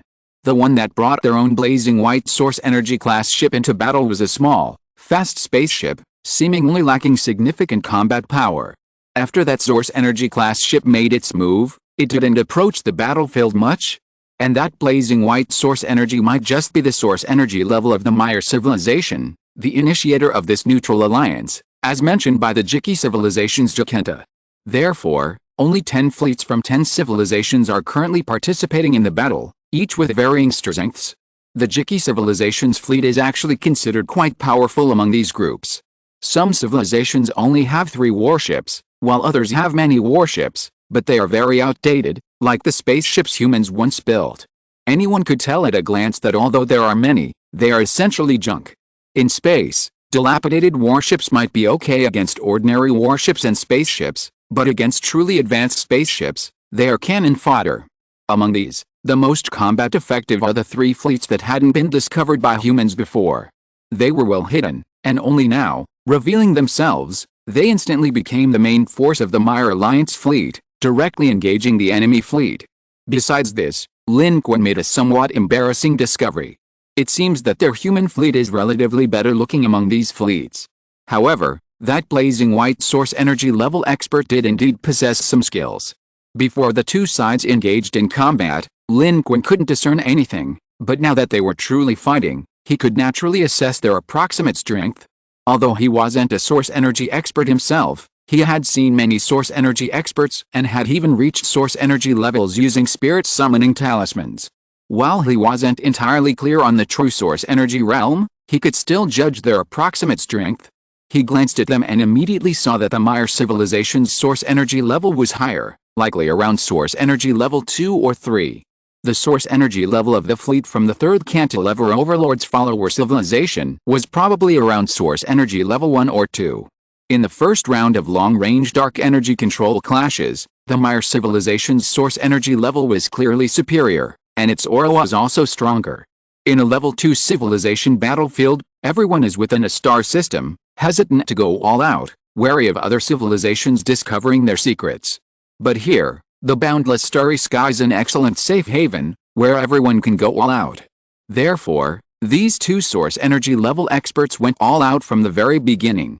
The blazing white Mire civilization's source energy level unleashed its strongest power, first clashing with dark energy, a battle of dark energy control, then unleashing the power of rules, sealing off all directions and completely cutting off the enemy's escape route.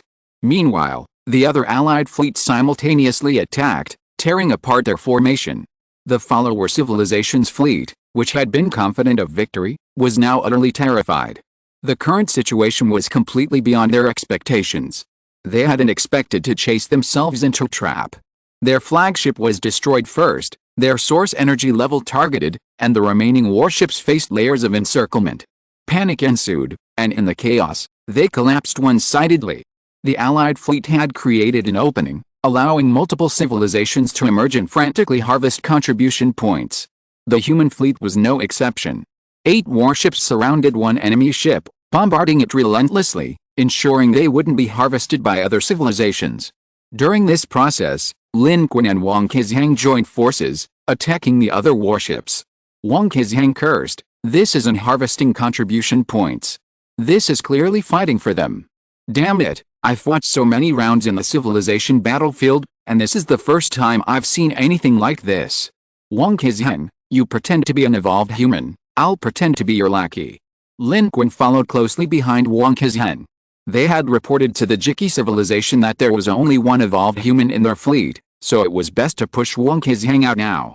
Lin Qun had many methods and could act covertly, making him the most suitable for hiding. Lin Qun was also dazzled by what he saw. Because, just as Wang Kezhang said, this wasn't harvesting the opponent, it was clearly several civilizations fighting for contribution points. The follower civilization's fleet was collapsing like a house of cards, with no power to resist.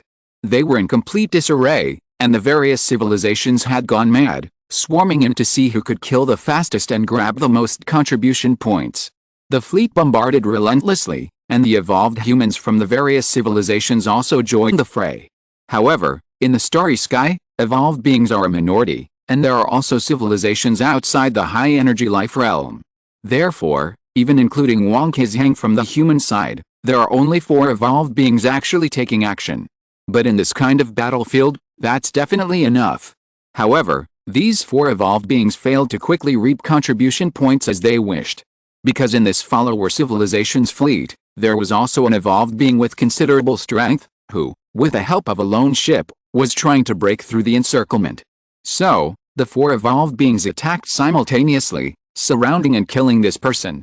The 4 evolved beings came from 4 different civilizations, but to have reached the level of evolved beings, they were certainly not ordinary. Despite their hasty coordination, they successfully formed an encirclement and blocked the evolved being in the follower fleet. The opponent was very strong, charging left and right, but it seemed that 2 fists could not fight 4 hands. The angry attacks were more like desperate struggles. In the end, the third cantilever overlord and the first-line follower civilizations were also very powerful, otherwise, they would not have been chosen to be recruited. Lin Qun glanced around, then quickly disappeared into an enemy ship, seizing the opportunity to reap the rewards, fighting his way from bow to stern and racking up contribution points. However, these advanced civilization warships didn't actually have many people on board. The goal of the Mire-neutral civilization alliance wasn't just to devour this fleet. They wanted to use this fleet to pinpoint the location of its home planet. Therefore, the warships of the 3 powerful civilizations that had suddenly appeared were now controlling a ship from a follower civilization's fleet, attempting a forced landing, clearly intending to capture that warship and obtain its resources and key information. Lin Qun and the humans, being newcomers, naturally couldn't participate in that. Lin Qun didn't intend to either, he would simply focus on his own gains. At this moment, The lives of these follower civilizations of the Third Arm Overlord were no longer as arrogant and defiant as before, crying out in despair. We are followers of the Third Arm Overlord, the Kenna civilization. Don't kill us. If you attack us, you will become enemies of the Third Arm Overlord. Unfortunately, it was all in vain. In a remote corner of the universe, in a secluded place where no one cares whose side you are. Moreover, the allied civilizations here all know they come from the Third Arm Overlord, and their choice to hunt them down here is precisely to avoid risk. They are not afraid of these threats at all. In such a secluded depth of space, after the encirclement and slaughter, everyone will leave. Even if this follower civilization's fleet sends out some information, what use is it? By the time the Third Arm Overlord arrives, they will have long since fled. The vastness of space is vast, they will vanish without a trace. What is there to fear? As long as there is no immovable layer, or an immovable layer that has not been discovered, then it is safe. Especially Lin Qun and the other humans, upon hearing this information, killed even more fiercely. They were killing the lackeys of the Third Arm Overlord. Thus, in despair, this follower civilization's fleet was directly swarmed by the wolf pack, devoured, and all the warships, except for one that was captured, were shattered in space. That evolved being was surrounded and killed by 4 evolved beings, a truly tragic end. The battle at the source energy level was the final showdown, with the Mire civilization's blazing white source energy level emerging victorious, annihilating the source energy level of the follower civilization's fleet. The follower civilization's source energy level had attempted to escape, splitting into numerous shadows that linked together and fled into space. Unfortunately, it had no usable ships left. The blazing white source energy level calmly boarded its warship, speeding through the air and catching up to it in moments, utterly destroying it. Witnessing this, everyone once again deeply felt the importance of fleets. Perhaps ordinary fleets simply lack the strength to contend with source energy levels. But in the universe, a fleet is a platform for high-energy life. Without this platform, in the vast expanse of space, even a powerful source energy level lacks mobility. If it can defeat its opponent, all is well. If not, there's no escape. And even if it can win, if the battle takes place in an uninhabited area of space, moving to a resource-rich planet would take countless years, potentially leading to its demise in space. This is the universe. The universe is vast. Any life form is insignificant on the macroscopic scale of the universe. Even at the source energy level, to truly dominate the universe, one needs the support of a fleet and a platform. At this moment, the battle was completely over. Several weaker civilizations were cleaning up the battlefield, trying to find something useful for their own civilization from the wreckage of the follower civilization's fleet. Lin Qun and Wang Qizhang returned to the New Hope. Lin Qun's gains weren't too great.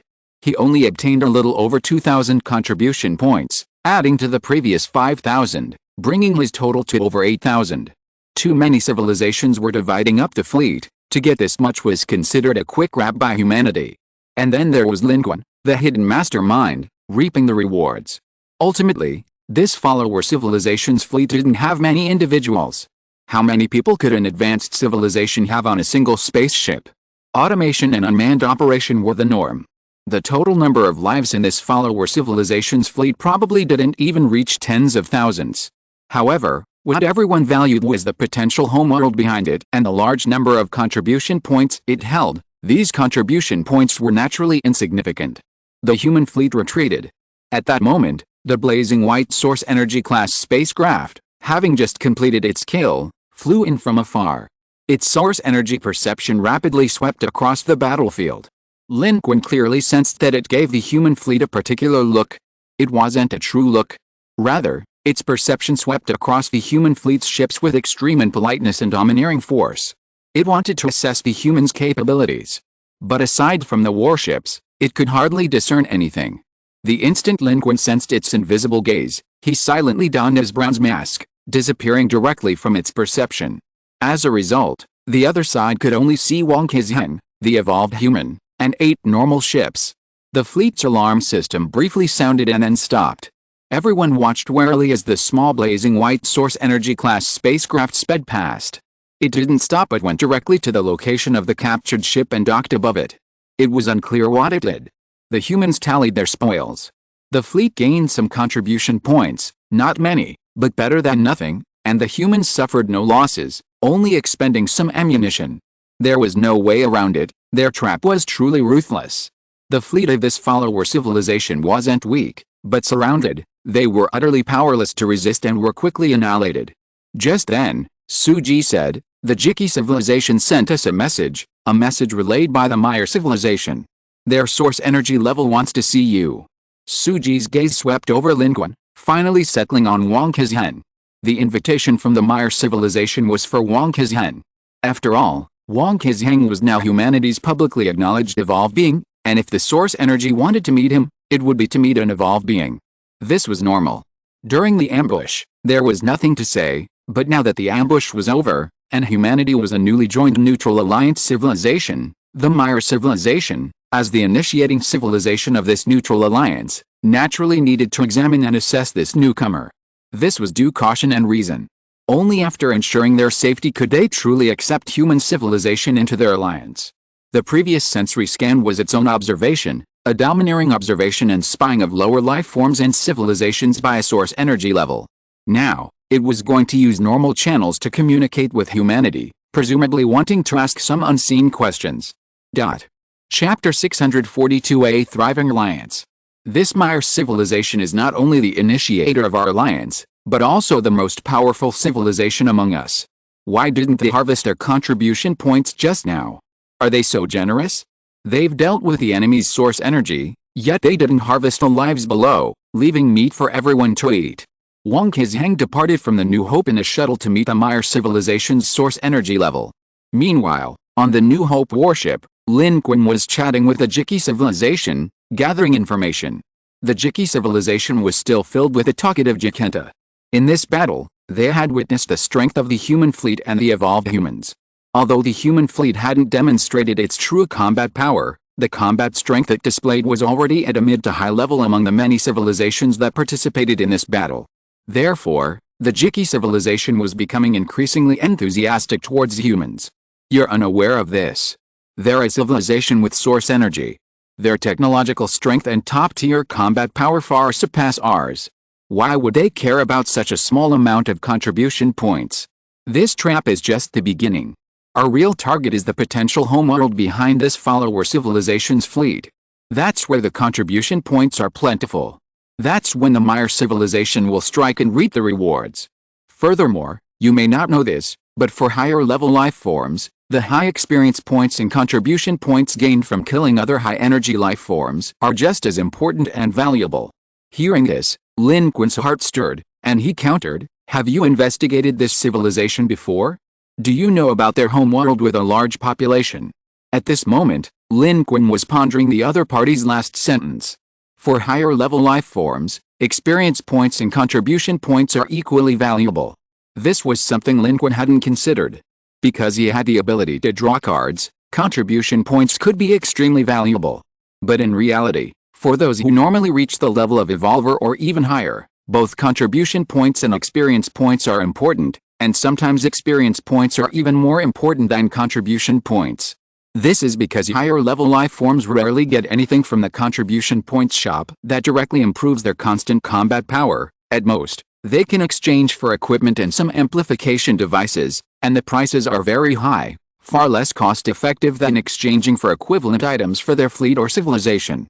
Therefore, for higher level life forms, experience points are more practical. The attribute bonuses brought by leveling up are real and irreplaceable improvements, and the higher the level of the higher level life form, the more exaggerated the attribute increase per level. And since the progress speed of higher level life forms has slowed down, the bonuses from experience points and leveling up undoubtedly help them advance, naturally bringing greater amplification, and thus are more important. An evolver has at least 4 million experience points. A source energy level life form would have at least tens of millions of experience points. This line of thinking differed from Lin Qun's. Compared to experience, Lin Qun preferred contribution points. The benefit of drawing a card with numerous contribution points was greater than leveling up. However, Lin Qun didn't voice these thoughts. The opposing Jikenta hadn't anticipated Lin Qun's ideas either, and simply followed up on Lin Qun's question, saying, "I don't know, but the followers under the Third Arm Overlord are mostly very powerful civilizations. With the support of the Third Arm Overlord, there's a high probability they have a home planet or a resource planet. Even if it's just a resource planet, The number of participants on it will be enormous, far exceeding the number of participants in an interstellar fleet. If we find one, it'll be a huge profit. If not, well, we've already gained some contribution points, so it's not a loss. Let's find the next target. Hearing this, Lin Qun felt a strange sense of dread, like that of bandits robbing people. They'd just ambushed someone on the road. If they had money, fine, if not, it didn't matter. But this time, Lin Qun understood completely. He then asked, I wonder what these evolved beings from the Maya civilization want with our evolved being. Just asking. Don't worry. Our allies are weak civilizations banding together for mutual support, but they could also become targets of other powerful civilizations. Lord Mayer's being cautious, he personally investigates every civilization that joins, confirming their background and safety before taking them in. Jikenta offered words of comfort. Whether sincere or not, it and other civilizations held the Mir civilization in higher regard. After all, it was the most powerful civilization. And its answer was quite reasonable. It was necessary caution. In the current chaotic space battle, they were banding together to keep an eye on others, but they also worried about becoming targets themselves, being wiped out from the inside out. Wang Kezhang's trip, however, went without any unexpected incidents. He returned quickly. The Mir civilization's source energy level didn't ask him anything, seemingly just probing him, and then asked about human civilization. Wang Kezhang followed the same story Lin Qun had used to deceive the Jiki civilization, describing the appearance of the alien civilizations, which sounded quite convincing. And Lin Qun's fleet didn't seem to have any problems either, looking like a space civilization whose home planet had been destroyed and was now wandering aimlessly. 8 warships. 1 evolved being. In ordinary places, that would be considered powerful, but it was still somewhat insufficient to make a living in space. However, they perfectly met the standards of this alliance. Wang Kezhang said, I don't know if that guy believed it or not, but in the end it told me that it welcomed the addition of our human civilization and that if we encountered any people in the future, it would help us pay them. Putting everything else aside, those words sounded quite nice. However, the pressure from this source energy level was too great. Talking and chatting in front of it was quite stressful. Shortly after Wang Kezhang's return, the Maya civilization repeatedly welcomed the human civilization to the alliance across all channels. This was an endorsement from the Maya civilization, the alliance leader, which solidified trust within the human civilization. The enthusiasm of several civilizations carried a degree of sincerity. Jikenta of the Jiki civilization revealed that the Maya civilization's source energy level was named Maya, after their civilization. In their civilization, this meant a gift from heaven, a source energy level being truly deserving of this title. While humanity has encountered many source energy level beings, they are actually quite rare in space. According to Jikenta, their alliance currently has 18 civilizations, but only the Maya civilization possesses source energy level life. These 18 civilizations come from all corners of space, differing in strength, level, life path, and technological direction. However, those who have ventured beyond their own planets into space have already undergone countless selections, yet only one civilization possesses source energy, which speaks volumes. This information was something that Jikenta, despite its usual talkativeness, had never revealed to human civilization before, but now it was being spoken.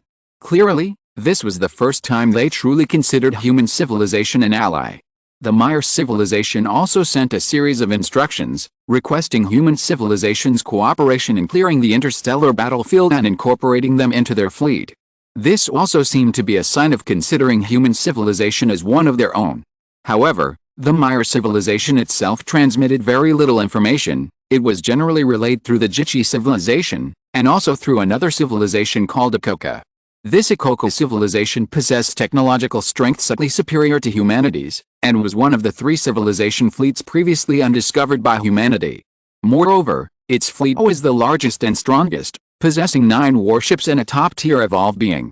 This evolved being's strength was almost at the pinnacle among evolved beings, even having the potential to touch the threshold of the source energy level. In the words of the Jichi civilization, the Akoka civilization was the Maya civilization's right-hand man. In other words, they were working under the leadership of the Maya civilization. They used the Jichi civilization to transmit information because the Jichi civilization was a guide for human civilization and they were relatively familiar with it. The Akoka civilization, however, was the one truly helping their leader assign tasks. But according to humans and the Jacinta, the Maya civilization valued them not because of their considerable strength, but because the Akoko civilization possessed a special talent. While their technology was inferior to that of the Maya civilization, their lives were imbued with an innate inspiration. This inspiration, combined with their unique technology, allowed them to successfully crack the information databases and systems of advanced civilizations that even the Maya civilization couldn't decipher. They could even, to a certain extent, restore self-destructed information databases and systems, thereby obtaining the desired intelligence. The Maya Civilization Alliance was confident in obtaining information from the fleet of the Third Cantilever Overlord's follower civilization because of the Akoko civilization. The Maya civilization itself couldn't do the same thing, which further highlighted its importance and naturally earned its significant attention. Lin Qun was also intrigued. Such an ability was exactly what humanity needed.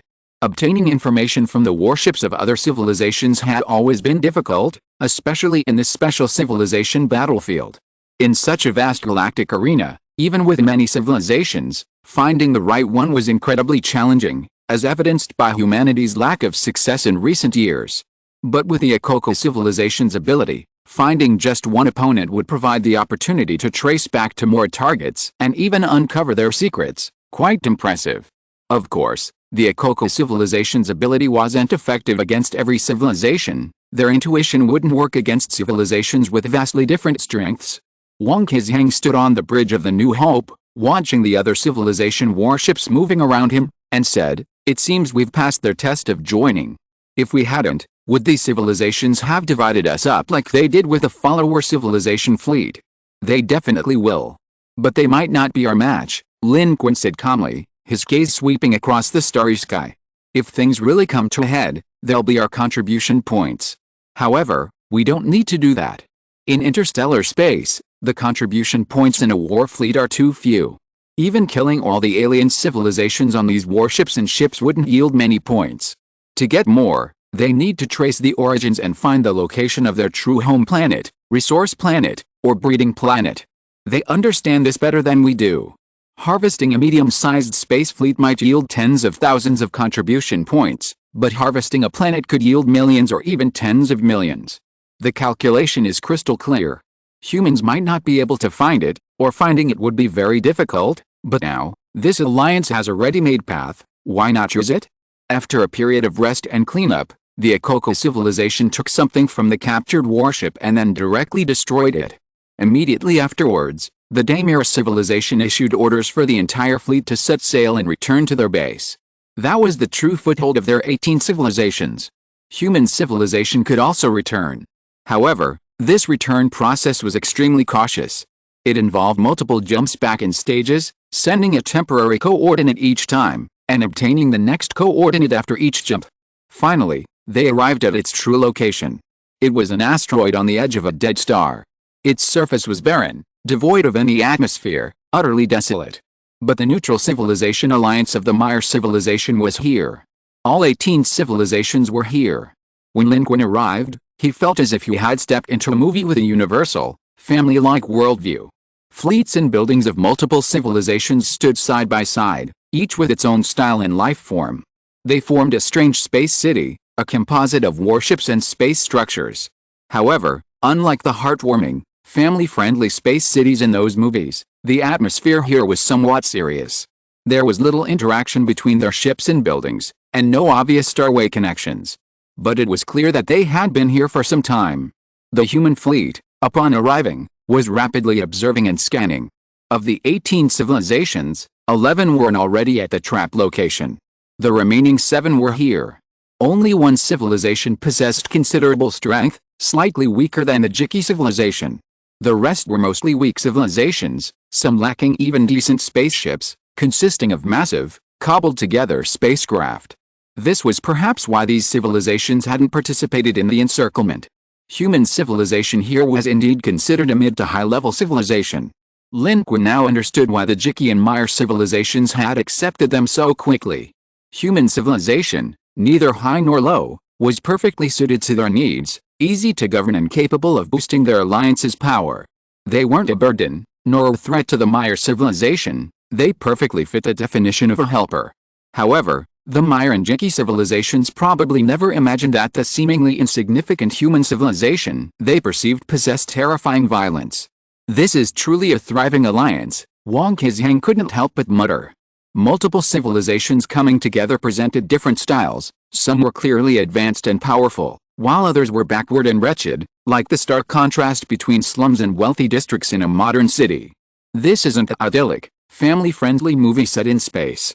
There's no mutual assistance between civilizations here. Even in alliances, everyone is only concerned with their own interests, making the exchange of technology and resources impossible. In fact, even the Akaka civilization, a subordinate of the Mir civilization, while showing great respect to the Mir civilization, treats the other civilizations with disdain. Upon arriving here, they assigned humanity a task, to cooperate in mining the planet's mineral resources and distributing them among multiple civilizations. This is why the Mir civilization chose this place as their alliance's base. The planet possesses diverse mineral resources to meet the needs of various civilizations. In reality, the 18 civilizations here each have their own tasks. The Mir civilization reigns supreme, their warships hidden in deep space, their whereabouts unknown. The remaining civilizations are divided into several tiers. The Akaka civilization, for example, is the overseer under the higher-ups, belonging to the upper echelons. They don't perform any substantial work, mainly responsible for task allocation and technical support. Humanity, on the other hand, is in a relatively good position, belonging to the middle tier, and their task is mining easily accessible ores. Other, weaker civilizations were the laborers at the bottom, not only mining difficult-to-mine ores but also handling processing and even odd jobs. It was like a small human society. Because the lower-level civilizations needed to survive, the middle-level civilizations wanted to rely on the strength of the upper-level civilizations, and the upper-level civilizations, clearly ambitious as well, needed allies to challenge truly powerful civilizations. These other civilizations might have had other, unknown motives, but in any case, this alliance was formed and maintained, leading to the current situation. Ultimately, everyone was just after their own interests. Horizontal ellipsis. Chapter 643. The next target. The representative of the Akoko civilization was named Penbis. It wasn't an evolved being of the Akoko civilization, but rather its commander, its apparent supreme commander, responsible for the vast majority of affairs within its civilization. It dispatched tasks with an inherent sense of superiority. Clearly, in their eyes, while human civilization possessed some strength, it was still insufficient compared to them, an existence inferior. Within the same alliance, everyone engaged in unspoken comparisons. The Akoko civilization was no exception. They had already compared themselves to human civilization.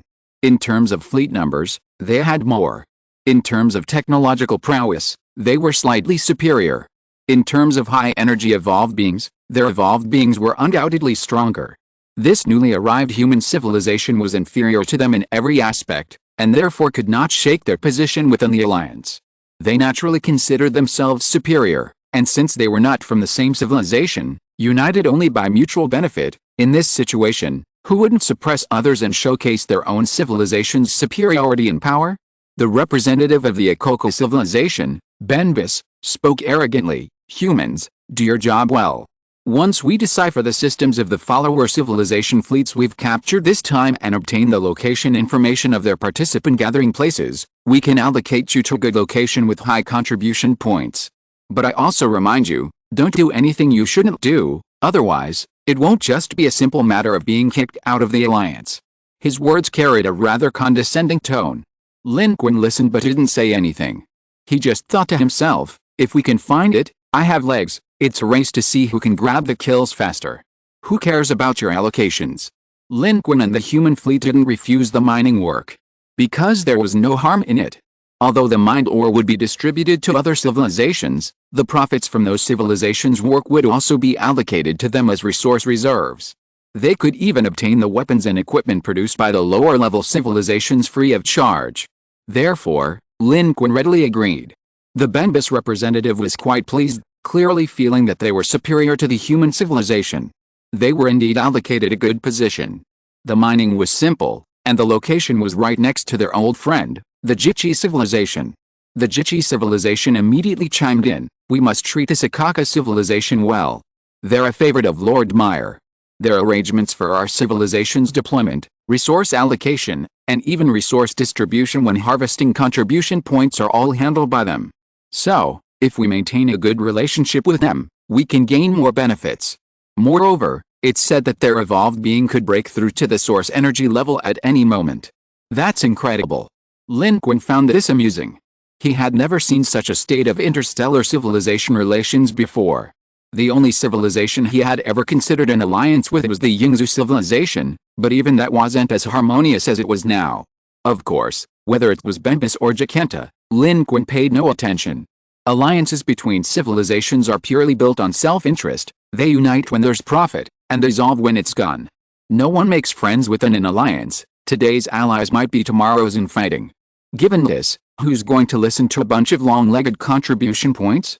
The Akaka civilization's ability to intuition, cracking systems and uncovering hidden information, is quite impressive. Lin Qun hadn't expected that this Meyer civilization alliance, seemingly unremarkable, would actually be so profitable. Isn't this much more efficient than going out and fighting other civilizations themselves? And they don't even need to exert much effort. But the Jiki civilization is indeed quite honest. It's clear they haven't experienced much of the civilization battlefield, and haven't even encountered any other civilizations before. This reveals a rare naivete and honesty amidst their cunning, which is rather endearing. Perhaps this is why they've been so lucky, avoiding the true dark starry sky. Within this alliance, only the Jichi civilization stood out as an exception. The other civilizations were extremely cautious and wary. Despite being allies, they openly viewed each other as predators, fearing a single bite from one another. However, precisely because of this, the Jichi civilization, at least in appearance, maintained good relations with all other civilizations. Besides their old friend, the Jichi civilization, Lin Qun also noticed that after their arrival, they didn't interact much with others. Instead, some people actively came to curry favor with them. This was quite interesting. Those who proactively approached weren't the powerful civilizations. Even those seemingly comparable in strength to human civilization didn't bother to approach. Those who did were a group of dilapidated, low-level civilizations. Some came to communicate, while others came specifically to offer gifts. The gifts were varied, ranging from their civilization's unique advanced technology to their own civilization's beautiful women. However, from a human perspective, these so-called advanced technologies, aside from being somewhat novel, were fundamentally inferior to human technology. Those beautiful women, not only were their appearances completely unacceptable to humans, but from a biological perspective, they were all male. Yet their enthusiasm was unexpected. Suji frowned. What do they mean? Do they want us to protect them? Or do they want to obtain technology from us? Lin Qun was also somewhat bewildered. Do they want us to lower our guard? Or, these weak civilizations, taking the initiative to approach us, were also somewhat incomprehensible to Lin Qun. He didn't know what they wanted. They wouldn't lower their guard against a group of alien civilizations just because of these gifts and enthusiasm. After a while, Wang Kezhen, who was standing nearby, took a sip of wine and said, "If you ask me, why think so much? Why not just ask our friends in the Jakenta?" The Jakenta actually answered the humans' questions. Jakenta was very enthusiastic, saying, "Isn't it simple? They're actually looking for a spot." "What spot?" "A spot to harvest contribution points. These civilizations are too weak. In our alliance, they're just menial tasks. They're good at menial tasks, but they are useless on the battlefield. Therefore, when we're harvesting outside, they can't come along. Staying here, protected by so many civilizations in our alliance, with source energy level experts stationed there, is the biggest benefit for them. But now that the civilization battlefield has opened, which civilization doesn't want to share? They can't go, so they're thinking of currying favor with civilizations like us, which are neither high nor low in the alliance, to see if we can send some strong individuals in so we can bring them along and harvest some contribution points too." Jakenta was very forthcoming and quickly gave a clear explanation. Hearing this, everyone finally understood what these lower-level civilizations were so enthusiastic about.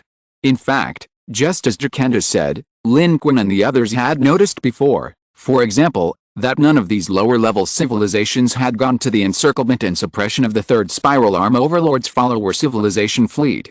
So that was the reason. As Jakenta said, these civilizations were relatively weak. In space, they were nothing more than easy prey for others, walking contribution points. Joining such an alliance and ensuring their safety was the best thing for them. The Maya and Akoko civilizations had no use for them on the battlefield, they would only be a burden. Naturally, they could only do odd jobs here, performing manual labor and logistical work for everyone. Most of the civilizations here only had fleets, lacking enough individual civilizations and productivity, and indeed needed these auxiliary civilizations. This also led to the existence of these lower-level civilizations in the alliance. But as for fighting other civilizations or even harvesting contribution points, these civilizations were not involved. And in the current situation, which civilization wouldn't want to quickly become stronger by acquiring contribution points? But they were too weak, and this was the only way. Listening to this, Suji couldn't help but sigh. This is the tragedy of weak civilizations. They all thought of humanity in the past. Equally weak, they desperately seek any opportunity to grow stronger. This neutral alliance of civilizations is like a miniature society, except that each civilization is wary and fearful, lest the alliance crumble and they become prey. Humans are constantly observing other civilizations and gathering all sorts of information. The Maya civilization is also ambitious. Their idea for forming this alliance is not merely about mutual support. They hope to build a massive neutral civilization, similar to the third helical arm overlord. Of course, neither the Maya civilization nor the alliance itself is as powerful as the third helical arm overlord. But this civilization battlefield presents them with an opportunity. With abundant contribution points and the bonuses of divine kingdom rules, anything is possible. Everything is possible. The opening of the civilization battlefield may be a nightmare for civilizations, or it may be an opportunity for their rise. The development speed of a normal civilization cannot exceed that of a civilization on the civilization battlefield. Of course, this is all predicated on not being destroyed in the civilization battlefield. Near this outpost, there was interference jointly set up by the Maya and Akoko civilizations. Internal communications were unaffected, but external communication was extremely difficult. Therefore, out of caution, Lin Qun did not attempt to establish contact with the humans on New Blue Star. After observing for some time, he roughly figured out that of the 18 civilizations here, excluding the elusive Maya civilization, the total number of alien civilizations was around 200,000. Among them, there were mostly individuals from lower-level civilizations. The characteristic of weaker civilizations was that their spaceships were particularly large and their populations were particularly large, but in terms of sophistication and advancement, they were far inferior. After some consideration, Lin Qun realized that if they attacked from within, they were confident they could take down this alliance as well. The Jiki civilization was a good option, perhaps they could leave it alone. However, after discussing with Suji, Lin Qun ultimately decided to remain still and wait for the alliance's next opportunity to reap the benefits. Lin Qun also wanted to see if they could follow the fleet of the following civilizations to find their home planet or other resource planets to harvest contribution points. This was a long-term, gradual approach. 200,000 contribution points, while seemingly a lot, are actually not that many, especially considering the cost of breaking the alliance and having to pay compensation. Ultimately, this is just a fleet of various civilizations, with not many people. To truly reap a large harvest of contribution points, one needs more than a one-off deal, or, like the Maya civilization, to keep an eye on the homeworlds or other populated planets behind other civilizations' space fleets. While humanity observes other civilizations are also observing humanity. Inside the Maya civilization's spaceship, their source energy class Maya stands. Behind it, a projection appears, Penbis, the representative of the Akoko civilization. It was always arrogant and haughty when facing other civilizations, but here it was meek and respectful, saying, "My lord, we have been observing this human civilization that has just joined us recently, and we have also communicated with a Jiki civilization that brought them in. We can't judge their true nature, but their strength should be fine. These warships only have one evolved human on board. I saw the strength of that evolved human when we surrounded and killed the fleet of the third spiral arm overlord's follower civilization. He was just average, at most a recent evolved human. Such strength is neither here nor there, he can help us, but he doesn't pose a threat. Recently, they have been behaving very obediently. Although they are observing those around them, they are all within a reasonable range. Moreover, I think that if they really have no home planet left, they will need us very much. Very good. Continue to observe them, and don't let your guard down. If they are obedient, keep them. If they cause any trouble, we will eliminate them immediately. Ahead, the Meyer civilization's energy level agent responded, its voice cold. Behind, Penbis bowed deeply. I understand, sir. We will continue to keep an eye on them. We have already made some progress. From the database we brought back, we haven't found the location of their home planet, but we have suspected the location of one of their resource planets, where at least 2 million participants are active. Very good. The Meyer civilization's energy level agent turned around. It seems that the people of this third spiral arm overlord are still quite profitable. Explore this area, confirm there is no risk, and then, gather our people, take this planet, and see if we can find any other clues. You draft the list of participants. This human civilization, take them with you. Yes. I understand, sir. Penbis bowed his head, respectfully responding, and then his projection flashed and disappeared from the spot. The Meyer civilization's energy level agent turned its head and looked ahead. From its position, it could see the asteroid ahead and the spaceships going in and out of it. Its gaze was scrutinizing, as if it could pierce through the starry sky and see the human fleet within. This civilization possessed some strength, but before them, it was nothing more than that. Life and death were entirely under their control. It enjoyed this feeling. Killing a group of alien civilizations was sometimes not as valuable as gathering a group to serve its own purposes. The third helical arm overlord was a typical example. It and its civilization were destined to become the next third helical arm overlord. Immediately, it withdrew its gaze and stepped into the darkness. But what it didn't know was, the civilization it thought it could kill at will was actually secretly plotting to wipe them all out. At this moment, Penbis ended its call with Lord Meyer and quickly left to screen the list, while simultaneously deploying probes around this resource planet to ensure it wasn't a premeditated, deadly trap. This time was different from the annihilation of the follower civilization's fleet. A resource planet certainly wouldn't be strong in combat. This was a very safe opportunity to reap the rewards, an absolutely good job. The next target was already in sight. Chapter 644. You guys haven't harvested any contribution points either, have you? The information from Penbis quickly reached humanity. On the New Hope warship, Suji reported, Mr. Lin, they analyzed the information on the fleet of followers of the third helical arm overlord that we wiped out this time. They discovered it was a semi-biological, semi-mechanical civilization, and they found the location of one of their resource planets, where there might be 1 million of their participants. Hearing this news, everyone's heart stirred. A big fish has arrived. These lackeys of the third helical arm overlord, it's time for us to turn the tables and slaughter them. Wang Qizhang's eyes gleamed, as if this million-strong alien civilization was already before him. Lin Qun asked, has the coordinates been sent yet? Not yet. They said it's not safe yet. I guess they're still not at ease with us and want to tell us when we depart, Suji replied. In the fleet, her subordinates were communicating with the Akaka civilization. Lin Qun said, we've waited so long, we have the patience to wait for their news. Lin Qun narrowed his eyes. The wait hadn't been in vain. This alien civilization did indeed have some methods, they had indeed unearthed some information. Humanity has defeated many alien civilizations before, but rarely has it yielded useful information. This is partly due to insufficient technology, and partly because information is often acquired in the midst of civilizational battles. The Akaka civilization, however, is quite capable. This neutral alliance, while not particularly powerful, clearly possesses considerable experience.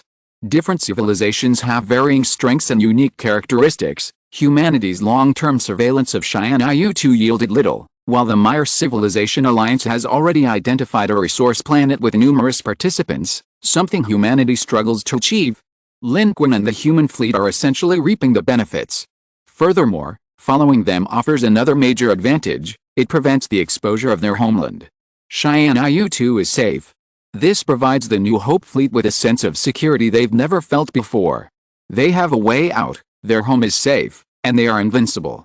This is a feeling humanity hasn't experienced in the previous 2 civilizational battles. Therefore, this time, both Lin Qun and Suji are much more composed and patient than before. For other civilizations, this special battlefield was a force-all-in war, less safe than a normal battlefield. But for humanity, every previous battlefield had been an all-in affair. This was a rare, safe one. Lin Qun's patience was bringing him even more benefits. Following this alliance was clearly better than overturning the table, The advantages were numerous. Lin Qun, what do you say? Should we take this place for ourselves? Didn't you say that the Maya civilization's energy level shouldn't be a match for yours? Why don't we just... As he spoke, a fierce glint flashed in Wang Qizhang's eyes. He had a plan to take it all. To conquer both sides. This idea had actually crossed Lin Qun's mind, but he shook his head and said, "There's no need for that. This alliance is neither strong nor weak, it's a good cover for us. They have the channels, while we're not really familiar with the starry sky, and our technology isn't mature enough. It's difficult for us to find targets on our own. Therefore, the contribution points we can gain through them in the future will be more than this. We don't need to overturn the table now, we can wait and see. In the long run, following this neutral alliance of civilizations would yield far more than trying to take everything at once now. Moreover, it's a good shield. The Third Arm Overlord has already issued a bounty. To remain active on the current Third Arm battlefield without alerting it, the best option is undoubtedly to have a larger alliance, hide within it, and quietly reap the rewards. Even if the Third Arm Overlord comes looking for them, it will be the Maya civilization, the leader. What does that have to do with humans? This is both safe and secure. It might take a little time, but the final gains will definitely be substantial, and more importantly, it's extremely safe. With someone to help bear the risks, and there are still benefits to be gained, plus you don't have to find targets yourself, this easy situation is naturally something to maintain. Wang Qizhang thought about it and agreed, saying, "Your plan is really sneaky, making a fortune quietly. Li Ji said you used to be a prone camper when playing PUBG, and it seems that's true. But I like it." Su Ji looked at the ships and warships of the Alliance civilization coming and going outside the fleet and slowly exhaled. The news of the discovery of a new target planet and the possibility of 1,000,000 contribution points spread quickly. In the civilization battlefield, contribution points are the primary resource. And this harvest is obviously a real lucrative opportunity, a good thing. The Alliance was immediately restless, and many civilizations wanted to seize this opportunity. The representatives of the Akoko civilization and Penbus were practically strutting around with their noses in the air. Because the allocation power was in their hands, and this resource planet was also discovered through their intuition, the Akoko civilization naturally became the object of many civilizations' flattery. Regardless of what everyone was thinking or how wary they were, they all maintained a friendly facade. Soon, the Akoko civilization's detection results showed that the vicinity of this resource planet was quite safe and perfectly suitable for harvesting. Therefore, the Maya civilization personally ordered a raid on the target resource planet. At this point, the list of civilizations that could be harvested was completely confirmed. Including the Maya civilization, there were a total of 9 civilizations, all of whom had previously participated in the traps, ambushes, and encirclements by the Third Helical Arms follower civilization fleet. However, 2 other civilizations that had also participated were excluded. These 2 civilizations were relatively weak, they were there to do the work, but now that the benefits were coming, they weren't. How could they be happy? Unfortunately, after searching for a long time, they didn't get any explanation. After all, their own strength was insufficient, they couldn't stand up for themselves, and they couldn't do without this alliance, so they could only submit in the end. The Akoko civilization is deliberately bullying these 2 civilizations. The pie is only so big, the fewer people sharing it, the more each person gets. Humans, as outsiders, saw it clearly. Before setting off, the Akaka civilization reiterated the rules regarding the distribution of resources among its participants. The core area was allocated to the Maya civilization, while the remaining areas were open to all civilizations to freely claim, with the amount depending entirely on their abilities. There was little objection to this allocation. The Maya civilization, being the only source energy level civilization here, was undeniably the strongest in every dimension, naturally deserving the best resources. As for the rest, Jikinta of the Jiki civilization said, "This seems fair, with everyone claiming resources based on their abilities, but in reality, it still benefits the most powerful civilizations. The stronger and more powerful civilization will naturally claim resources faster. Here, below the Maya civilization, the most powerful is the Akaka civilization, so this allocation is most advantageous to them." Lin Qun simply smiled and said nothing. He thought it was a good idea. Everyone claiming resources based on their abilities, it would be a race to the finish line. With everyone sharing the spoils and individual powerful individuals from each civilization involved, Weapons of mass destruction couldn't be used, relatively conventional methods would suffice. Under these circumstances, Lin Qun was confident. He could probably harvest faster than those at the source energy level. This was advantageous to him. If there were 2 million participants, Lin Qun secretly set a small goal, to steal at least 800,000. Before setting off, just as Jacanda had said before, those weaker civilizations that had previously come to curry favor now appeared, wanting to send 1 or 2 people from their own civilization. For them, large-scale harvesting of contribution points was out of the question. It would be quite good if a few strong individuals from their own civilization could harvest some contribution points and grow stronger. Suji naturally had to consult Lin Qun about this. Lin Qun pondered for a moment, then waved his hand and said, "Let them come. Just a few people are nothing. If they go too, with more people, others won't notice that we're stealing more heads." Lin Qun wasn't worried that bringing these lives from other civilizations would delay his harvest. With one shadow clone, he could create countless versions of himself to harvest wildly. Using these lives from other civilizations as a smokescreen, even if they took some contribution points, it would be someone else's contribution points being taken. Suji's eyes lit up when she heard this, and she said, "Mr. Lin, these lower-level civilizations should be grateful to us for doing this. Other civilizations are unwilling to take them along, but we are, so they will definitely be grateful to us. Gratitude between civilizations is all superficial, it doesn't matter," Lin Qun said honestly. "We just need to take advantage of the chaos." And so, amidst the overwhelming gratitude of the lower-level civilizations, human civilization even took some of their people along. This was naturally not hidden from the lives of the Akoko civilization. Penbus coldly remarked, "This human civilization. I don't know whether to call them kind or foolish. They're even bringing along the lives of those weaker civilizations. Hell, with so many other civilizations competing with them, I'd like to see how many contribution points they can harvest." Beside him, his subordinate whispered, "Should we continue to keep a close eye on them after we reach the target resource planet? Go harvest contribution points. Why keep an eye on them?" Penbus said. "This foolish human civilization. This time, we don't need to worry about them during the harvest. We need to get as many contribution points as possible. To improve our civilization's level, and also to help our evolved beings acquire more contribution points. If it can become a source energy level soon, then we can stand on equal footing with this Mire civilization. Then, how?" Penbus's tone was filled with longing and ambition. And so, the 9 civilizations immediately set off. Among them, the Mire civilization's spaceship led the way, followed closely by the other civilizations' ships. Each civilization was tense and excited because the Akoko civilization had scouted the route and confirmed that the target resource planet was safe. Therefore, this trip was an absolute benefit, a chance to reap contribution points. Such an opportunity to gain a large advantage with a small investment was unprecedented for most of the 9 civilizations. Which civilization participating wouldn't be excited? In reality, none of these civilizations were powerful, even the Mire and Akoko civilizations. In a level 2 civilization battlefield, even the Akoko civilization would be at most at the level of a 7th orbit civilization. However, with the opening of the special civilization battlefield in Star System 613, the situation was different from previous civilization battlefields, giving these civilizations the opportunity to band together and achieve a large victory with a small investment. With a large enough map, there was room for maneuvering, ambushes, and traps. Without absolute strength, it was possible to be wiped out by one's own weaker civilization. Humanity learned from the Jichi civilization that this was also the biggest gain for their neutral alliance, naturally causing excitement among everyone.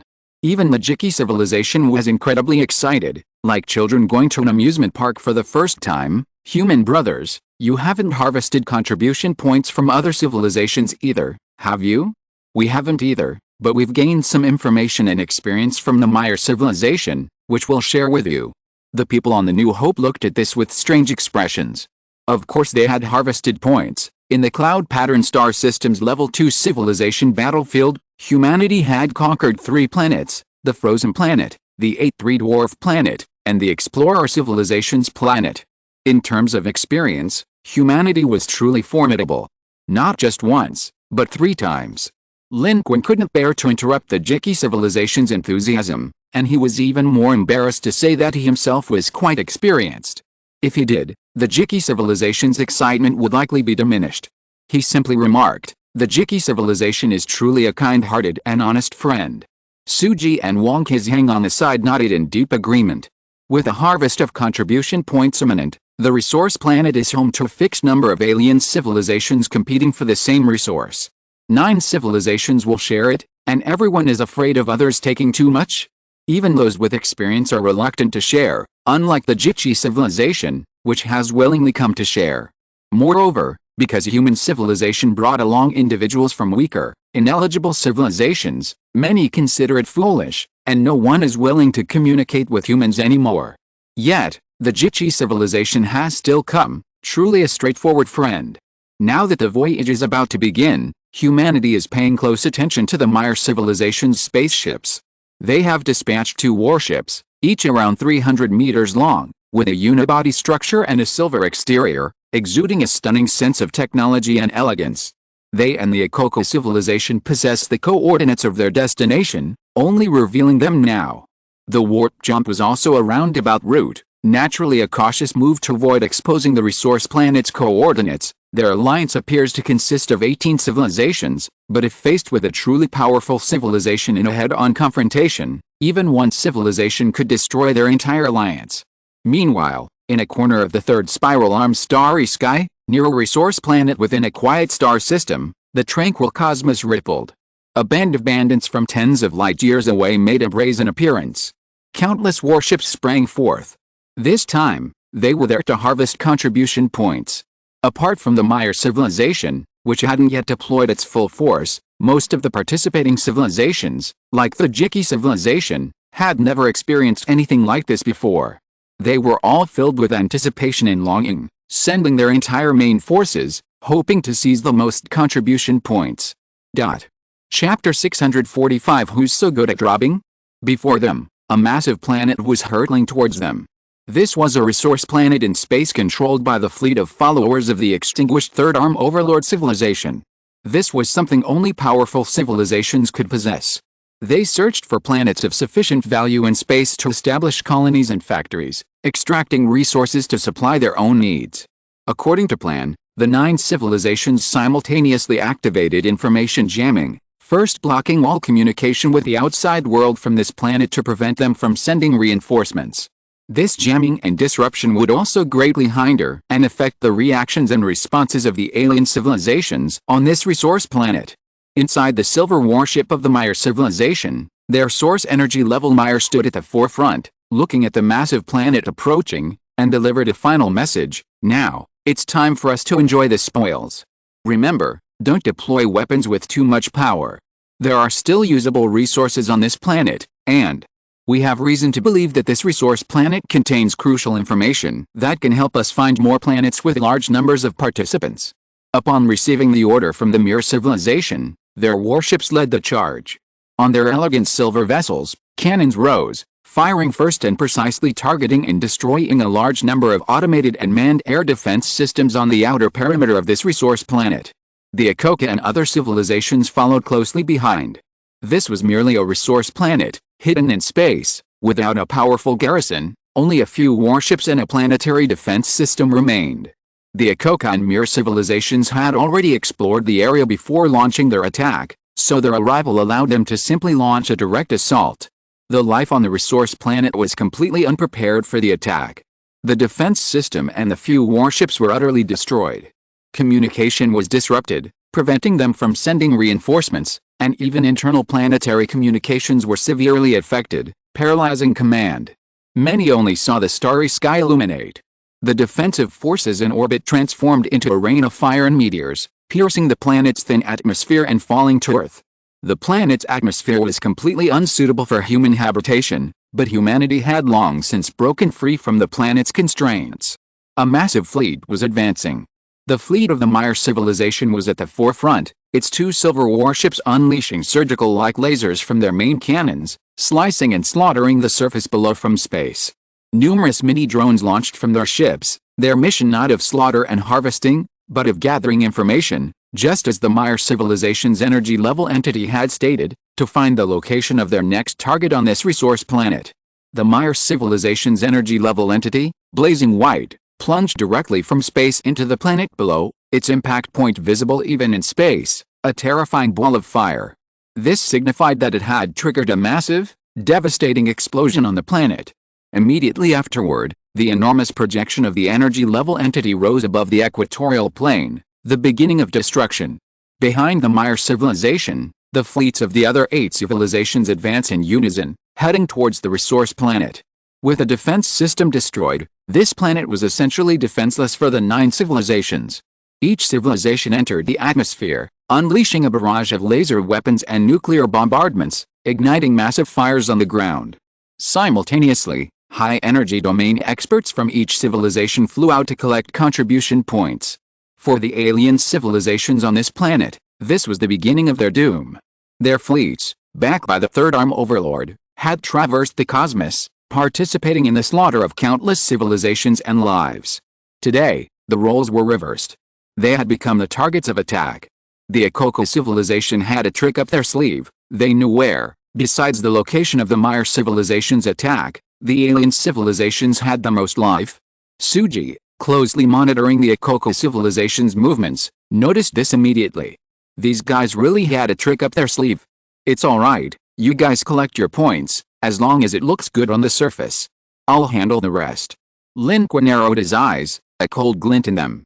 The Akaka civilization had indeed been hiding a trick up their sleeve. They'd suspected it before coming, and now it was confirmed. However, aside from the Maya, Akaka, and human civilizations, the other civilizations were all fighting like this for the first time, extremely excited and oblivious to everything else. Almost no one noticed the Akaka civilization's subtle movements, only humanity did. But humanity remained silent, seemingly acting obediently. In reality, Lin Qun quietly left the fleet, found a secluded spot, and activated his shadow clone technique, creating 100 clones of himself, all attacking simultaneously. They reaped everything in their path. In the chaotic battlefield of the massive explosion, Lin Qun moved like a ghost, employing numerous methods to reap everything in his path. Lin Qun showed no mercy to alien civilizations. Because the starry sky was cruel. If he didn't exploit others to strengthen himself today, tomorrow, if humanity was defeated, the alien civilizations would only be more ruthless towards humanity. And Lin Qun discovered that the alien civilizations on this planet deserved to die. They were conducting insane and cruel biological experiments. His shadow clones had discovered them in multiple locations. The alien civilization on this resource planet had established numerous biological laboratories underground, capturing many beings from other civilizations and conducting inhumane reproductive experiments there. Their ultimate goal was to rapidly breed large numbers of beings from other civilizations, thereby reaping contribution points in quick succession. However, their biological technology was clearly inadequate. They failed, instead creating a large number of monsters, howling in despair, suffering unbearable pain and misery. Lin Qun witnessed these scenes, as if he were seeing the alien civilizations on Earth once again domesticating and researching humans. Such a cruel and inhumane civilization deserved to die. Lin Qun directly destroyed one underground laboratory after another, setting them all ablaze. At this moment, the entire planet was bathed in terrifying destruction. Flames from explosions rose everywhere. Every civilization, every life form, was desperately reaping contribution points. There are approximately 1.8 million alien civilizations on this planet, which translates to 1.8 million contribution points. If distributed evenly among the 9 civilizations, each would receive 200,000 contribution points. Now, whoever gets more depends on their harvesting efficiency. Humanity shows no mercy or compassion towards these twisted alien hybrids. Extermination is the only option. Destruction is everywhere. Lin Qun's figure, like a ghost, appears in various locations, reaping the benefits using multiple methods. While this efficiency isn't as high as his previous annihilation efforts on the Explorer civilization's planet using source energy level methods, it's highly stealthy and relatively fast. After all, he doesn't go to the Maya civilization, they are also restrained, only harvesting within their designated areas and not venturing elsewhere. Lin Qun's competitors are all civilizations without source energy levels, even with simultaneous attacks. What can they do? Lin Qun's speed is still much faster than theirs. Most importantly, Lin Qun was extremely cunning. He avoided the areas where his own fleet and Wang Qizhang were harvesting, instead heading specifically to the location of other civilizations' fleets. In the hail of bullets, who could notice an inconspicuous human figure below? Passing by in haste, Lin Qun went unnoticed, yet quietly amassed a fortune. His contribution points skyrocketed. Of course, his shadow clones were sometimes collateral damage. For example, when a nuclear bomb struck, Lin Qun's shadow clone was harvesting in that area. But this didn't actually affect Lin Qun's shadow clone much. The shadow clone only absorbed dark energy, its physical attributes and so on were identical to the original, making it difficult to distinguish the real from the fake. Even its physical strength remained the same. In such cases, even if hit by a nuclear weapon, unless it was directly in the center, meaning it would only be staggered, it could get up and continue harvesting. Within the sphere of influence of nuclear and laser weapons, the alien civilizations crippled by the blasts lost their fighting ability and were directly taken by Lin Qun, a freebie he enjoyed immensely. This resource planet isn't small, so the alien civilizations on it are relatively scattered, with low population density and not concentrated. Sometimes, a nuclear weapon detonating an entire area yields very few contribution points, which isn't good for the fleet, but it's good for individual lives, especially for Lin Qun.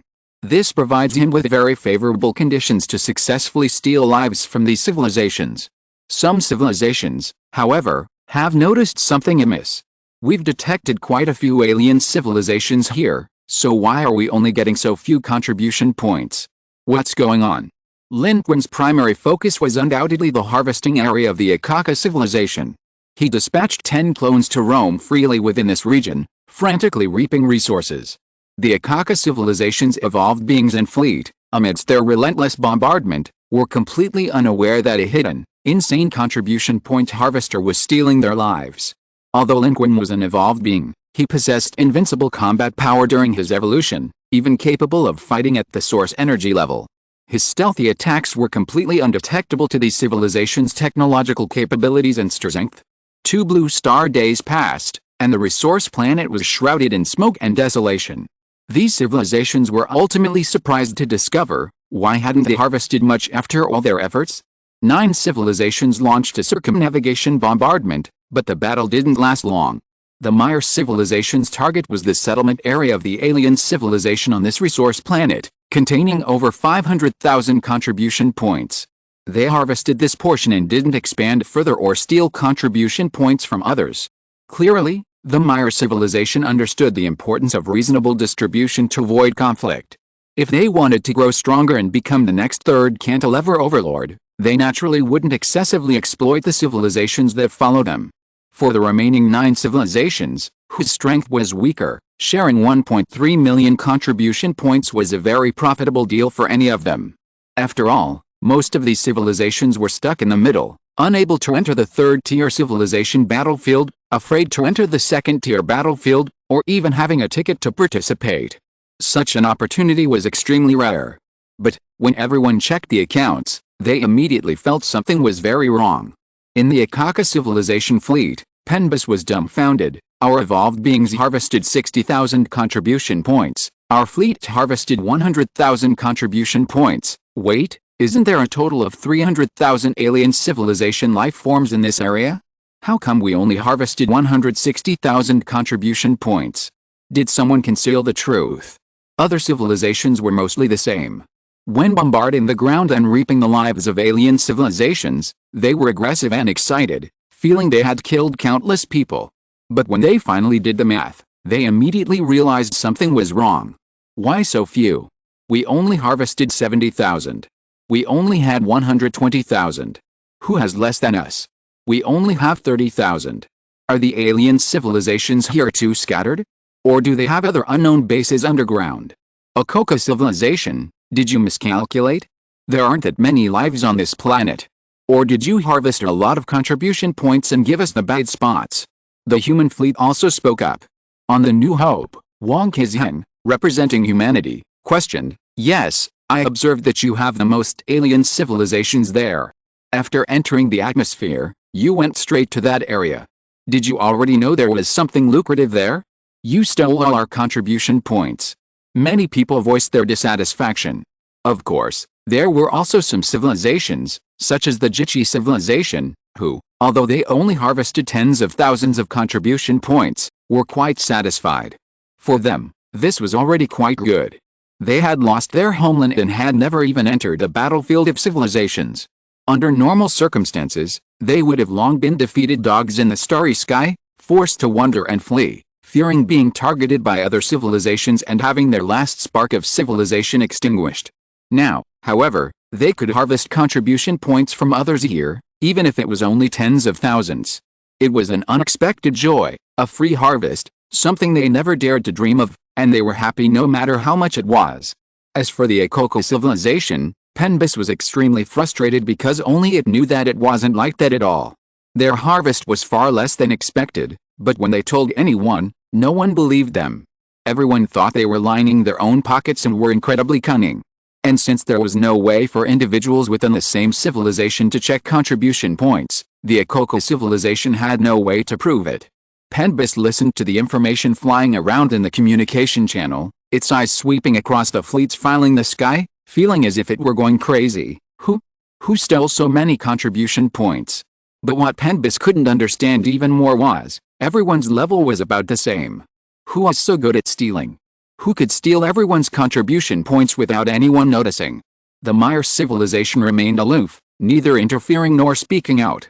Perhaps they also suspected the Akoko civilization of secretly seizing more contribution points, but the Akoko civilization was more useful to them, so they chose to remain silent. In the special civilization battlefield, there was no leaderboard. Within a region, no one knew exactly how many contribution points each person had, making it impossible to investigate. The instigator who had enraged Penbis, Lin Qun, had already returned to the New Hope warship, happily counting his money. In this battle, the human civilization fleet and Wang Qizhang together gained 130,000 contribution points. Lin Qun alone reaped 530,000, exceeding the total contribution points gained by the Mire civilization. Chapter 646 Card Draw. The Heaven and Earth Transformation Card. A bicycle has turned into a motorcycle. The Akaka civilization has taken the blame for us, ha. Outside, chaos reigned. The Akaka people were speechless, unable to explain, and even if they did, no one would believe them. The atmosphere within the alliance grew increasingly tense. This was the result of unequal distribution of benefits. Meanwhile, in the human fleet, aboard the New Hope, the humans were practically bursting with champagne. Lin Qun had practically turned a bicycle into a motorcycle. His previous 10,000 contribution points had jumped to over 500,000. While still short of 600,000, he could draw cards twice from the level 5 gacha pool. Wang Qizhang also reaped significant benefits, leveling up 3 times and gaining a substantial amount of contribution points, a considerable boost to his rank. The entire human fleet, from top to bottom, was overjoyed. Suji and Wang Qizhang, however, were feigning innocence, secretly fanning the flames amidst the other civilization's condemnation of the Akaka civilization. The Akoko civilization, second only to the Mire civilization in the alliance, was usually arrogant and haughty. These other civilizations had long harbored resentment towards them, but had never dared to retaliate for fear of offending them. Now, however, with their interests at stake and their numbers overwhelming, they naturally spoke up. Even so, they only raised questions. No one dared to actually do anything. After all, they weren't a single civilization, and a complete breakdown in relations would be a matter of life and death. None of these civilizations wanted to leave the current alliance, much less dare to fight the clearly stronger Akoko civilization. The Akoko civilization was also frustrated. They had actually wanted to act for a long time, but the presence of the Mire civilization had prevented them from doing so. However, the Akoko civilization was still very confused. Especially Penbis, who couldn't understand who had stolen so many contribution points. This was the first time their alliance had ever harvested such a large amount of contribution points, and it was truly difficult to determine who had the capability. Penbis's gaze shifted, looking at the other civilization's ships outside his own warship. He felt that the life on each ship was like a pack of wolves and tigers, not as easy to bully as they had seemed before. Who is it? Who stole so many contribution points? A strategist from the Akaka civilization whispered, "Do you think it could be the human civilization? They're the only newcomers among these people."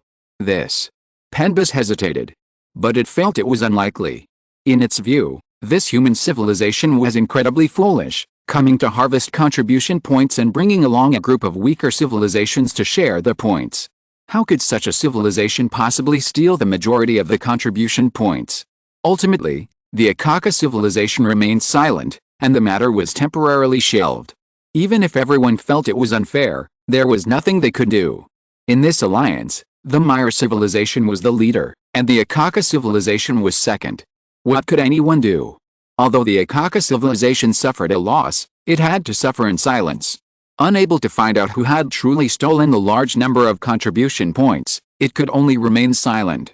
However, after this incident, Penbus clearly felt that the Mire civilization no longer trusted them as much as before.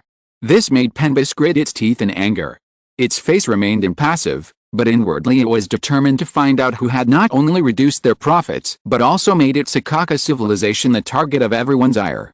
Meanwhile, the Jichi civilization was quite pleased. Jikenta said over the communication channel, "Human brothers, I see you've reaped quite a harvest. You used my experience, didn't you?" "Yes. Thank you for sharing your knowledge so generously, otherwise, perhaps we wouldn't have gained so much. As for you, you haven't actually harvested much, but I see you're quite satisfied." Lin Qun, after exchanging words with Jikenta, had grown quite fond of the guy. He and Wang Qizhang also had a remarkably positive impression of this evolved being from the Jichi civilization, a rare quality among alien civilizations. "We're different from you. You're still more powerful than us. You have more spaceships, more advanced technology, and better weapon systems. We only have 5 spaceships. We're already quite fortunate to have this much," said Jikenta. "Human brothers, you're really kind. If you ask me, if you hadn't brought those weaker civilizations along, you would definitely have gotten more contribution points. No, we're all allies. They asked us for help, so we couldn't very well refuse, could we? We humans have an old saying, harmony is precious," Lin Qun said without changing his expression. In fact, although the lives of those weaker civilizations they brought did receive some contribution points through their connections, their role was far greater. Because of humanity's foolish act of helping others, no one doubted humanity. In fact, these weaker civilizations were currently cheering for humanity. The shield effect was perfectly executed. Jikenta sighed, "Harmony is precious, very good, very good. We also have a similar old saying, that all life in the world should work together towards a prosperous future." Hearing this, everyone fell silent. This conversation, seemingly between Lin Qun and Jikenta, was actually overheard by Suji, Wang Qizhang, and the advisors on the New Hope warship. They were ready to offer suggestions and hints to Lin Qun if he couldn't answer a question. Therefore, everyone heard the exchange. Suji couldn't help but say, "What we're saying isn't entirely from the heart, but I feel that Jikenta is speaking from the heart. This is truly a unique civilization. The universe is vast, and civilizations with all sorts of ideas exist. Especially those civilizations that haven't encountered other civilizations, they might be irritable, suspicious, or genuinely passionate. This has nothing to do with the universe itself, but only with their environment and developmental history." An advisor beside them, with a complex expression, added, "However, such a civilization probably won't last long in space." Jikenta's sincerity and honesty were astonishing. Especially as their contact with human civilization increased, their wariness of human civilization lessened, making them appear increasingly genuine. These were civilizations forced into space after the special civilization battlefield opened. Most of their information and cosmology came from hearsay.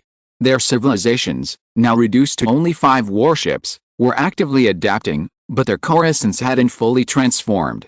Perhaps their civilizations were born in a warmer environment. Lin Qun felt a pang of emotion. Within this neutral alliance, he had a clearer understanding of the diversity of civilizations. This diversity encompassed not only life forms and technological directions, but many other aspects as well. Wang Qizhang took a sip and said, "This kid is really good, he's easy to get along with." At this moment, the controversy over the distribution of contribution points had briefly subsided. The various civilizations dispersed, continuing their search for any remaining alien life forms on this planet and attempting to take away its resources and database. The Mire civilization wanted to find more resource planets, even its home planet. That meant more contribution points. This tempting prospect made everyone temporarily forget the unpleasantness of harvesting contribution points. In fact, for most civilizations, simply harvesting contribution points was already a significant achievement, whatever they obtained, measured by their own strength, was a huge profit. Seeing others take more, everyone felt a little resentful. Both silver spaceships from the Mire civilization sank into the planet's atmosphere, traversing the surface. Lin Qun and his human fleet did the same. The giant ships cast enormous shadows on the ravaged land. It was a futuristic, apocalyptic scene, naturally awe-inspiring. However, few survivors remained on this planet. Humanity had reaped a considerable harvest. At this point, they weren't specifically searching for those survivors, but rather collecting useful resources from the planet for their warships. Without the support of a civilization, the human fleet naturally needed to stockpile resources on its own. Lin Qun used this time to return to his room and perform an upgrade. The experience gained here, combined with some he had acquired previously, gave him just enough experience to level up again, reaching level 86. Level 86, 110/34, 600, 000, Strength 999, Agility 999, Constitution 999, Energy 999/999, Dark Energy 999/999. Looking at this pile of 999s, Lin Qun found it pleasing to the eye. He estimated that his energy attribute, although relatively low, was still over 1,400 points, while his other attributes were all over 1,600 points. Quite astonishing. Immediately, Lin Qun went for a round of card draws. Lin Qun's total contribution points were now over 550,000. A level 5 card pool allows for 2 rounds of draws. After deducting 400,000 contribution points, Lin Qun was instantly blessed with good fortune. The first dark gold card quickly appeared. However, this first card made Lin Qun's expression somewhat strange. Name, Fusion Description, Consumable Effect card rank, S Description. This fusion card is a special fusion card that can fuse any existing card. Activate this card by selecting at least 2 or at most 6 manifested or unmanifested cards as fusion materials. You can activate the fusion effect to fuse the selected cards into a completely new card. Special Note 1. The fusion materials selected using this fusion card can be cards of any rank and any type. Special Note 2. The cards used in this fusion card are consumed after fusion, becoming a new card. The effect of the fused card is enhanced based on the type of the fused card. Fusion will be forcibly dispelled by using fusion release or being affected by an ability with the same effect. With a card draw complete, this card appeared in Lin Qun's hand. This fusion card looks no different from the classic fusion card in Yu-Gi-Oh! 2 twisted monsters flank the colorful vortex, resembling the state of being sealed within the evil containment wave. However, this card's effect was clearly different from the normal fusion cards Lin Qun knew. Normal fusion cards could only select monster cards as fusion material, and the resulting fusion summon was also a monster card. But this card was obviously not that simple. It could fuse any type of card.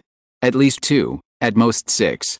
Generally, the strength of the fused card would definitely exceed the original. This fusion card was an opportunity to reuse cards. Looking at the fusion card in his hand, Lin Qun instantly thought of many cards. He could try fusing them. Fusion the Immortal Slayer Sword and the Mind Barrier? Could it directly negate the Immortal Slayer Sword's side effects? There were still some 4 Heavenly Kings cards left. He wondered what they would fuse into. There were also the 12 Trials and Soul Replenishment, and some cards Lin Qun hadn't used in a long time.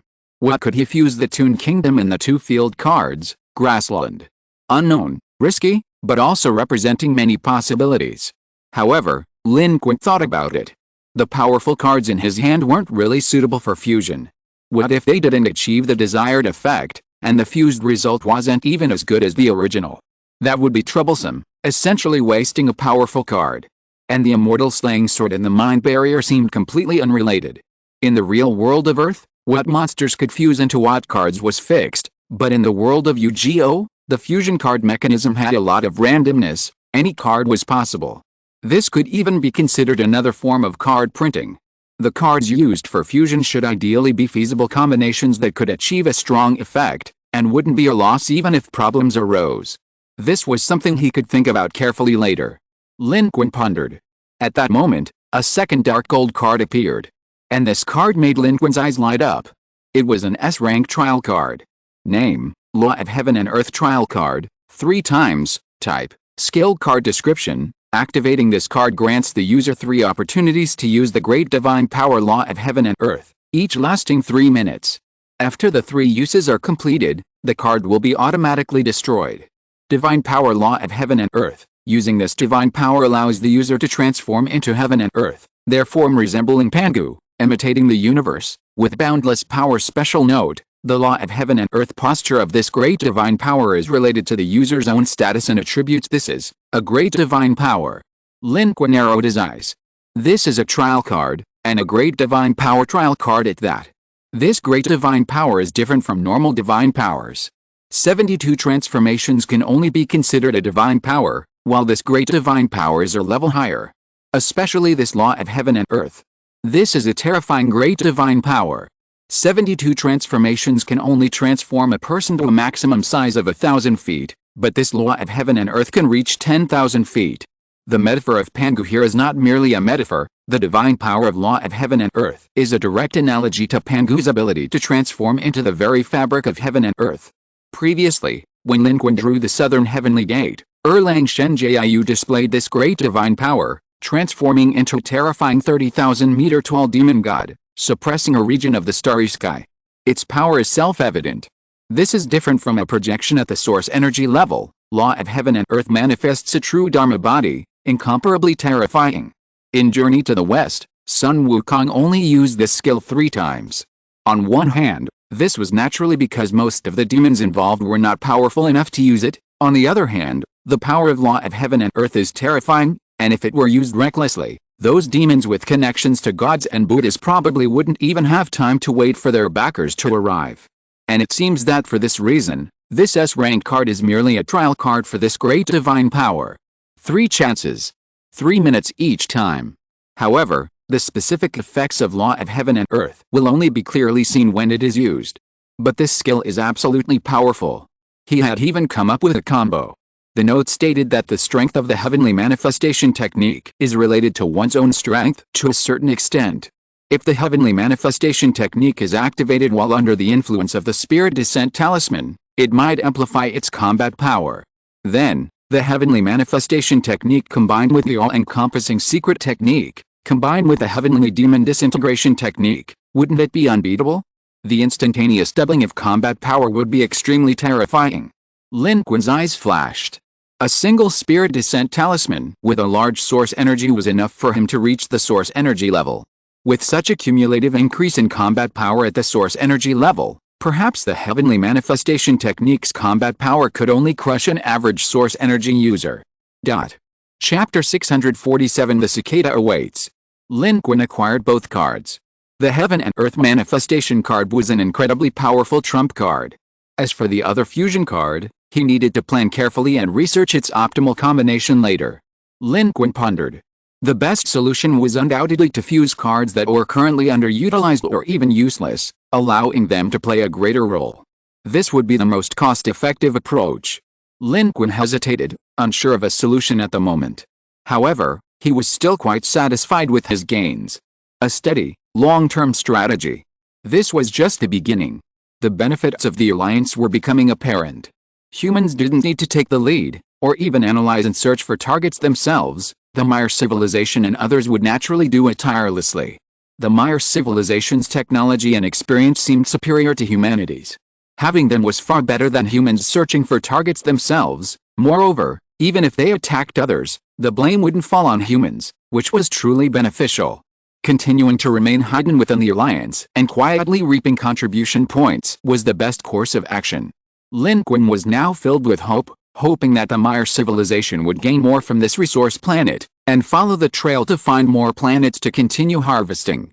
Although it wouldn't be possible to harvest all the contribution points from a planet in one go, it would be quite worthwhile if done repeatedly. It would be more time-saving, less labor-intensive, and far less risky than humans doing it themselves. It would be difficult to expose the coordinates of Cheyenne IU-2, and it would almost certainly not make human civilization take the blame. Anyway, the starry sky is vast, the universe is boundless, and there's plenty of time. This special civilization battlefield is different from the conventional civilization battlefield, and it's unknown how long it will last. Lin Qun naturally had the patience to take it one step at a time. Trying to get fat in one bite is easy to overeat, but taking small bites will yield more than trying to get full at once. Of course, the premise is that this alliance can be maintained indefinitely, serving as a shield for Lin Qun. If necessary, he might even have to protect this alliance. Such a neutral alliance as a shield is not easy to find. In fact, everyone in the human fleet was very satisfied with this battle. They all felt that the current situation was already good and should be maintained, hiding here and secretly accumulating contribution points. The Maya civilization never dreamed that the alliance they had formed to serve them and strengthen their civilization was secretly harboring a terrifying vampire. Of course, if they knew that humans even had the ability to annihilate them, they might have adopted a different attitude. But Lin Qun had no intention of stepping forward. Whoever steps forward bears the risk, so why bother? Even if he were to act, he would do so covertly. Lin Qun relied on his military strength, and letting others know the power would only bring harm, not benefit, because whether they knew or not, he could still grab the most contribution points, so there was no need to display his strength. He would take all the benefits, and if trouble arose, someone else would take the blame. Lin Qun's strategy, in Wang Qizhang's words, was extremely despicable. But Lin Qun didn't think much of it. There was no need to talk about reason or fairness with alien civilizations. Everyone was just acting in their own interests. The only people he felt a little embarrassed about were the honest Jiki civilization and the Jakenta brothers. This civilization and its evolved beings were a little too honest, and Lin Qun felt somewhat embarrassed. Just then, there was a knock on Lin Qun's cabin door on the New Hope warship. Suji had sent a crew member, calling him to the bridge. Something seemed amiss. Lin Qun and his crew had been living on the warship for some time, and had become accustomed to this unique lifestyle. And now, something was indeed happening outside. Lin Qun only learned this upon exiting. They seemed to be being watched. Seeing Lin Qun arrive on the bridge, Suji immediately spoke, her brow furrowed, saying, "The latest news from the Maya civilization, a probe has appeared outside the current resource planet. It doesn't belong to any civilization in our alliance." Lin Qun's heart sank upon hearing this. "We've been discovered." The Maya civilization's actions as a neutral alliance had been cautious enough, but Bill wasn't stupid, especially considering the civilization on this resource planet was backed by the Third Arm Overlord. They likely already knew about the ambush, and the attack on the resource planet by the Maya civilization, and the other 9 civilizations had exposed their location. The Maya civilization's assessment was also, "It's very likely the Third Arm Overlord. We destroyed a fleet of their follower civilization and killed a source energy level being. They must be looking for us, and now we've attacked this place. We must leave immediately." Along with this message, the Maya civilization issued a new set of coordinates, ordering the entire fleet to warp away. The final plundering of this resource planet was also forced to halt. Other civilizations, though unwilling, obeyed the order and rose immediately. Even those civilizations that hadn't known about the Third Arm Overlord before, after joining the alliance, were well aware of its significance. The Maya civilization clearly didn't dare to confront the Third Arm Overlord head-on. At this moment, they could only temporarily avoid a direct confrontation and retreat quickly. The entire fleet rose, leaving the atmosphere. However, human civilization's equipment failed to detect this probe. It seemed the Maya civilization's technology was superior, discovering something human civilization couldn't. Lin Qun also issued orders to carefully conceal themselves and not reveal their human civilization's identity. Hidden among a fleet composed of a chaotic mix of civilizations, they provided natural cover. Then, their allied fleet swiftly warped away, disappearing from the starry sky in the blink of an eye. Regardless of the gains of other civilizations, humanity had reaped a rich harvest in this battle, not only acquiring the most contribution points but also plundering a considerable amount of resources. This planet was originally a resource planet for this civilization, and the human fleet took a large portion of the resources that had already been mined but couldn't be transported in time. Therefore, humanity had no hesitation or reluctance in retreating at this point. Lin Qun also didn't want to clash with the Third Arm Overlord. In fact, Lin Qun considered the current situation to be the best. Hiding within this alliance to harvest contribution points, 5 or 600,000 this time, 5 or 600,000 next time, was safe and secure, allowing them to develop, which was the most important thing. Although Lin Qun also hated the Third Arm Overlord to the core, after all, they were the ones who forced humanity to leave Earth. Now was not the time to act. Development was paramount. Time to retreat. Therefore, the silver spaceship of the Mire civilization took off and entered the warp jump. While other civilizations lingered behind, Lin Qun and the human fleet acted decisively, immediately following suit and leaving their current resource planet location. The Akaka civilization, watching from behind, was already furious. Penba scoffed, "This human civilization, with its 8 warships, is cowardly and utterly stupid. They'll run away at the first sign of danger. The Third Arm Overlord only sent 1 probe. If the Third Arm Overlord's fleet had arrived, wouldn't they have surrendered without a second thought? I think so too. However, with the strength of this human civilization, even if they surrender, the Third Arm Overlord might not need them." Sir, it seems this human civilization isn't so great after all. I was overthinking it. They probably wouldn't dare to secretly steal contribution points. The others echoed. This time, they gained nothing and became scapegoats. The Akaka civilization's warriors were extremely frustrated, their anger finding no outlet, and they cursed everything in sight. It's not that they don't dare to rob, they just don't have the ability, Penba snorted. Only after the last batch of resources was delivered to their fleet did they calmly leap away and quickly escape. The other fleets were not as bold as the Akoko civilization. By this time, most of them had already run away. The Jichi civilization followed closely behind their good brothers humans, being the third to flee. They only had 5 warships, which they were quite content with. In fact, the honesty and pragmatism of the Jichi civilization, which Lin Qun and others considered a rare quality, was seen by civilizations like Koka as a sign of being easy to bully and foolish. Otherwise, the Jichi civilization would not have been sent out as bait to lure the fleet of the Third Cantal Everett Overlord's follower civilization. This time, the Allied fleet did not return directly after the leap, but appeared hundreds of millions of kilometers away from the resource planet.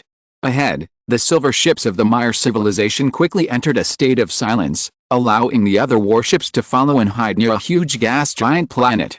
They relied on their technological support and the electromagnetic storms of this gas giant planet to conceal their fleet's tracks. The entire fleet fell silent. Then, this time, they all detected the probe of the Third Cantilever Overlord. It was a small spacecraft, resembling a rice cooker from a human perspective, that had jumped out of deep space, clearly following the jump trail. It quickly swept past and disappeared into the distant reaches of space, as if it hadn't found anything. The crisis is over? They didn't detect us. Aboard the New Hope warship, Suji frowned and spoke. Lin Qun also kept a close eye on the data. Now, with the rice cooker-shaped spacecraft gone, the surrounding starry sky was dark and silent, seemingly safe. However, the Mire civilization remained cautious, issuing orders to stay there for a while longer, instructing all civilizations not to act, and especially not to rashly send high-powered signals. Thus, the starry sky remained deathly silent and gray. No one moved. Wang Kezhang said, "This Mire civilization is quite arrogant within the alliance, but unexpectedly, it becomes obedient and cautious in front of the Third Arm Overlord." "That's natural," Lin Qun laughed.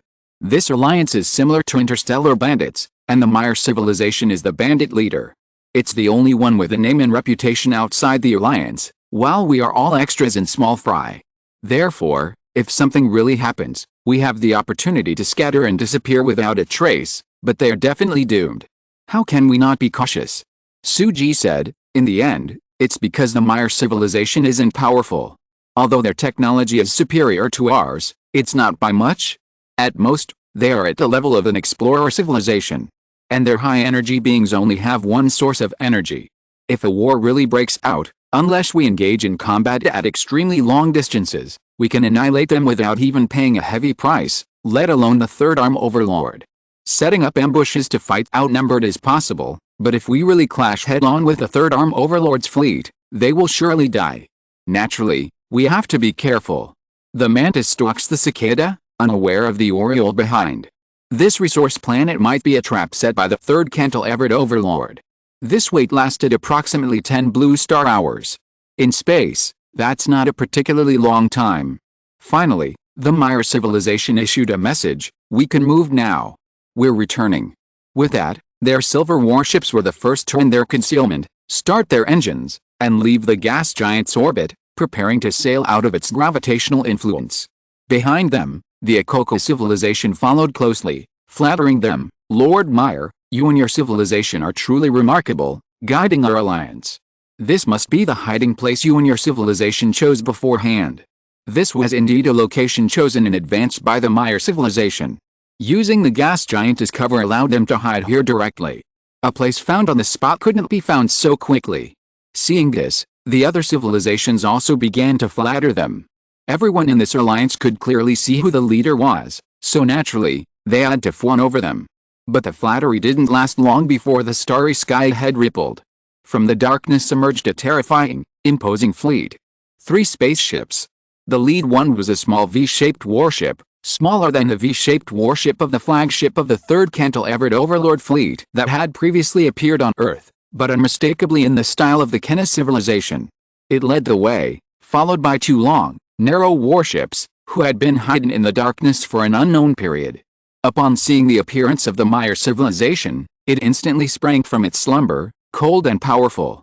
Its heavy cannons were already prepared, and in a volley, the first salvo caught the Maya civilization's ships off guard, successfully breaching their defenses and directly destroying one of their Source Energy class flagships on the right. Flames erupted. In the silent explosion, wreckage and fragments flew through the starry sky. A blinding white light erupted, and the Maya civilization's energy level vessel rapidly rose from the devastating explosion. The atmosphere instantly shifted from a previously cheerful and sycophantic exchange to one of utter tension. It's the third cantilever Overlord's ship. I'm not mistaken, the V-shaped warship. It's the third cantilever Overlord's ship. This is the third cantilever Overlord's fleet. We're doomed. They're waiting for us. We didn't shake them off at all. They knew we were here. They've been lying in ambush, waiting for us to emerge. At this moment, as the Maya civilization's energy level vessel rose from the battlefield, a terrifying energy level aura also rapidly rose from the V-shaped warship in the center of the third cantilever Overlord's 3 warships.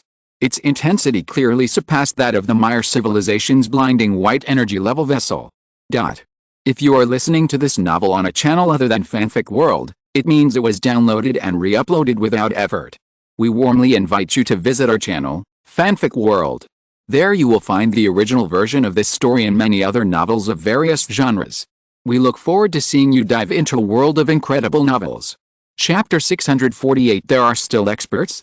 They came prepared. Lin Qun narrowed his eyes aboard the New Hope warship.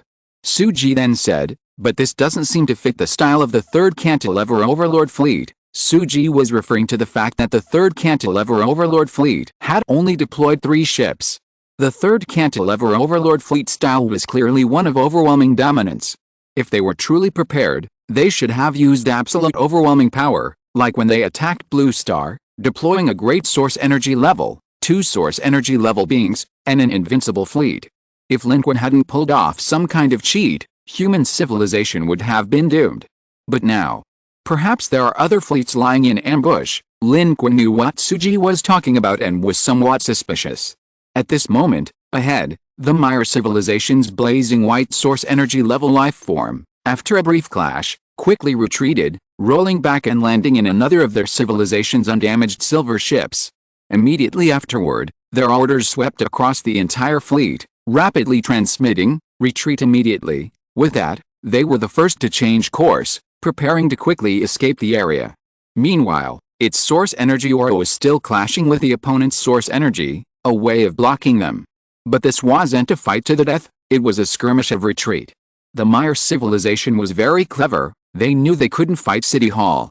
Being discovered by the third cantilever Overlord fleet, the best course of action wasn't to fight to the death, but to run away immediately, even at a cost. The sooner they escaped, the better. Otherwise, if they were truly entangled, none of them might escape. At this moment, the Maya civilization was the first to flee. The other civilizations, a disorganized mob, were terrified and followed suit. Behind them, the V-shaped warships led the way, and all 3 warships of the third cantilever Overlord fleet opened fire. Heavy firepower swept through the starry sky, relentlessly pursuing them. In the blink of an eye, several unfortunate civilizations' warships were destroyed, exploding brilliantly in the starry sky, becoming dazzling fireworks illuminating the dark expanse around the massive gas giant planet. And as the saying goes, better to die for your friends than for yourself. The destruction of others was none of their concern. The other unattacked fleets quickly followed the silver ships of the Maya civilization into warp drive. disappearing swiftly into the shimmering warp portals. They then warped out to another location. This wasn't the Alliance headquarters, but another corner of space. The Maya civilization was far more cautious than anyone imagined. They had already prepared evasive routes for dire situations. This current location, only billions of kilometers from their previous position, was part of their escape route. But the Third Arm Overlord fleet was no joke. Their technology surpassed that of the Maya civilization, the most technologically advanced civilization in the entire Alliance. The neutral Alliance fleet had barely emerged from space when they were immediately pursued from the warp portal, continuing their energy clash and relentless bombardment. The Maya civilization's energy force wanted to escape, but the Third Arm Overlord's energy force wanted to hold them back. This round of attacks was all out, ruthless, with the power of rules sweeping across the starry sky. Meanwhile, their fleets also broadcast electromagnetic signals, transmitting a message to all allied fleets. Translated into human language, this message read, "Attacking the followers of the Third Arm Overlord is tantamount to attacking the Third Arm Overlord. I am General Rukena, a follower of the Third Arm Overlord, a sacred general bestowed upon me by the Third Arm Overlord. If you immediately break away from your alliance and counterattack the leading source energy civilization, we will forgive your previous offenses against the Third Arm Overlord. You can live." Upon hearing this, chaos erupted within the allied fleets. Civilizations like the cunning Akoko refused to believe it. Don't believe them. We're no match for them.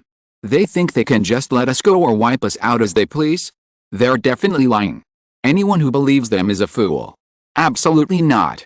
If we retaliate against the Maya civilization, once it falls, that so-called general of the Third Arm Overlord will definitely make his move and slaughter us all. Without the Maya civilization, we won't even have the chance to resist or escape. Source-level life forms can sweep through the dark energy of space. Without life forms of equal level to fight them, given the current distance between the two fleets, once the source-level life forms of the Maya civilization fall, all the civilizations in their alliance will become easy prey. Of course, there were also those who were foolish and confused, wavering at this moment. What should we do? It feels like the Maya civilization is doomed. We probably have to find our own way out. Can we believe what the Third Arm Overlord's fleet says?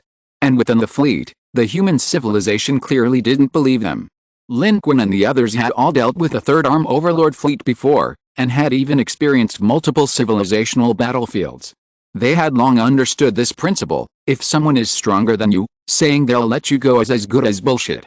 However, from these words, Lin Qun did glean some information. So, the creatures inside this V-shaped warship aren't actually from the Kena civilization, but rather a general from the Third Arm Overlord.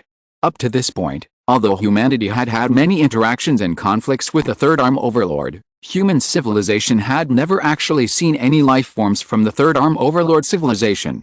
Never. Not even now. This V-shaped warship was a warship from the Third Arm Overlord civilization, but the life forms inside were not from the Kena civilization. However, it seems they really don't have any other powerful beings or ambushes. Suji was summarizing the information. According to the current detection results, the pursuing Oriole seemed to consist only of this Rukena and its 3 ships, with no other people. Otherwise, they would have already warped over and pursued them by now. At this moment, while the enemy was launching a full-scale psychological warfare attack, a powerful figure calling himself Lin Qun was rapidly rising from their fleet. He was a terrifying figure seemingly clad in armor, his aura surging, sweeping across the starry sky, controlling all directions, temporarily severing the jump path. Simultaneously, his power of rules transformed into countless beams, like arrows, all rushing towards the blazing white source energy level life form of the Maya civilization. Lin Qun's power of rules was extremely strange, resembling a kind of lock-on ability. Now, with countless beams of rule power erupting, the blazing white source energy level life form of the Maya civilization was locked in place. It couldn't escape. At this moment, it could only grit its teeth and fight desperately. Its power of rules, like its blazing white body and appearance, was an explosion of light and heat, now fully unleashed. In the center of the dark starry battlefield, it shone as brightly as a rising sun, giving a tremendous shock to all. Especially for weaker civilizations and lives, the sheer power displayed by this blazing white source energy seemed to surpass that of Rukena. This immediately caused any civilizations that had entertained other ideas to change color and dare not act rashly. On the battlefield, Few could clearly discern the difference in strength. But Lin Qun could. Lin Qun had slain source energy level beings before, and had even reached source energy level himself with the help of a spirit summoning talisman. Furthermore, with his breakthrough in cultivation, Lin Qun's sword control technique had reached the 7th level, and his mastery of the Great Evolution technique was profound. He could vaguely sense the direction of the power of rules. This clash between two source energy level beings, with its spectacular visual and auditory effects, was in fact a violent collision of the power of rules. The sheer scale of the Maya civilization's source energy level was astonishing, but the actual effect was less than optimistic. Kenna, the source energy level expert, possessed strength exceeding source energy level 3, even reaching level 4. This difference in power level firmly overwhelmed the blazing white source energy expert. Unlike the Maya civilization's source energy level spreading power of rules, Kenna's power of rules was like a pinpoint lock, piercing through everything. Countless strands of rule power were now sharply penetrating the terrifying blazing white sun, like countless threads. In the flash of light, others couldn't see them clearly, but Lin Qun could. They advanced relentlessly, seemingly unaffected. The Maya civilization's source energy level's resistance could only buy time. Once these thousands of threads struck, it would be finished. Lin Qun narrowed his eyes, a cold glint flashing within them. Not good, the Maya civilization's source energy level is going to die. We can't let it die. Everyone turned around in surprise, only to find Lin Qun had vanished from his spot. Lin Qun stepped directly out of his warship, and a portal opened. He had appeared in the distant starry sky at the edge of his field of vision. Step by step, Lin Qun's figure flickered unpredictably, directly approaching his opponent, Kenna. Lin Qun was extremely stealthy. In the chaotic battlefield, in the vast starry sky, his figure was inconspicuous. Moreover, at this moment, he directly donned a bronze mask, concealing his aura, while simultaneously slapping a spirit summoning talisman made from the four-armed source energy onto his body. His aura subtly increased, rapidly breaking through its limits and reaching the source energy level. This four-armed source energy was a great source energy level life form. Although the spirit summoning talisman made from it only sealed 60 or 70% of its power, this was Lin Qun's first time using it, and it allowed Lin Qun's power to instantly reach the source energy level 2. And source energy level 2 was enough.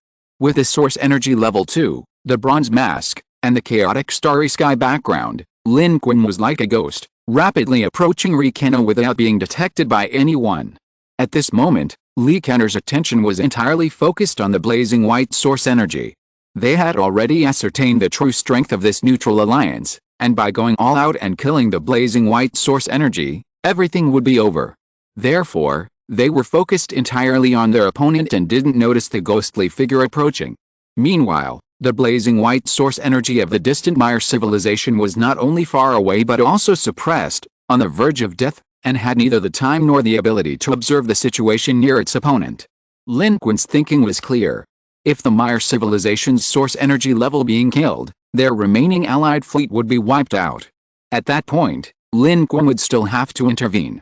And if he intervened then, even if he won, they would be exposed to the third helicopter, who was determined to find them. That wouldn't just be a problem with this one source energy level being, but a real problem. The third helicopter would definitely come knocking. This Maya civilization's source energy level being was no match for Kenna. Since intervention was inevitable, why wait until the situation was dire? The neutral alliance of the Maya civilization is proving very useful as a shield. Lin Qun doesn't want to expose this facade yet, so he strikes now.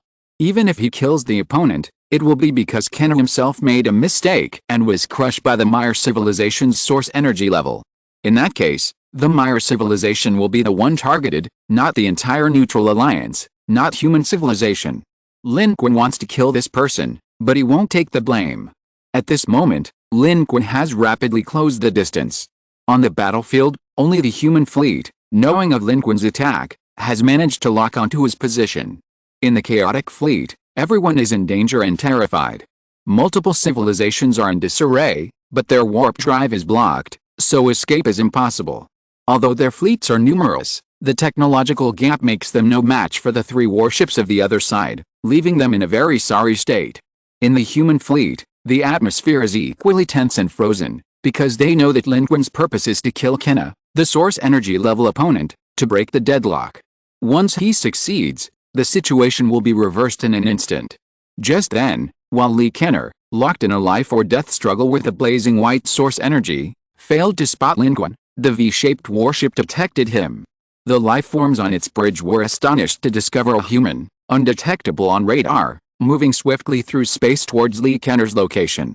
They had only discovered Lin Qun using close-range dynamic radar. They urgently relayed information to Lin Qun. Lin Qun was also taken aback.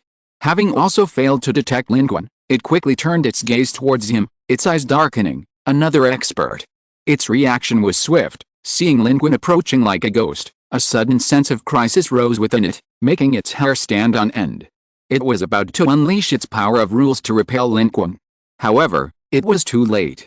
Lin Qun had already unleashed the cycle of despair, pulling it into a fierce, man-to-man battle. Based on the characteristics of the cycle of despair, Lin Qun pulled it into his own cycle of despair. Its dissipated power of rules and control, which it was currently using, failed to enter and instantly lost control, flying wildly through the starry sky. The Mire civilization's source energy level, being unaware of the situation, didn't immediately realize that the opposing Rakena had been pulled into the dark room, as this was not something anyone would expect. It simply assumed that something had gone wrong with the opposing source energy, that it was running out of resources. Therefore, it immediately mobilized its power, switching from defense to offense, seizing the opportunity to launch a full-scale counterattack. Although its strength was not as great as Rakena's, it was still a source energy being, and having reached this level, its experience and reflexes were considerable. It would never let go of an opportunity. At this moment, it was also extremely excited. Because this opportunity was enough for it to turn the tide and avert disaster. Chapter 649. How did it get away? With a single glance, Lin Qun pulled his opponent into the cycle of despair. This was a strategy Lin Qun had planned long ago. Currently, Lin Qun was empowered by the spirit-subduing talisman. If he attacked now, activating the power of rules, lower-level civilizations might not detect it, but the Mire civilization's source energy level would definitely detect the existence of a third force of rules, realizing there was a third source energy present. Lin Qun wanted to conceal himself and had no intention of revealing his identity or strength to anyone. Therefore, the best method was undoubtedly to launch a surprise attack amidst the chaos, pulling his opponent into a small, dark room for a true man's battle. The unique nature of the cycle of despair allowed it to instantly shield both sides for those 7 seconds. Those outside, unaware of this, wouldn't even know what had happened, let alone who had attacked. Lin Qun was already prepared to achieve a fatal blow within those 7 seconds. By the time Rakena noticed him, it was too late. The instant he entered the cycle of despair, Rakena's expression changed drastically, because the connection between the rule power it had just mobilized and itself was completely severed. Moreover, it plunged directly into an unknown spatial realm. A gloomy world. Absolutely deathly silent. It was shocked. Where was this place? As a source energy being, it immediately determined that this was not the alternate dimension of an evolved being, but some far more bizarre world, and it was having a strange and terrifying effect on it. Because it felt that the moment it was pulled into this place, it uncontrollably weakened. And in front of it, the shadow from before was rapidly approaching. To its astonishment, the opponent's aura was expanding at an alarming speed, reaching a level that even it found unbelievable and terrifying in a short time. Lin Qun was launching a swift attack. His speed was extremely fast. Lin Qun needed to kill a source energy being as quickly as possible. On one hand, because the reincarnation abyss only lasted 7 seconds, on the other hand, he needed to eliminate the opponent and hide himself without anyone noticing, so he naturally had to be fast. And Lin Qun had the strength to do so. The spirit summoning talisman crafted by the great source energy level Wu 2 was already at the source energy level 2 upon application. Combined with the doubled power of the all-encompassing secret and the 10% attribute stolen from him by the reincarnation abyss, Lin Qun's true form, though not source energy, now far surpassed that of the source energy being before him, Kenna. Therefore, Lin Qun immediately activated his ability, launching a void attack. Invisibility and a sudden surge in speed allowed him to appear before Kenna in the blink of an eye. While the third spinning arm overlord's source energy was still in shock, Lin Qun was already upon him. Lin Qun's method was simple, a simple gesture of creating beasts. At this moment, with multiple amplified attributes, Lin Qun's dark energy attribute was absolutely overwhelming. With a lightning-fast attack, Kenna had no time to react. In the blink of an eye, he was uncontrollably affected by the animal creation technique, his body twisting and turning into a sheep. Lin Qun's dark energy and realm were terrifying at this moment. In the cycle of despair, it even steadily surpassed Kenna's source energy by a third. Under the astonishing power and aura, it was horrified to find its body twisting uncontrollably. Such methods were unheard of for Kenna. Moreover, it didn't even know that there was a second source energy level being hidden in the fleet of this allied civilization. When they made their move, they believed they had done their research, observing and waiting for a long time. Due to the war, the forces under the third cantilever overlord were not so concentrated. There was only one source energy level being here, and Kenna didn't want to take risks. It thought it had thoroughly investigated the situation of these neutral civilizations and was certain of victory. However, it didn't expect that at this critical juncture, another source energy level being would emerge from the enemy fleet. How did he evade its detection? How did he endure until now?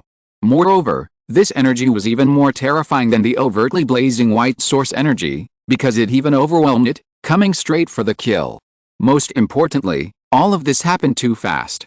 It couldn't react at all. Before its power of rules could even be unleashed, it had already twisted and turned into a sheep. In its beast-creating state, all its abilities were shrinking, like an old man on his deathbed. Yet its opponent had already reached it, unleashing a fierce power of rules that tore through its hastily erected defenses with unstoppable force, ripping and crushing it. This, how, is possible? Reckoner was filled with boundless terror. But at this moment, it was like a caged bird. This beast-creating technique had brought it immense limitations. Its power could not be dispersed. It had to contend with Lin Qun's beast-creating technique while also resisting Lin Qun's astonishingly deadly attack that instantly appeared before it. In the blink of an eye, it was in dire straits. Lin Qun's animal creation technique, though a card drawn from a level 4 card pool, has no theoretical upper limit on its target. As long as the caster's power exceeds the opponent's, it's possible to successfully create an animal, leaving the target to be slaughtered. Even if this source energy level 3 animal is transformed into a sheep, its physique is still that of source energy level 3, meaning it might not even be harmed by a nuclear weapon. However, Lin Qun is currently using Wutu's spirit summoning talisman to achieve source energy level, and the power of rules he has gained is also Wutu's power of rules, possessing extreme sharpness that penetrates everything. This is Lin Qun's first time using Wutu's spirit summoning talisman, and he has only just sensed and begun using Wutu's power of rules. But with his previous experience, Lin Qun is quite adept this time, quickly mastering it and unleashing his other combos without any hesitation. And Wutu's power of rules is even more brutal and pure. It can imbue the dark energy it extracts with mass and sharpness, allowing the dark energy to be enhanced with the power of rules without altering its original characteristics, becoming invisible seams that can cut through anything. During Lin Qun's previous battle with Wutu, Abel was sliced into countless pieces, and Nero's golden city was shattered, demonstrating its power. With such power enhanced by the power of rules, even if Kenna's physique as a sheep was high, it would be meaningless. Amidst the opponent's frenzied resistance, Lin Qun charged forward, unleashing both the power of rules and the technique of creating beasts. Kenna, the towering source energy 3, was no longer as arrogant and conceited as before. Not yet fully transformed into a sheep, it struggled desperately, twisting and mutating into a half-human, half-sheep monster. Its armor shattered, revealing its already inhuman and terrifying body, combined with a sheep-like transformation, creating a sight that would drive anyone's sanity to the brink of madness. Even this mighty source energy being, faced with death, was filled with terror, howling and resisting desperately, but to no avail. It could only watch helplessly as the blade fell, tearing it apart and slicing it to pieces, blood splattering everywhere. Its entire body was cut into 32 pieces. In just 2 seconds, Lin Qun had completed the annihilation of this source energy level 3 being in the midst of the reincarnation despair. This source energy level 3 powerhouse, who had just been suppressing the blazing white source energy of the Maya civilization, was utterly destroyed by Lin Qun. Although Lin Qun's true form had not yet reached the source energy level, the enhancement of multiple cards allowed his combat power to directly ascend to the source energy realm, swiftly annihilating the opponent and retreating with his achievements. Kenna here could never have imagined that they, who had come full of confidence, would end up like this. They were instantly killed on the spot with lightning speed. Even at the moment of death, Its heart was filled with boundless terror. There was no time for regret or other emotions to arise, because Lin Qun had arrived too quickly and suddenly, and killed too swiftly. Truly lightning fast, a single, deadly strike, chilling to the bone. The speed was astonishing. What kind of general under the third cantilever overlord? A one-hit kill, nothing more. A notification quickly appeared before Lin Qun. He gained 1 contribution point and a full 22 million experience points. But Lin Qun had no time to think about these things. His attack succeeded, and the reincarnation space rapidly dissipated. In the reincarnation abyss, the target's death or his own would cause the reincarnation abyss, which was supposed to last 7 seconds, to dissipate prematurely. Lin Qun's power quickly receded. He donned the bronze mask, and the instant the reincarnation abyss disappeared, at the same moment he returned to the real universe. Lin Qun activated the second stage of his void attack, becoming invisible and swiftly escaping. He stepped across the portal and reappeared in the blink of an eye aboard the New Hope warship. Just now, Lin Qun burst out of the warship. In outer space, he could only move through the portal using the limits of his vision. But when he returned, Lin Qun was already very familiar with the bridge of the New Hope, so he could teleport back directly. The moment Lin Qun returned, the people on the New Hope didn't even have time to react, as if in a dream, because the speed was too fast. Lin Qun's return was incredibly fast. It was as if everyone had just accepted the fact that Mr. Lin had made his move, and when they turned around, they found that Mr. Lin was indeed no longer on the warship, but in the next moment, he was back. When they turned around again, Mr. Lin was standing there, as if he had never really left. This speed was incredibly shocking. Because of this, even the people on the New Hope were in a daze.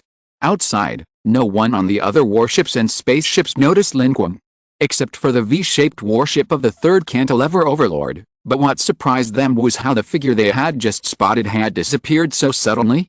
At this moment, what they were really worried about was not the ghostly Lin Qun, but something else that terrified them even more. Because their source energy is gone. On the source energy battlefield, losing one's own source energy is an utterly terrifying thing. Meanwhile, aboard the New Hope human warship, Wang Qizhang couldn't help but exclaim, "He's back? That's source energy. The target's source energy level aura is rapidly dissipating. Mr. Lin, you succeeded." Suji suppressed her excitement. Data showed that in the few seconds it took Lin Qun to return to New Hope, the battlefield situation had completely collapsed.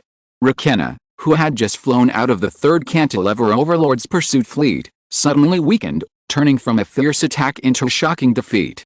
The Meyer civilization's blazing white source energy seized this opportunity, unleashing its full power. Its aura swept across the starry sky, repelling all of Rakenna's dark energy and rule power, which were 3 source energy sources, and, combined with its own silver warship, turned the tide of battle in the blink of an eye. In those few seconds, a stunning 180-degree reversal had occurred on the battlefield. The Meyer civilization reversed the tide of battle.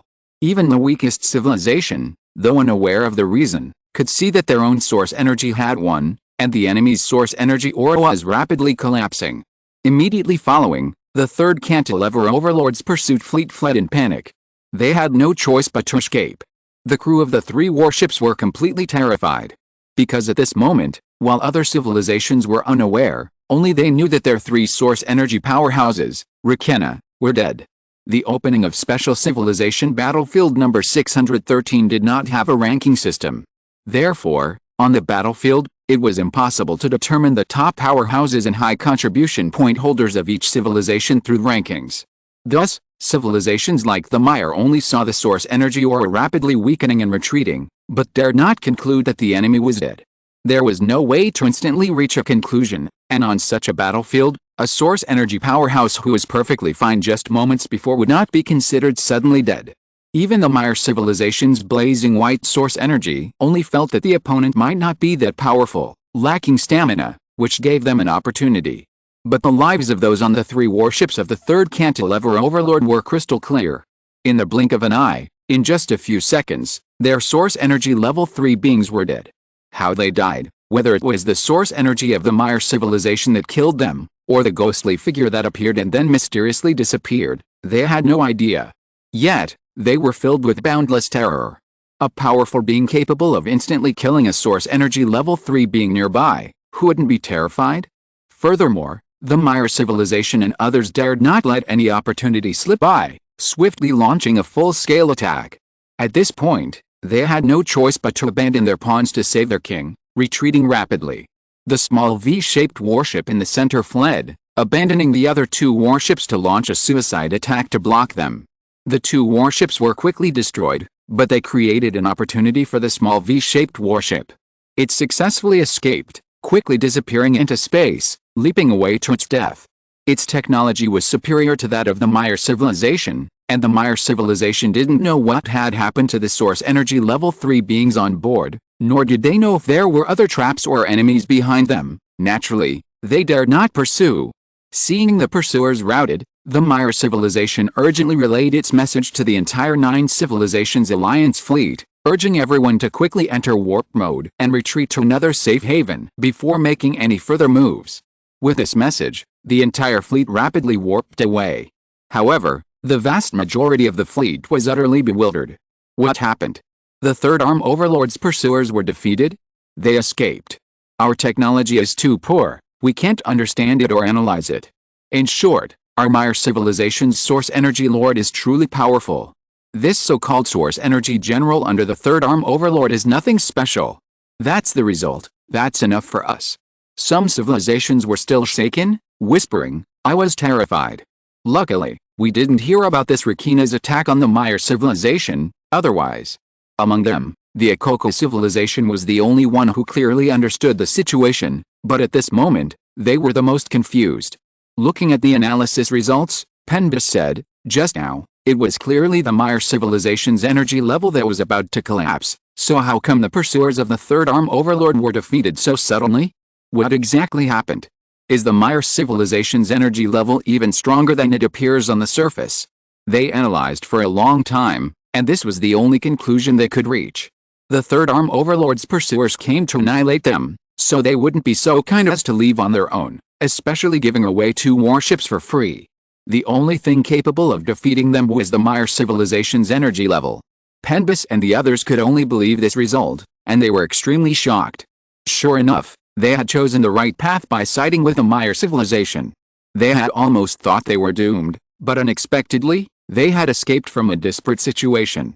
Penbus also had an indescribable feeling, but it still ordered its subordinates to send a message to the Maya civilization's spaceship to inquire, both as a gesture of goodwill and a probe, indirectly asking if the Maya civilization was behind it, and whether that Rakina had been killed.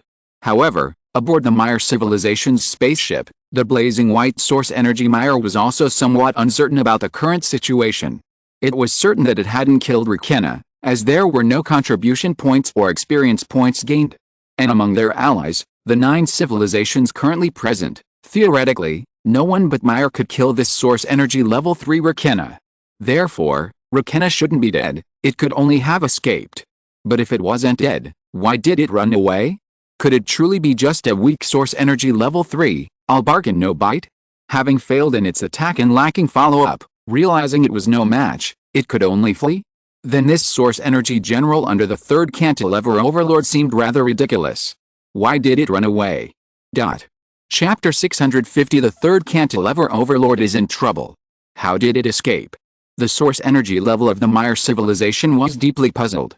It was very puzzled by the escape of the Third Arm Overlord's pursuer. Although it had come up with a possible answer in its mind, it still felt that something was wrong. However, it was certain that this Rakina was not dead. It had not killed this general under the Third Arm Overlord. And in the battle just now, no one was able to kill the opponent. The Third Arm Overlord's V-shaped warship was very powerful. At the last moment, it successfully escaped and even broke through its source energy control. It had failed to stop the opponent, which further proved that the opponent was not dead. Moreover, in its memory, it still felt that something was strange. It seemed that in those few seconds, Rakina's power suddenly withdrew. The opponent had originally had the advantage, but then suddenly.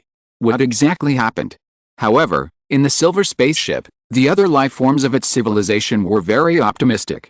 They all believed that they had won the victory. After all, from the perspective of other life forms, this was indeed the case.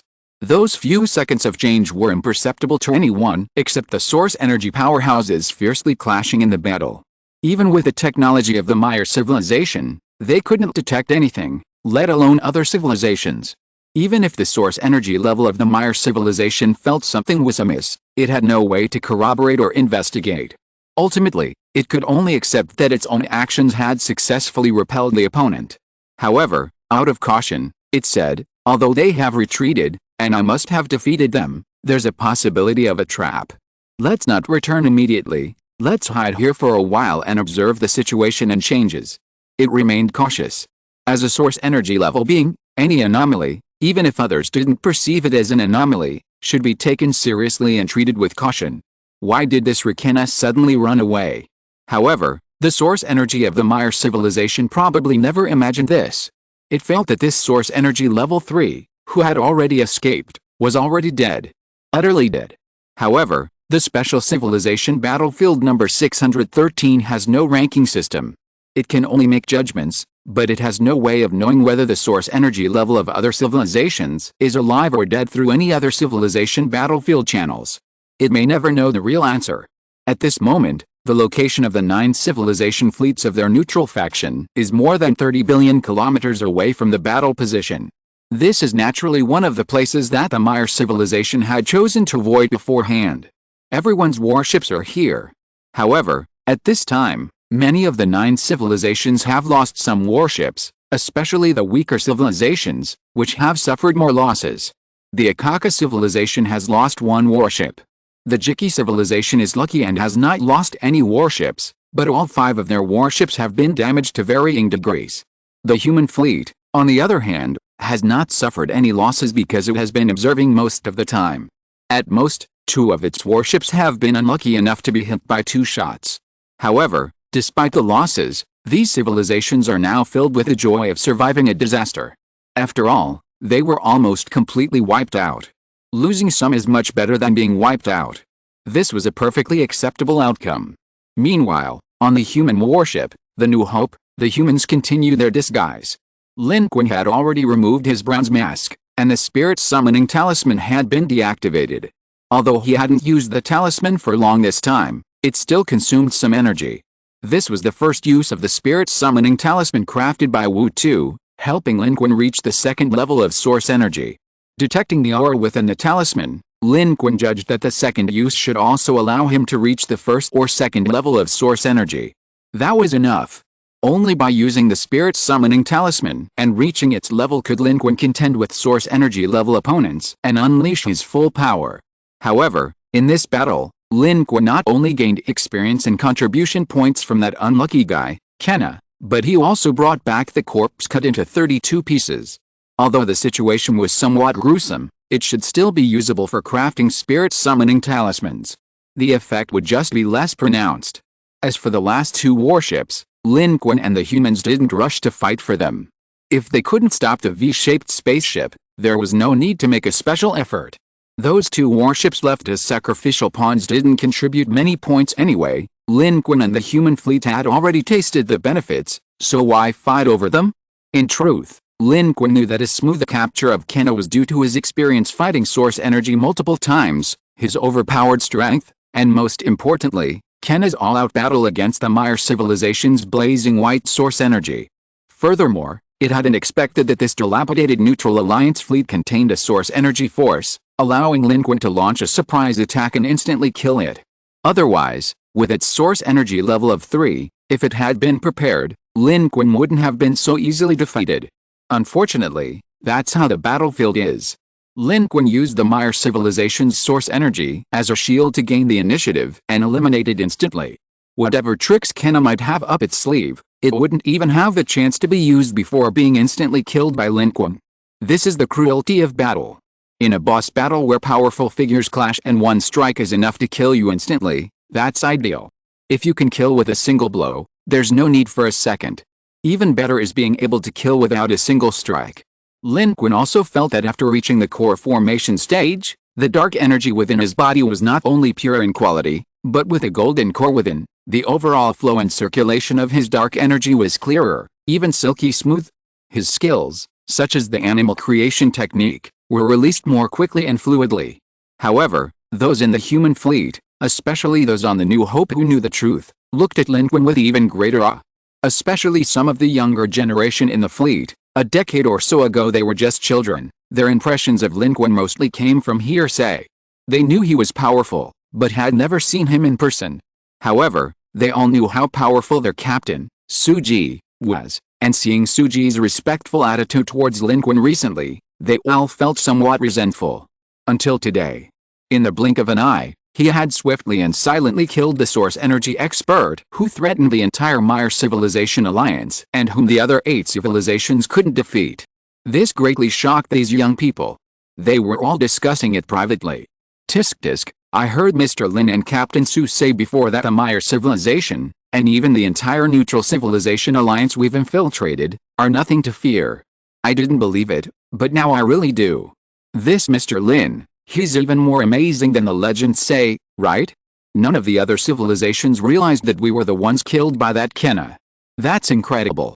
Being able to defeat them is one thing, being able to kill them instantly is another, and being able to kill them instantly in front of everyone without anyone noticing is yet another matter entirely.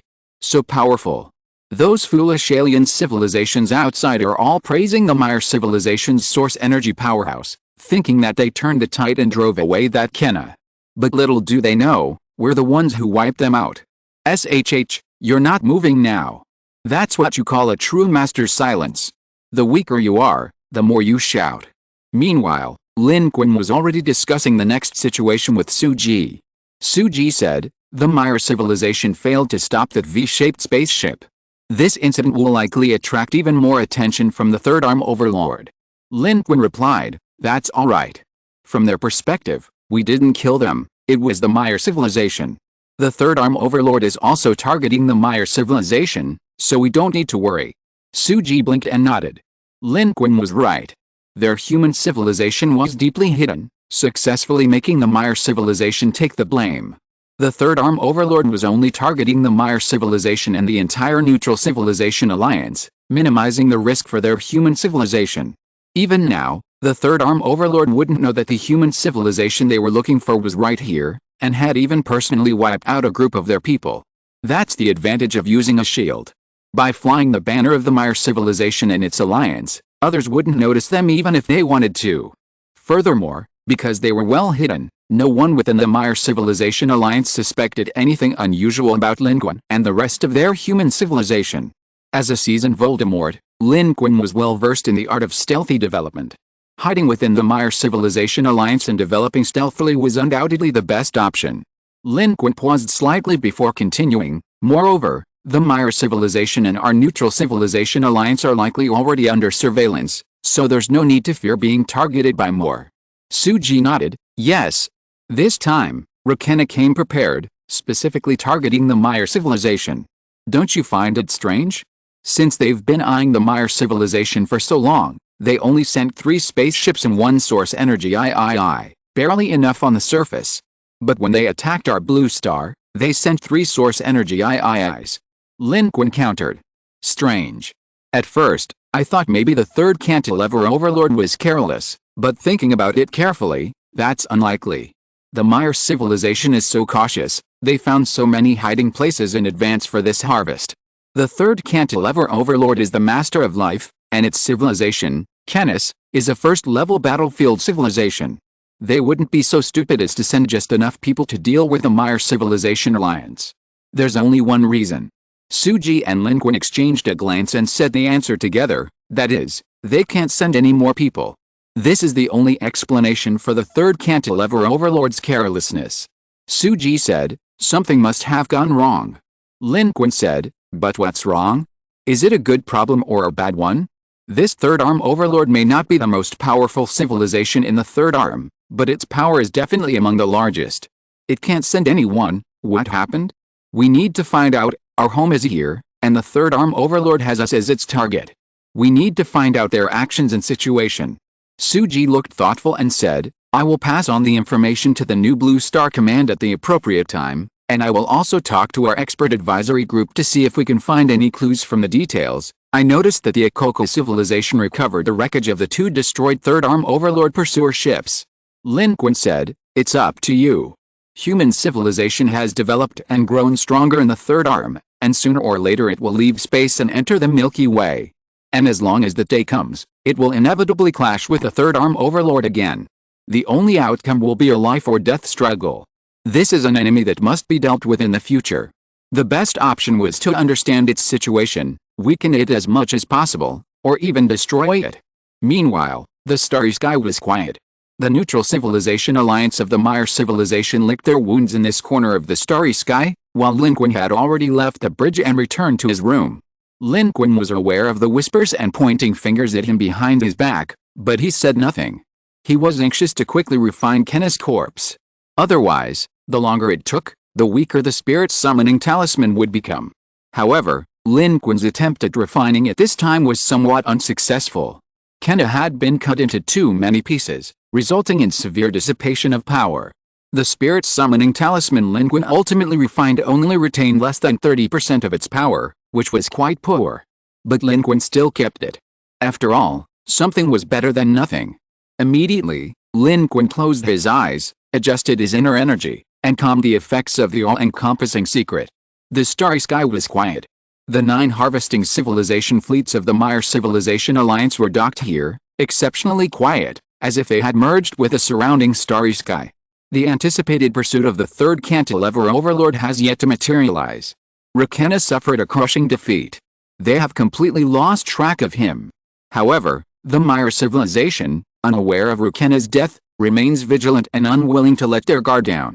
Therefore, they will have to wait here for some time. Lin Qun has no objection to this. Being independent of human civilization while remaining part of another's alliance has only advantages, no disadvantages. In the vast expanse of space, Lin Qun and human civilization have cultivated patience over the past decade or so. Especially in space, war is often swift and decisive, but inaction is actually more frequent. In any case, finding the next target and remaining vigilant against the third cantilever overlord are none of humanity's concern. The Mire civilization and its ally, the Akoko civilization, handle everything. Humanity simply waits. Why not wait for such a convenient outcome? Lin Qun uses his spare time for cultivation, while Suji arranges for manpower to repair the spaceship. However, at this moment, the Akaka civilization, seeing that the surroundings seemed safe, sent a message inviting human civilization and other allied civilizations to pay homage to the Mire civilization's source energy level, expressing their admiration and gratitude. Lin Qun glanced at this message and immediately chuckled. While claiming to express admiration and gratitude, it was essentially a blatant attempt to curry favor. One reason was that Rakenna had shaken morale, and another was the unexpected combat power displayed by the Mire civilization's blazing white source energy in driving away Rakenna and the other third arm overlord pursuers. This had elevated the civilization's opinion of the Mire civilization even further, so naturally, they needed to quickly reaffirm their loyalty and curry favor. Lin Qun wasn't particularly interested in this, but he still agreed, preparing to disguise himself as a follower of Wang Qixiang, the only publicly acknowledged powerful evolved being from human civilization. This was because the message from the Akaka civilization also mentioned that they had found a common and important piece of information in the wreckage of the 2 spaceships of the third arm overlord pursuers and the database seized from the resource planets, which they wanted to discuss together. End of this chapter. Thank you so much for reading until the end. Don't forget to give it a like. Looking for more exclusive content and immediate access? Subscribe to our Patreon. Remember, every like, subscription or donation encourages us to continue. Thank you all. See you in the next video.